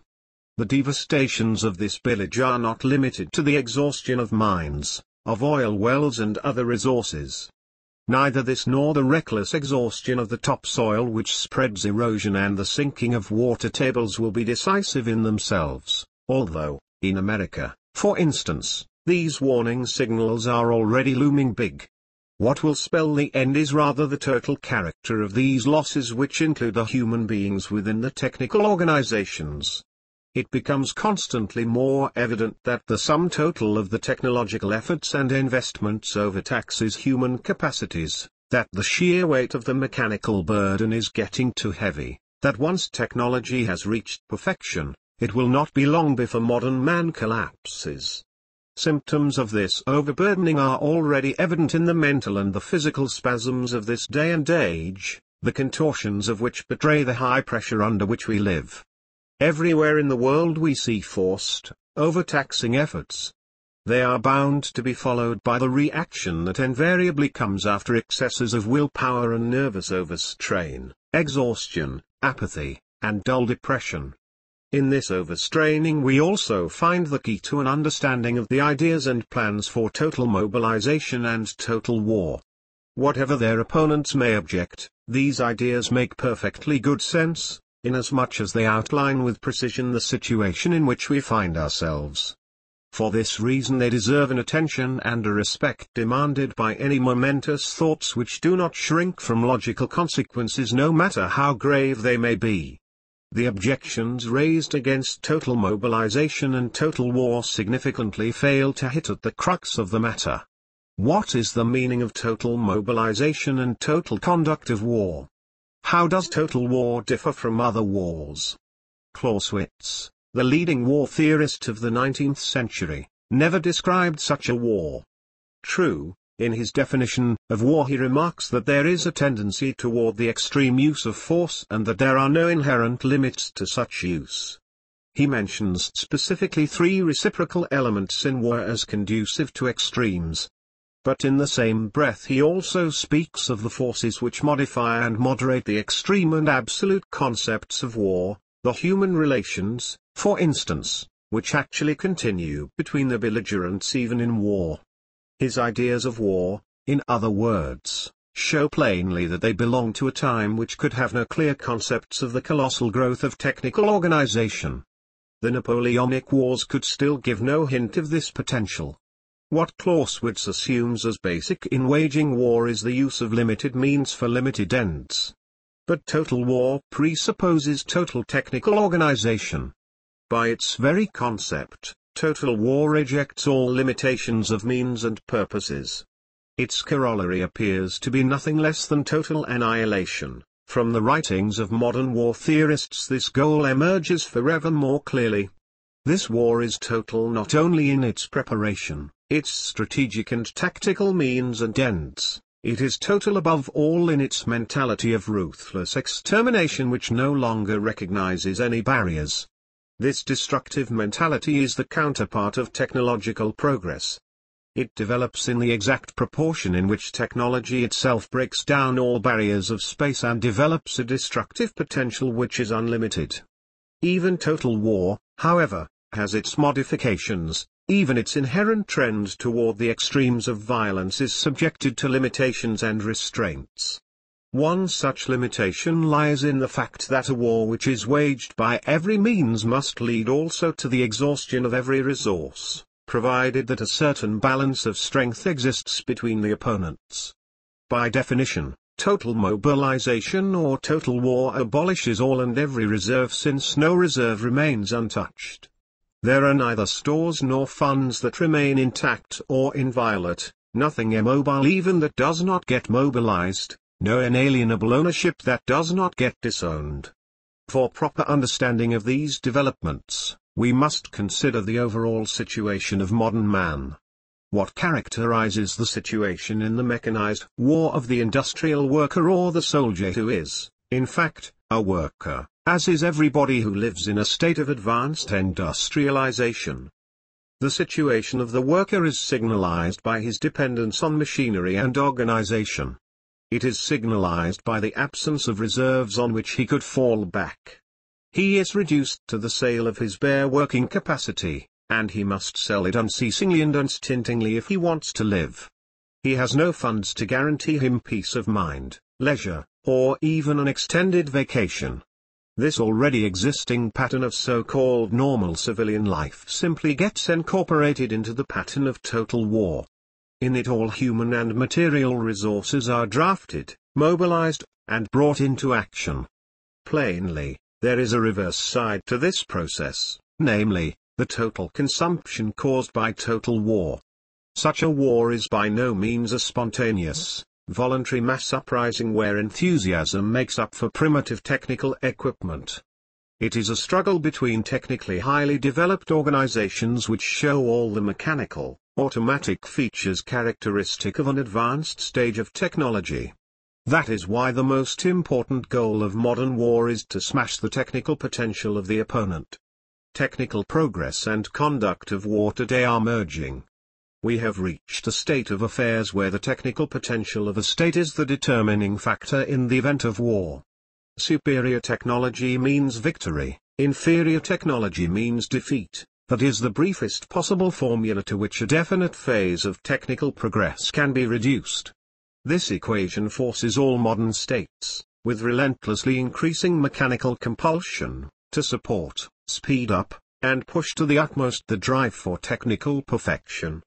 For its own self-preservation, the modern state has to promote, and subject everything possible to, technical automatism.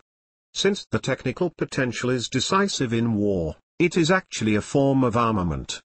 Technical progress now drops the economic mask it had been wearing in the early days of technical organization. Technically organized work becomes preparation for war, its connection with war becomes constantly more unmistakable.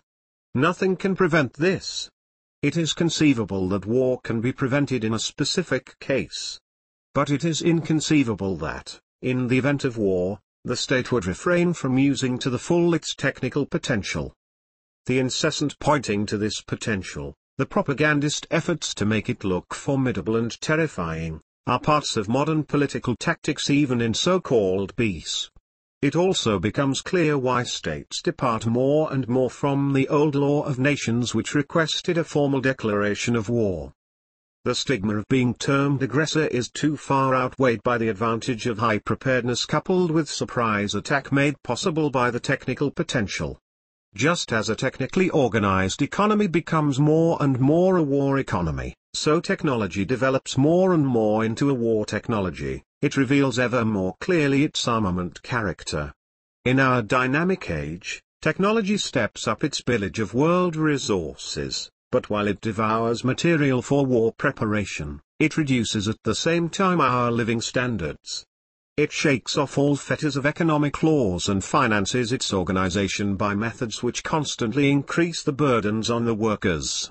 The question of just what is gained by total war is not limited to specialists.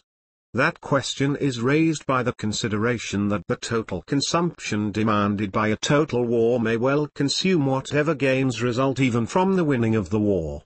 What must be anticipated is a condition where there is neither victor nor vanquished, but only general exhaustion.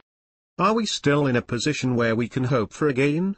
Or is the call for total war proof in itself that the fight for sheer survival has begun?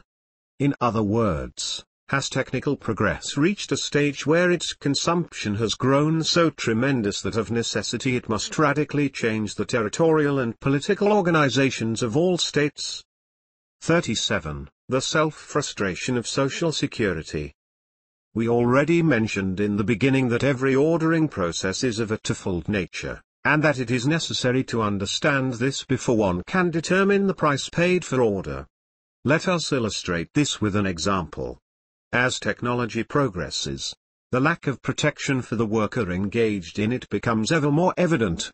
The technical apparatus itself cannot give him protection, for it is precisely the growth of this apparatus that inevitably produces the feeling of helplessness and the desire for social security which trouble and disquiet the worker. To be more exact, the rational thinking, which fathered and which directs this apparatus, is confronted with the necessity of inventing a remedy for the human emergency which is of its own making. The remedy which rationalism proffers, however, is nothing else but a still more total human surrender to new technical organizations supposed to protect the worker. In the beginning, he joins these more or less voluntarily, but eventually they are made compulsory. If we wish to understand this phenomenon, we must learn to distinguish between actual security and the mere need for it.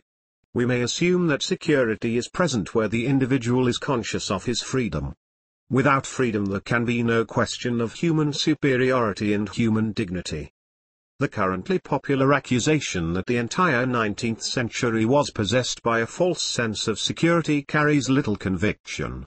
A false sense of security has always existed, for nothing is more typically human than to build dream castles of wonderful security.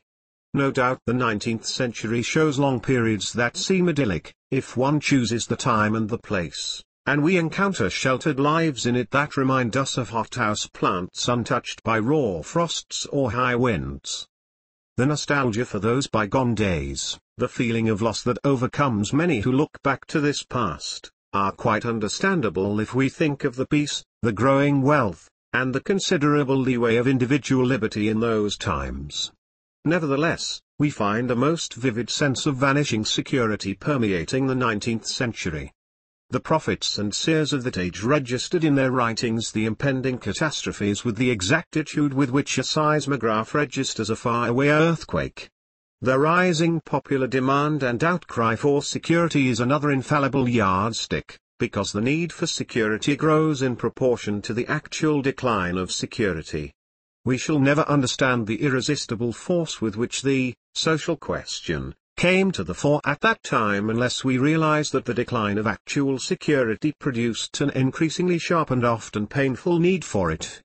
An uneasy feeling of being exposed to the storms of life without shelter and protection, of floating in a void, then befell and disrupted the individual. Inevitably the social question preoccupied above all the human group which felt its lack of protection most keenly. It was among the industrial workers and in the industrial districts that socialism first became a political movement. The workers' charge that the capitalist who owns the means of production is an exploiter is justified, inasmuch as the production methods of technology are based on exploitation and pillage. But the worker fails to see that he himself is equally guilty of exploitation since he works hand in hand with technological progress and advocates it. That is why all his efforts to achieve social justice and security are doomed to failure. That is why his plight remains unrelieved even when he lives under governments which he trusts and with which he identifies himself. Even when he demonstrates his power to overthrow capitalism, he lacks the power to master the rationality of technology itself. As a result, he remains captive to the technical apparatus and its organization. His situation remains unchanged. He is bound to be subject to exploitation as long as he himself advocates and supports exploitation. Not actual security, but want of security produces those powerful organizations we see growing up around us, not only labor parties and unions but also private insurance combines and governmental social security bureaus. However, he who craves security, he who calls for protection, can in no way escape from paying the price it costs. To the same extent to which protection is granted, the individual becomes dependent upon the organization that gives the protection. The whole weakness of the human being who lives within the technical organization, his whole peculiar uprootedness, his crying need for guidance and aid, his isolation, they find expression in this striving for security that shrinks from no act of subjection, that surrenders itself into dependence with a definite eagerness. Moreover, since the craving for security grows as fast as actual security declines, we notice a peculiar vicious circle at work. Technical progress increases the craving for security, while mushrooming organizations for a sham security produce a decline of actual security. Here we must ask how far organization can be expanded, whether it has limits, and where. In the theory in which statistical and probability calculations have a part, everything is a question of organization, which determines the amount of necessary reserves and calculates the manner of their disposition. This approach is well established. What it amounts to is nothing else but the compulsory organization of every living soul.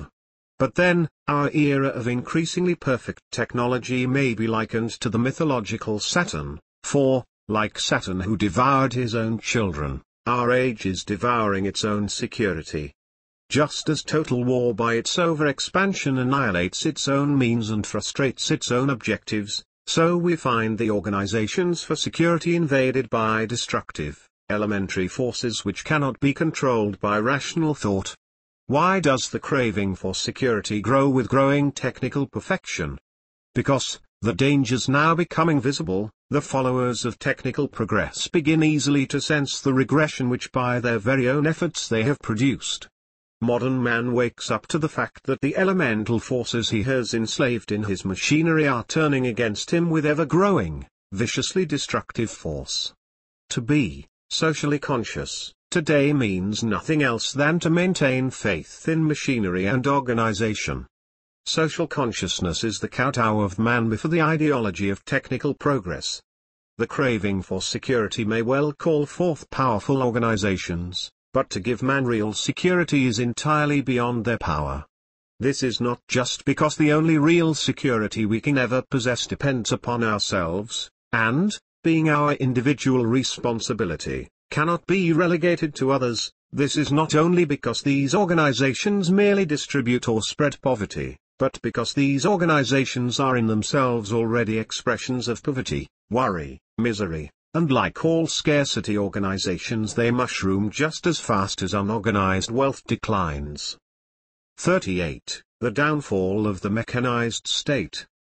If we turn back here to compare the thought of the 17th century with that of the 19th, profound differences in the viewpoints and assumptions of their philosophical observers are immediately evident. In all the philosophical systems of the 17th century we find the notion of equilibrium and balance. We find the ideas of harmony and perfectibility recurring everywhere in metaphysics, epistemology, ethics, and education. The thought of Leibniz and Wolff is filled with these ideas. That entire philosophy may be considered as a system of adjustment and compromise. Even the absolute rulers of those days and the policies of their states were formed by such ideas. In Leibniz's monadology, the law of causality is still not absolute, since it is subject to factors not determined by it. These ideas had far-reaching effects. For it may be said that the fundamental thought of a harmonious cooperation among all human powers, the idea of a pre-established harmony of human reason, still underlies Kant's philosophy, although Kant himself was inimical to the philosophy of Leibniz and Wolff. The human warmth of 17th-century ideas still radiated into the coldness, the strictness, and the scientific detachment of Kantian thought. Reason, intellect, judgment are Kant's starting points, and their extent and limits are the object of his epistemological inquiries. However, from Kant on, the philosophy of the 19th century assumes more and more the character of a philosophy of will. In Kantian thought we find but little preoccupation with the human will, less even than in Luther's, whose Essay de Servo Arbitrio belongs among the fundamental writings of Protestantism. But Schopenhauer declared the human will to be the thing as such. This identification would have been incomprehensible to Kant, for Kant declared it impossible to understand and define the nature of things, as such. The idea of the supremacy of the human will culminates in Nietzsche's will for power.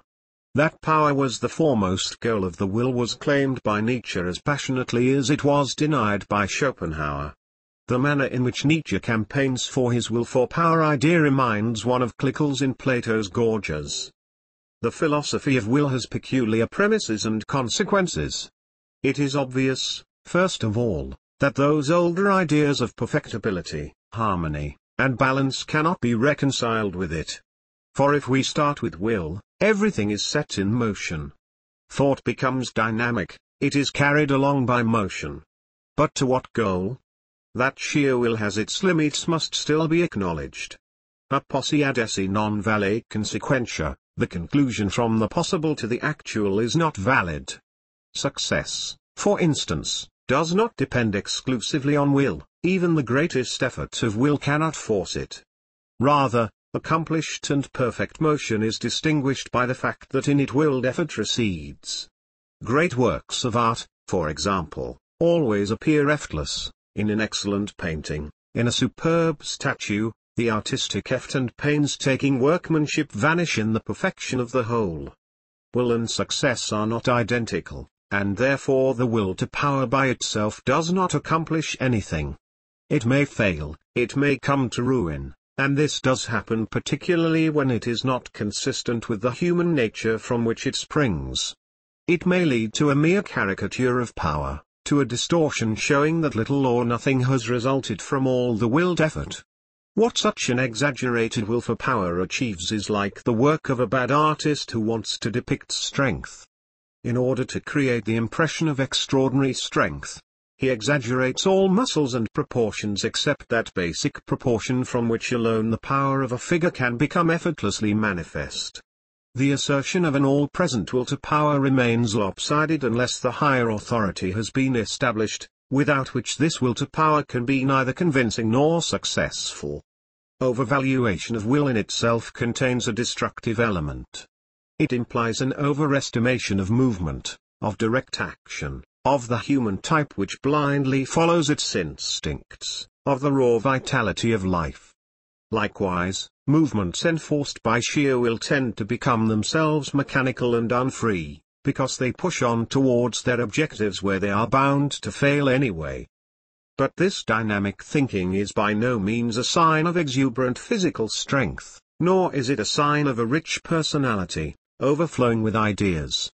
On the contrary, it is deeply significant that our idea of the highest power is one of divine calm, and that we associate the sublime, not with motion, but with the majesty which rules from rest.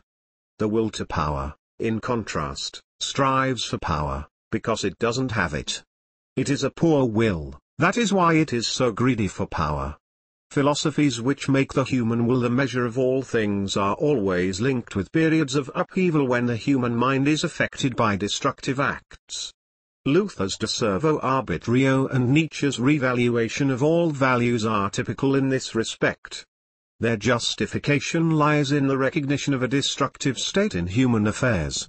Today, this recognition raises decisive questions. Who is the destroyer? What is being destroyed? How great is the destruction? In what order, in what direction does the destruction proceed? Where are the elements of a new order that doom the old order to destruction? Finally, and this is what concerns our subject, what is the role of technology in all this destruction? Technology, as every observation proves, is completely integrated with our present era. It has created a new rational organization of work. It expands this organization by means of that mechanical automatism which is the sign of its growing perfection. It is a changing, a transmuting, a destructive force. It fits intact into this day and age, not because it contains the elements of a new order, but because it is the most efficient instrument for scrapping the older order of things, for the leveling of pre-existing differentiations, for a fundamental equalization. For this is the way it works, by its striving for arithmetical, that is mechanical, equality, to use a Platonic concept. Since all things mechanical harness elemental forces, we know for certain that in a state of perfected technology the human race will dispose of a maximum of elemental powers. Here we touch upon the limits of technical progress. We perceive ultimate barriers to its advance. For nothing is more certain than that modern man, in his struggle for power, will make resolute use of those forces which he has forcibly subjected. In other words, the surplus of elemental power that man has obtained by his destructive exploitation of nature thereby turns against him and threatens to destroy him. In terms of an older language, it is the vengeance of the elemental spirits which the modern magician has conjured up. With a hostility no longer disguised, the accumulated elemental forces harnessed in our machines are rebelling against their masters. This is the regression that proceeds in exactly the same proportion as technology progresses. Next, as we examine the areas preeminently menaced by destruction, that is, the zones of densest population and highest industrialization, we perceive the direction of the destructive regression and its relationships. And only now the demoniacal aspects of this regression become fully manifest. The dead time which we thought we could command and could press into our service at will, this dead time now tightly fetters modern man by means of the machinery which it dominates. It mocks the worker, it locks him up behind the same bars of steel which he built for it. In theory, dead time appeared to be an infinite, immeasurable quantity. But when it entered into conflict with the biological time of human life, when our lifetime became enslaved by mechanical time, that spelled the end of all leisure, the end of all human time. In this way, too, the whole globe was shrinking. All of a sudden there seemed to be no living space where once it seemed to be without limit. Mechanical thinking never shrinks from violating what is dead or what it believes dead. If the universe were really of that lifeless submissiveness which mechanical thinking presupposes, then to try to perfect technology would be quite a safe undertaking. But wherever there is something lifeless, there is also something alive.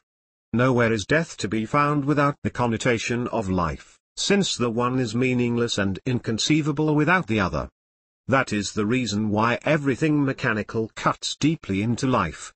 No matter where in nature technology applies its mechanisms and its organization, it simultaneously organizes the resistance against its own compulsion, and the force of this resistance hits man with hammer-like precision, with the balancing exactness of a pendulum in those clockworks that measure lifeless time. As the ancients said, generally the demons are asleep, he who makes bold to arouse them must first enter into their sphere. If we adopt this view, there is no doubt that today the demons are wide awake. In view of this fact, anxiety and fear of destruction darken the spirit of modern man. He feels it in his nerves, for they have become more sensitive, a phenomenon which is closely related with certain perfections of technology. Living as he does with the premonition of impending catastrophe, modern man is scared by any unfamiliar noise. For when our reason becomes helpless, it circles closer and closer around the catastrophe. The catastrophe is the event that obsesses the human mind when that mind no longer sees a way out, when it surrenders to fear instead of using its wits. This is why theories of catastrophe and their spokesmen crop up everywhere today. They mask their mental despair with doctrines of impending ice ages or cataclysmic floods. They have the moon fall upon the earth. They predict the end of civilization, and assert that the next war will mean the end of everything. In reality, however, nothing is at an end, only, they are at the end of their wits and therefore are plunging themselves into despair. The world catastrophe is an imaginary event projected into the future by a mind that has become helpless. Of course, it is certain that we must all die, and one does not need to be a prophet to forecast great upheavals and changes in the future. But then the power of death is manifested only in relation to life. At all times there has existed an exact relation between that actual destruction and what is ripe for destruction. And this is a state of affairs that human efforts cannot change. As was already mentioned, progress of science and exactitude of scientific knowledge are possible only on the basic assumption that the laws of nature with which the scientist must work are unalterable. The experiment would lose all authority for him if it could not be repeated ad infinitum, if the once established answer to a given question would not always remain the same. Scientific knowledge progresses by means of a dead and rigid medium, and science also ages along with this knowledge. It moves toward a strict mechanism, which repeats all motion uniformly. The world is a machine, man an automaton.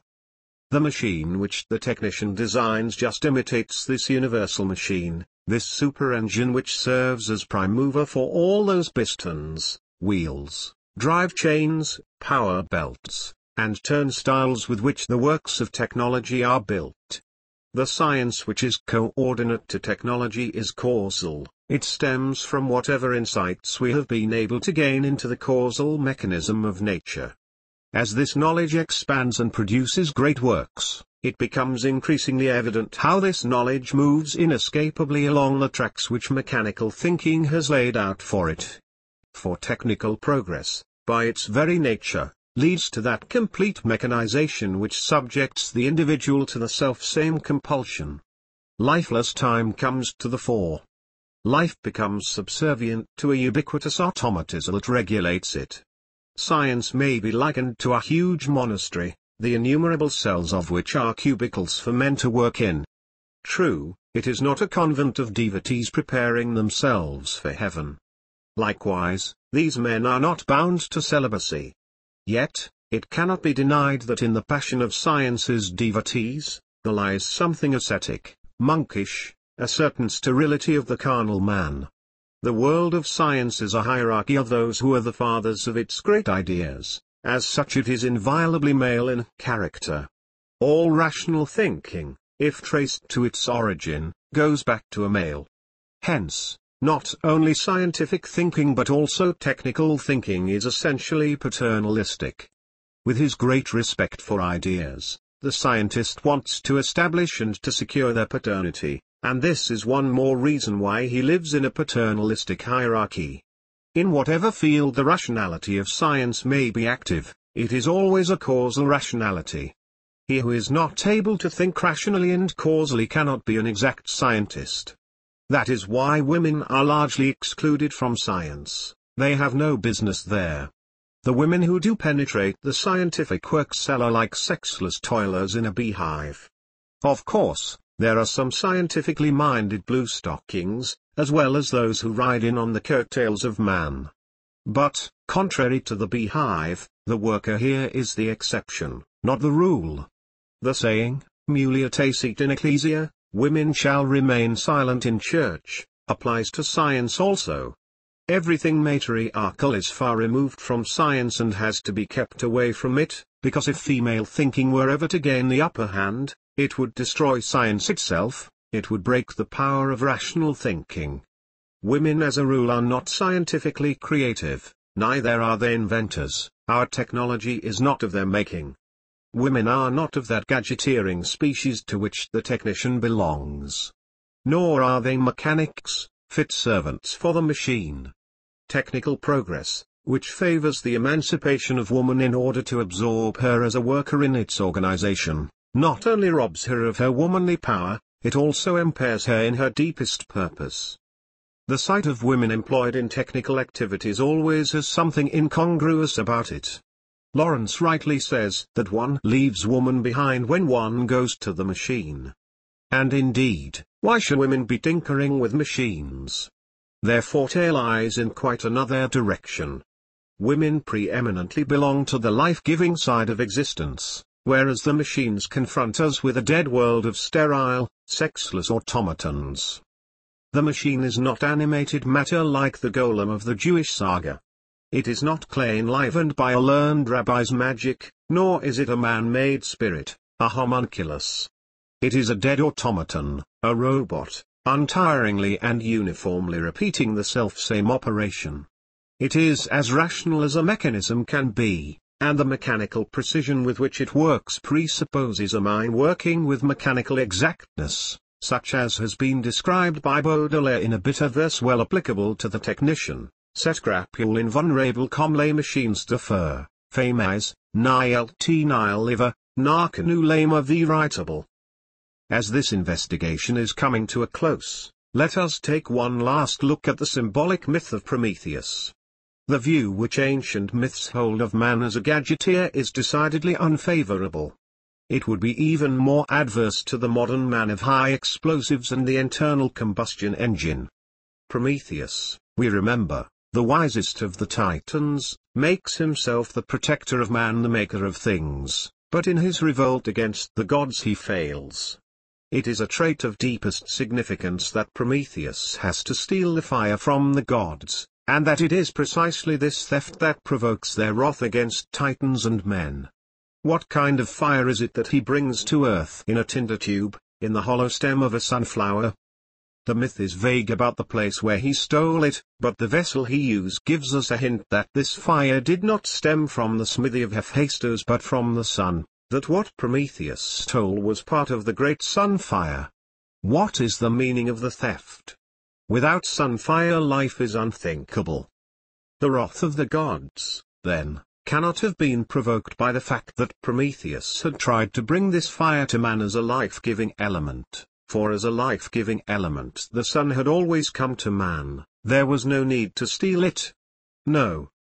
The wrath of the gods was provoked by something very different, namely, by the enslavement of the sacred fire which Prometheus dared to perpetrate.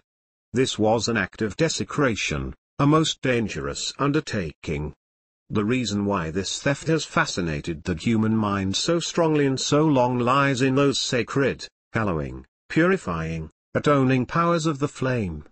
Our modern engines are not powered directly by solar heat. Perhaps it is significant that the many attempts made to harness the sun's energy directly for the production of steam, for instance, have so far failed. What our technology robs and exploits is the stores where solar energy slumbers in transmuted forms, like coal and oil, which are saturated with solar fire.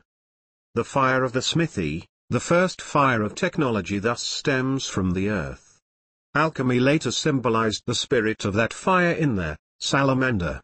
It is earth fire from which and with which technology starts out.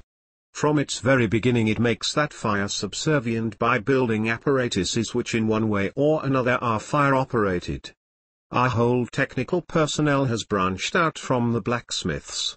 From them came the locksmiths, and then, in the early ages of technical specialization, all those technical workers whose number today is legion. Today lives an iron race, they never rest in the daytime from the work's weight and from woe, they rest not at night. Hesiod. Hephaestus himself is a patron of man, the maker. He is as sooty, sweaty, and pale as are all smiths, whose skin turns pale under the radiation of the flames. Why does he limp? Why does Wayland the smith limp? And why is the smith's craft taught by dwarfs, deformed and crippled creatures? Because their relation to the treasures of the chasms, and caves, bowels of the mountains where the metals slumber, was of old considered unlawful and sacrilegious. Why is it that an ancient awe attaches to the art of metalworking? Why have the myths so many evil deeds and disasters to report in connection with this craft, ever since the days of Daedalus? The gods manifestly do not love man the maker, they oppose him violently at times, while at other times they suffer him as a half-burlesque figure by their side, like Hephaestus. They beat down the revolt and the presumption of the Titans. But all technology is of titanic mold, and man the maker is always of the race of the Titans. And so we meet him first of all in volcanic landscapes. From his titanic kinship stems his love for the enormous, the gigantic, the colossal, his delight in towering works that impress by their quantity and mass, the vastness of their piled-up matter. That trait, incidentally, explains why man the technician so often lacks a sense of beauty and proportion. He is not an artist. The myth of the Battle of the Titans and the myth of Prometheus tell us how the Greeks, the most artistic of all peoples, the familiars of beauty's golden rule, overcame the temptation to ally themselves with the Titans. And there can be no doubt that this myth once and for all described the comparatively modest role of the machine in antiquity. His restless industry, his busy activity, his eccentric thirst for power make man the gadgeteer hateful to the gods. The majesty of Zeus's fullness of being, quiescent strength. The strength of Prometheus, in contrast, lies in rebellious upheaval, in the urge to cast Zeus from his golden throne, to drive out all gods, and to make himself master of the world. Symbolically speaking, the technician is crippled in his mind also. He is one-eyed like all cyclopes. His empiricism alone indicates this. He is not bothered by the question where ultimately his efforts lead. His factualness consists precisely in avoiding this question, because it lies outside the realm of his work. We can expect from him technical thoughts, the kind which specialized knowledge can produce, but we must not expect from him any wisdom outside of the technical field. His preoccupation with facts not only prevents him from thinking about himself, it also blocks his approach to that more spiritual wisdom which cannot be reduced to mechanics.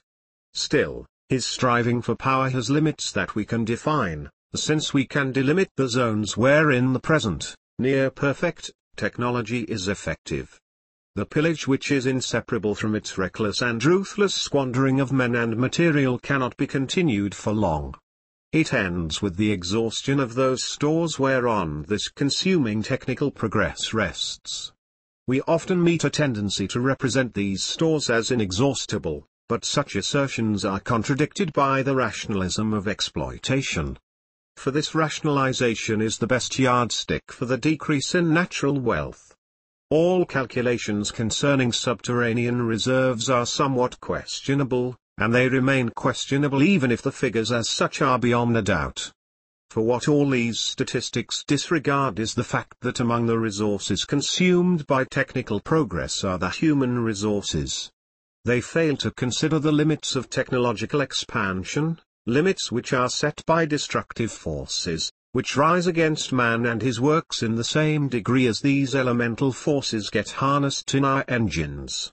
They forget, finally, that human organization is closely linked to the existence of unorganized wealth, that is, we organize for the uses of such wealth. Once, however, the unorganized wealth nears exhaustion, human organization sickens, becomes an end in itself, grows cancerously and without bounds. In the end it destroys all that is not organized. No human invention could possibly abolish the reciprocity between mechanical progression and elemental regression. With this reciprocity in mind, we hold a yardstick by which to measure those high hopes and expectations which are currently placed in new and unheard of mechanical inventions. One of these is the claim that technical progress will, for instance, by atomic fission, supply man with energies of unfathomable scope, that man will succeed in tapping elemental powers far beyond anything hitherto known. Helps for the harnessing of such powers are perhaps not utopian. What is completely utopian is the naive optimism on which such speculations are based, and the innocence with which they are proffered. Is there anything man should fear more, anything that could become more terrible than that such discoveries and inventions should achieve success? What possibilities for destruction open up where such inventions are made?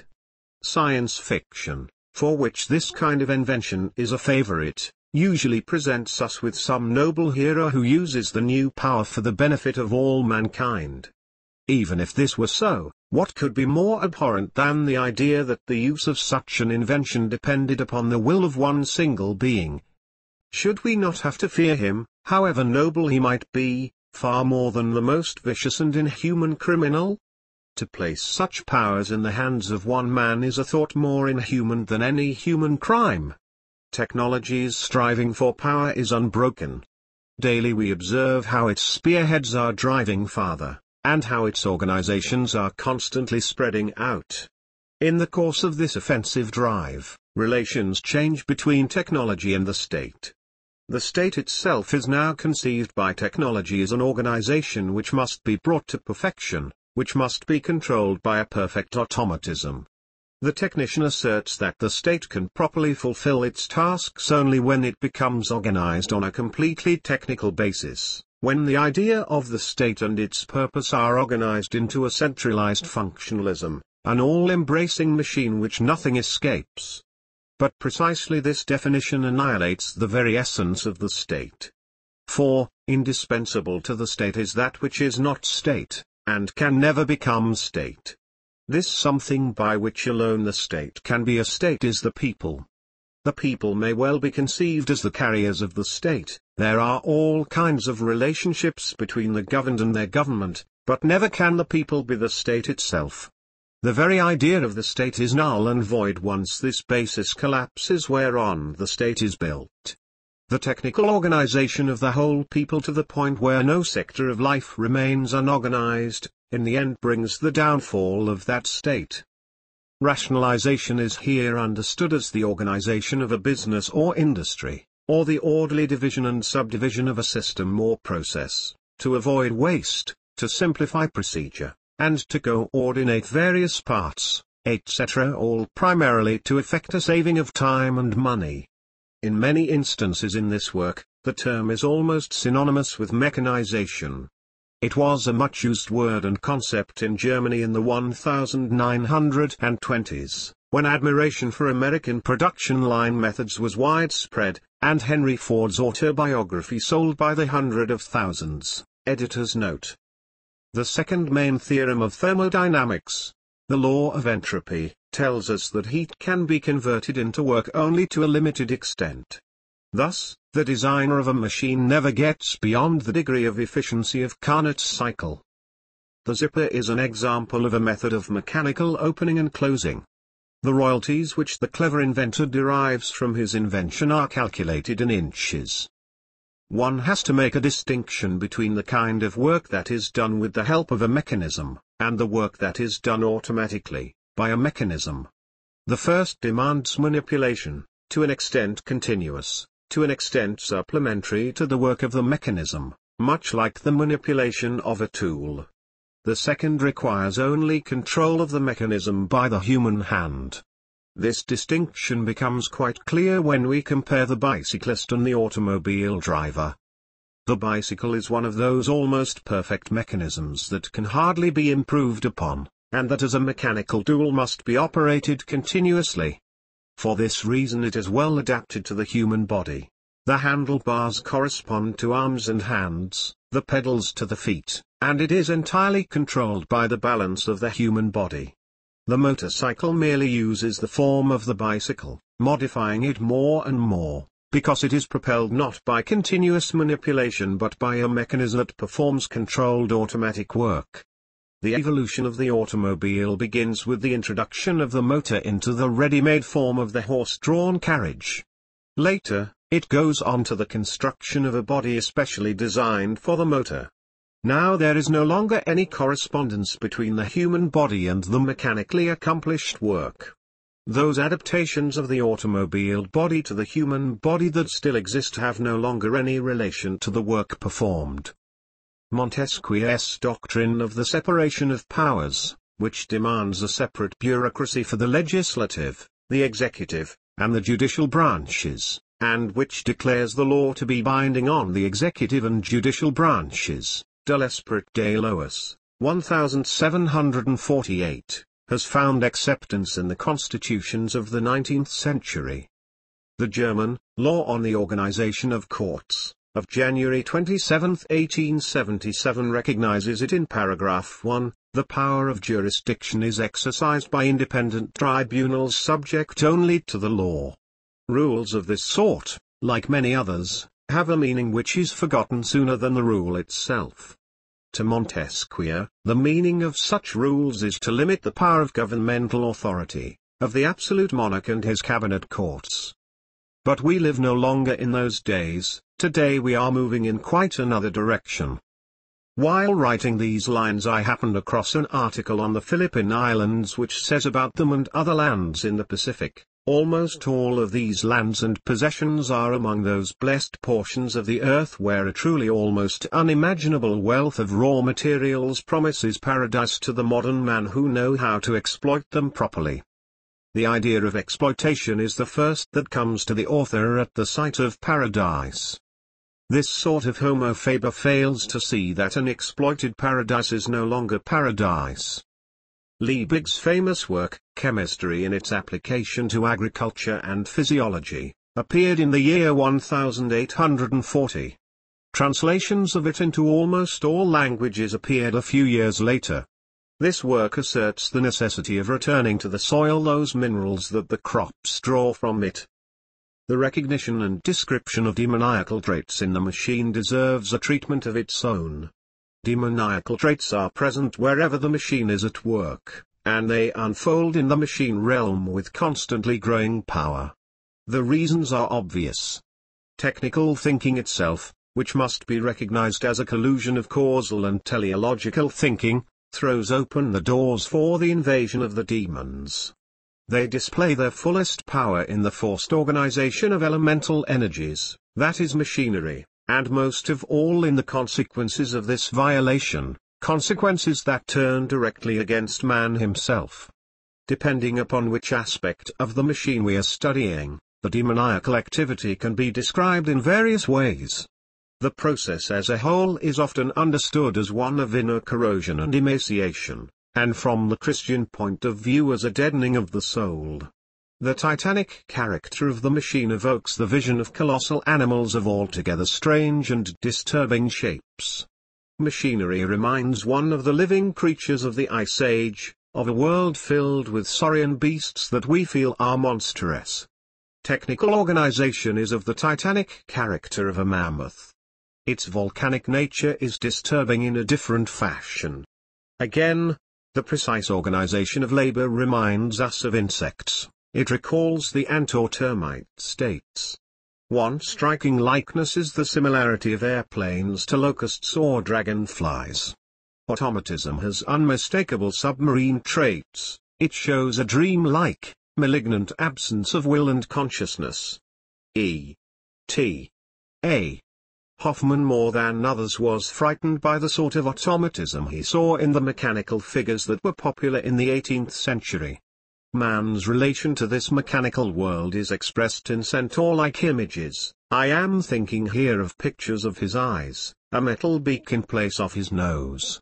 The dream life of modern man may also be mentioned, for it produces all these painful and disturbing visions.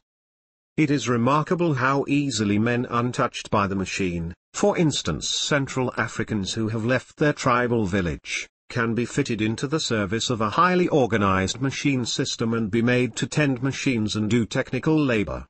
This phenomenon is readily understood when we consider the peculiar historical and apolitical traits of the machine. If it were possible to teach a Stone Age man to drive a car, no doubt he would learn quickly. Nothing in it is beyond his powers.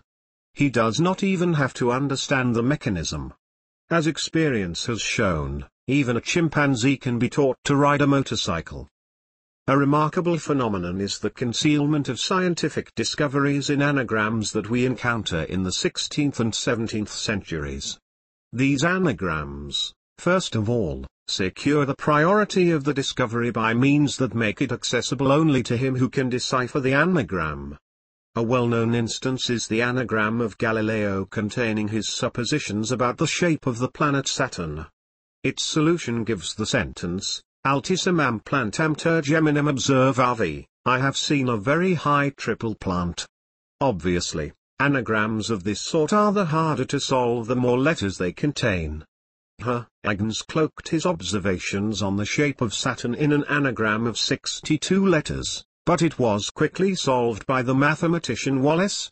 The solution gives the sentence, Annulo singita, tenui, plano, nusquam coherent, ad eclipticam inclinato, it is girded by a thin, fiat ring, nowhere touching, and inclined to the ecliptic. The struggles among scientists over priority are so violent and bitter because on the recognition of priority depend the very name and scientific fame of the scientist. The flowering of our sciences falls into the era of Columbus. It is important to have been the first to see America, or the rings of Saturn. In fact, the scientific nature of a statement can be tested on the question whether or not a struggle for priority was connected with it. When Jane wrote this, such masterpieces as Disney's Snow White and Fantasia had not yet been produced, not to speak of the latest productions in 3D computer animation, such as Toy Story, etc. These works fully warrant his prediction. Editor's note. At any particular time, it is the task of the purely natural sciences to prepare the soil on which the machine is to grow, and since tilled soil is soon exhausted, it is important that new soil be added constantly. Heisenberg. The significance of this statement lies in its recognition of the consumptive character of the machine. It may be assumed that the terra incognita, the uncharted land, is unlimited, its riches inexhaustible. But these riches are not at the beck and call of just anyone. For every treasure cave there must be an Ali Baba in possession of the magic word. Rational thinking has no access to uncharted lands, it always works on tilled soil. Scientifically speaking, technical exploitation of atomic energy is possible today. And the possibility cannot be dismissed that, during experiments of this sort, not only the experimenting scientists but perhaps also the whole Earth may fly apart. It is significant that atomic physics is based to a large extent on the investigation of disintegratory reactions.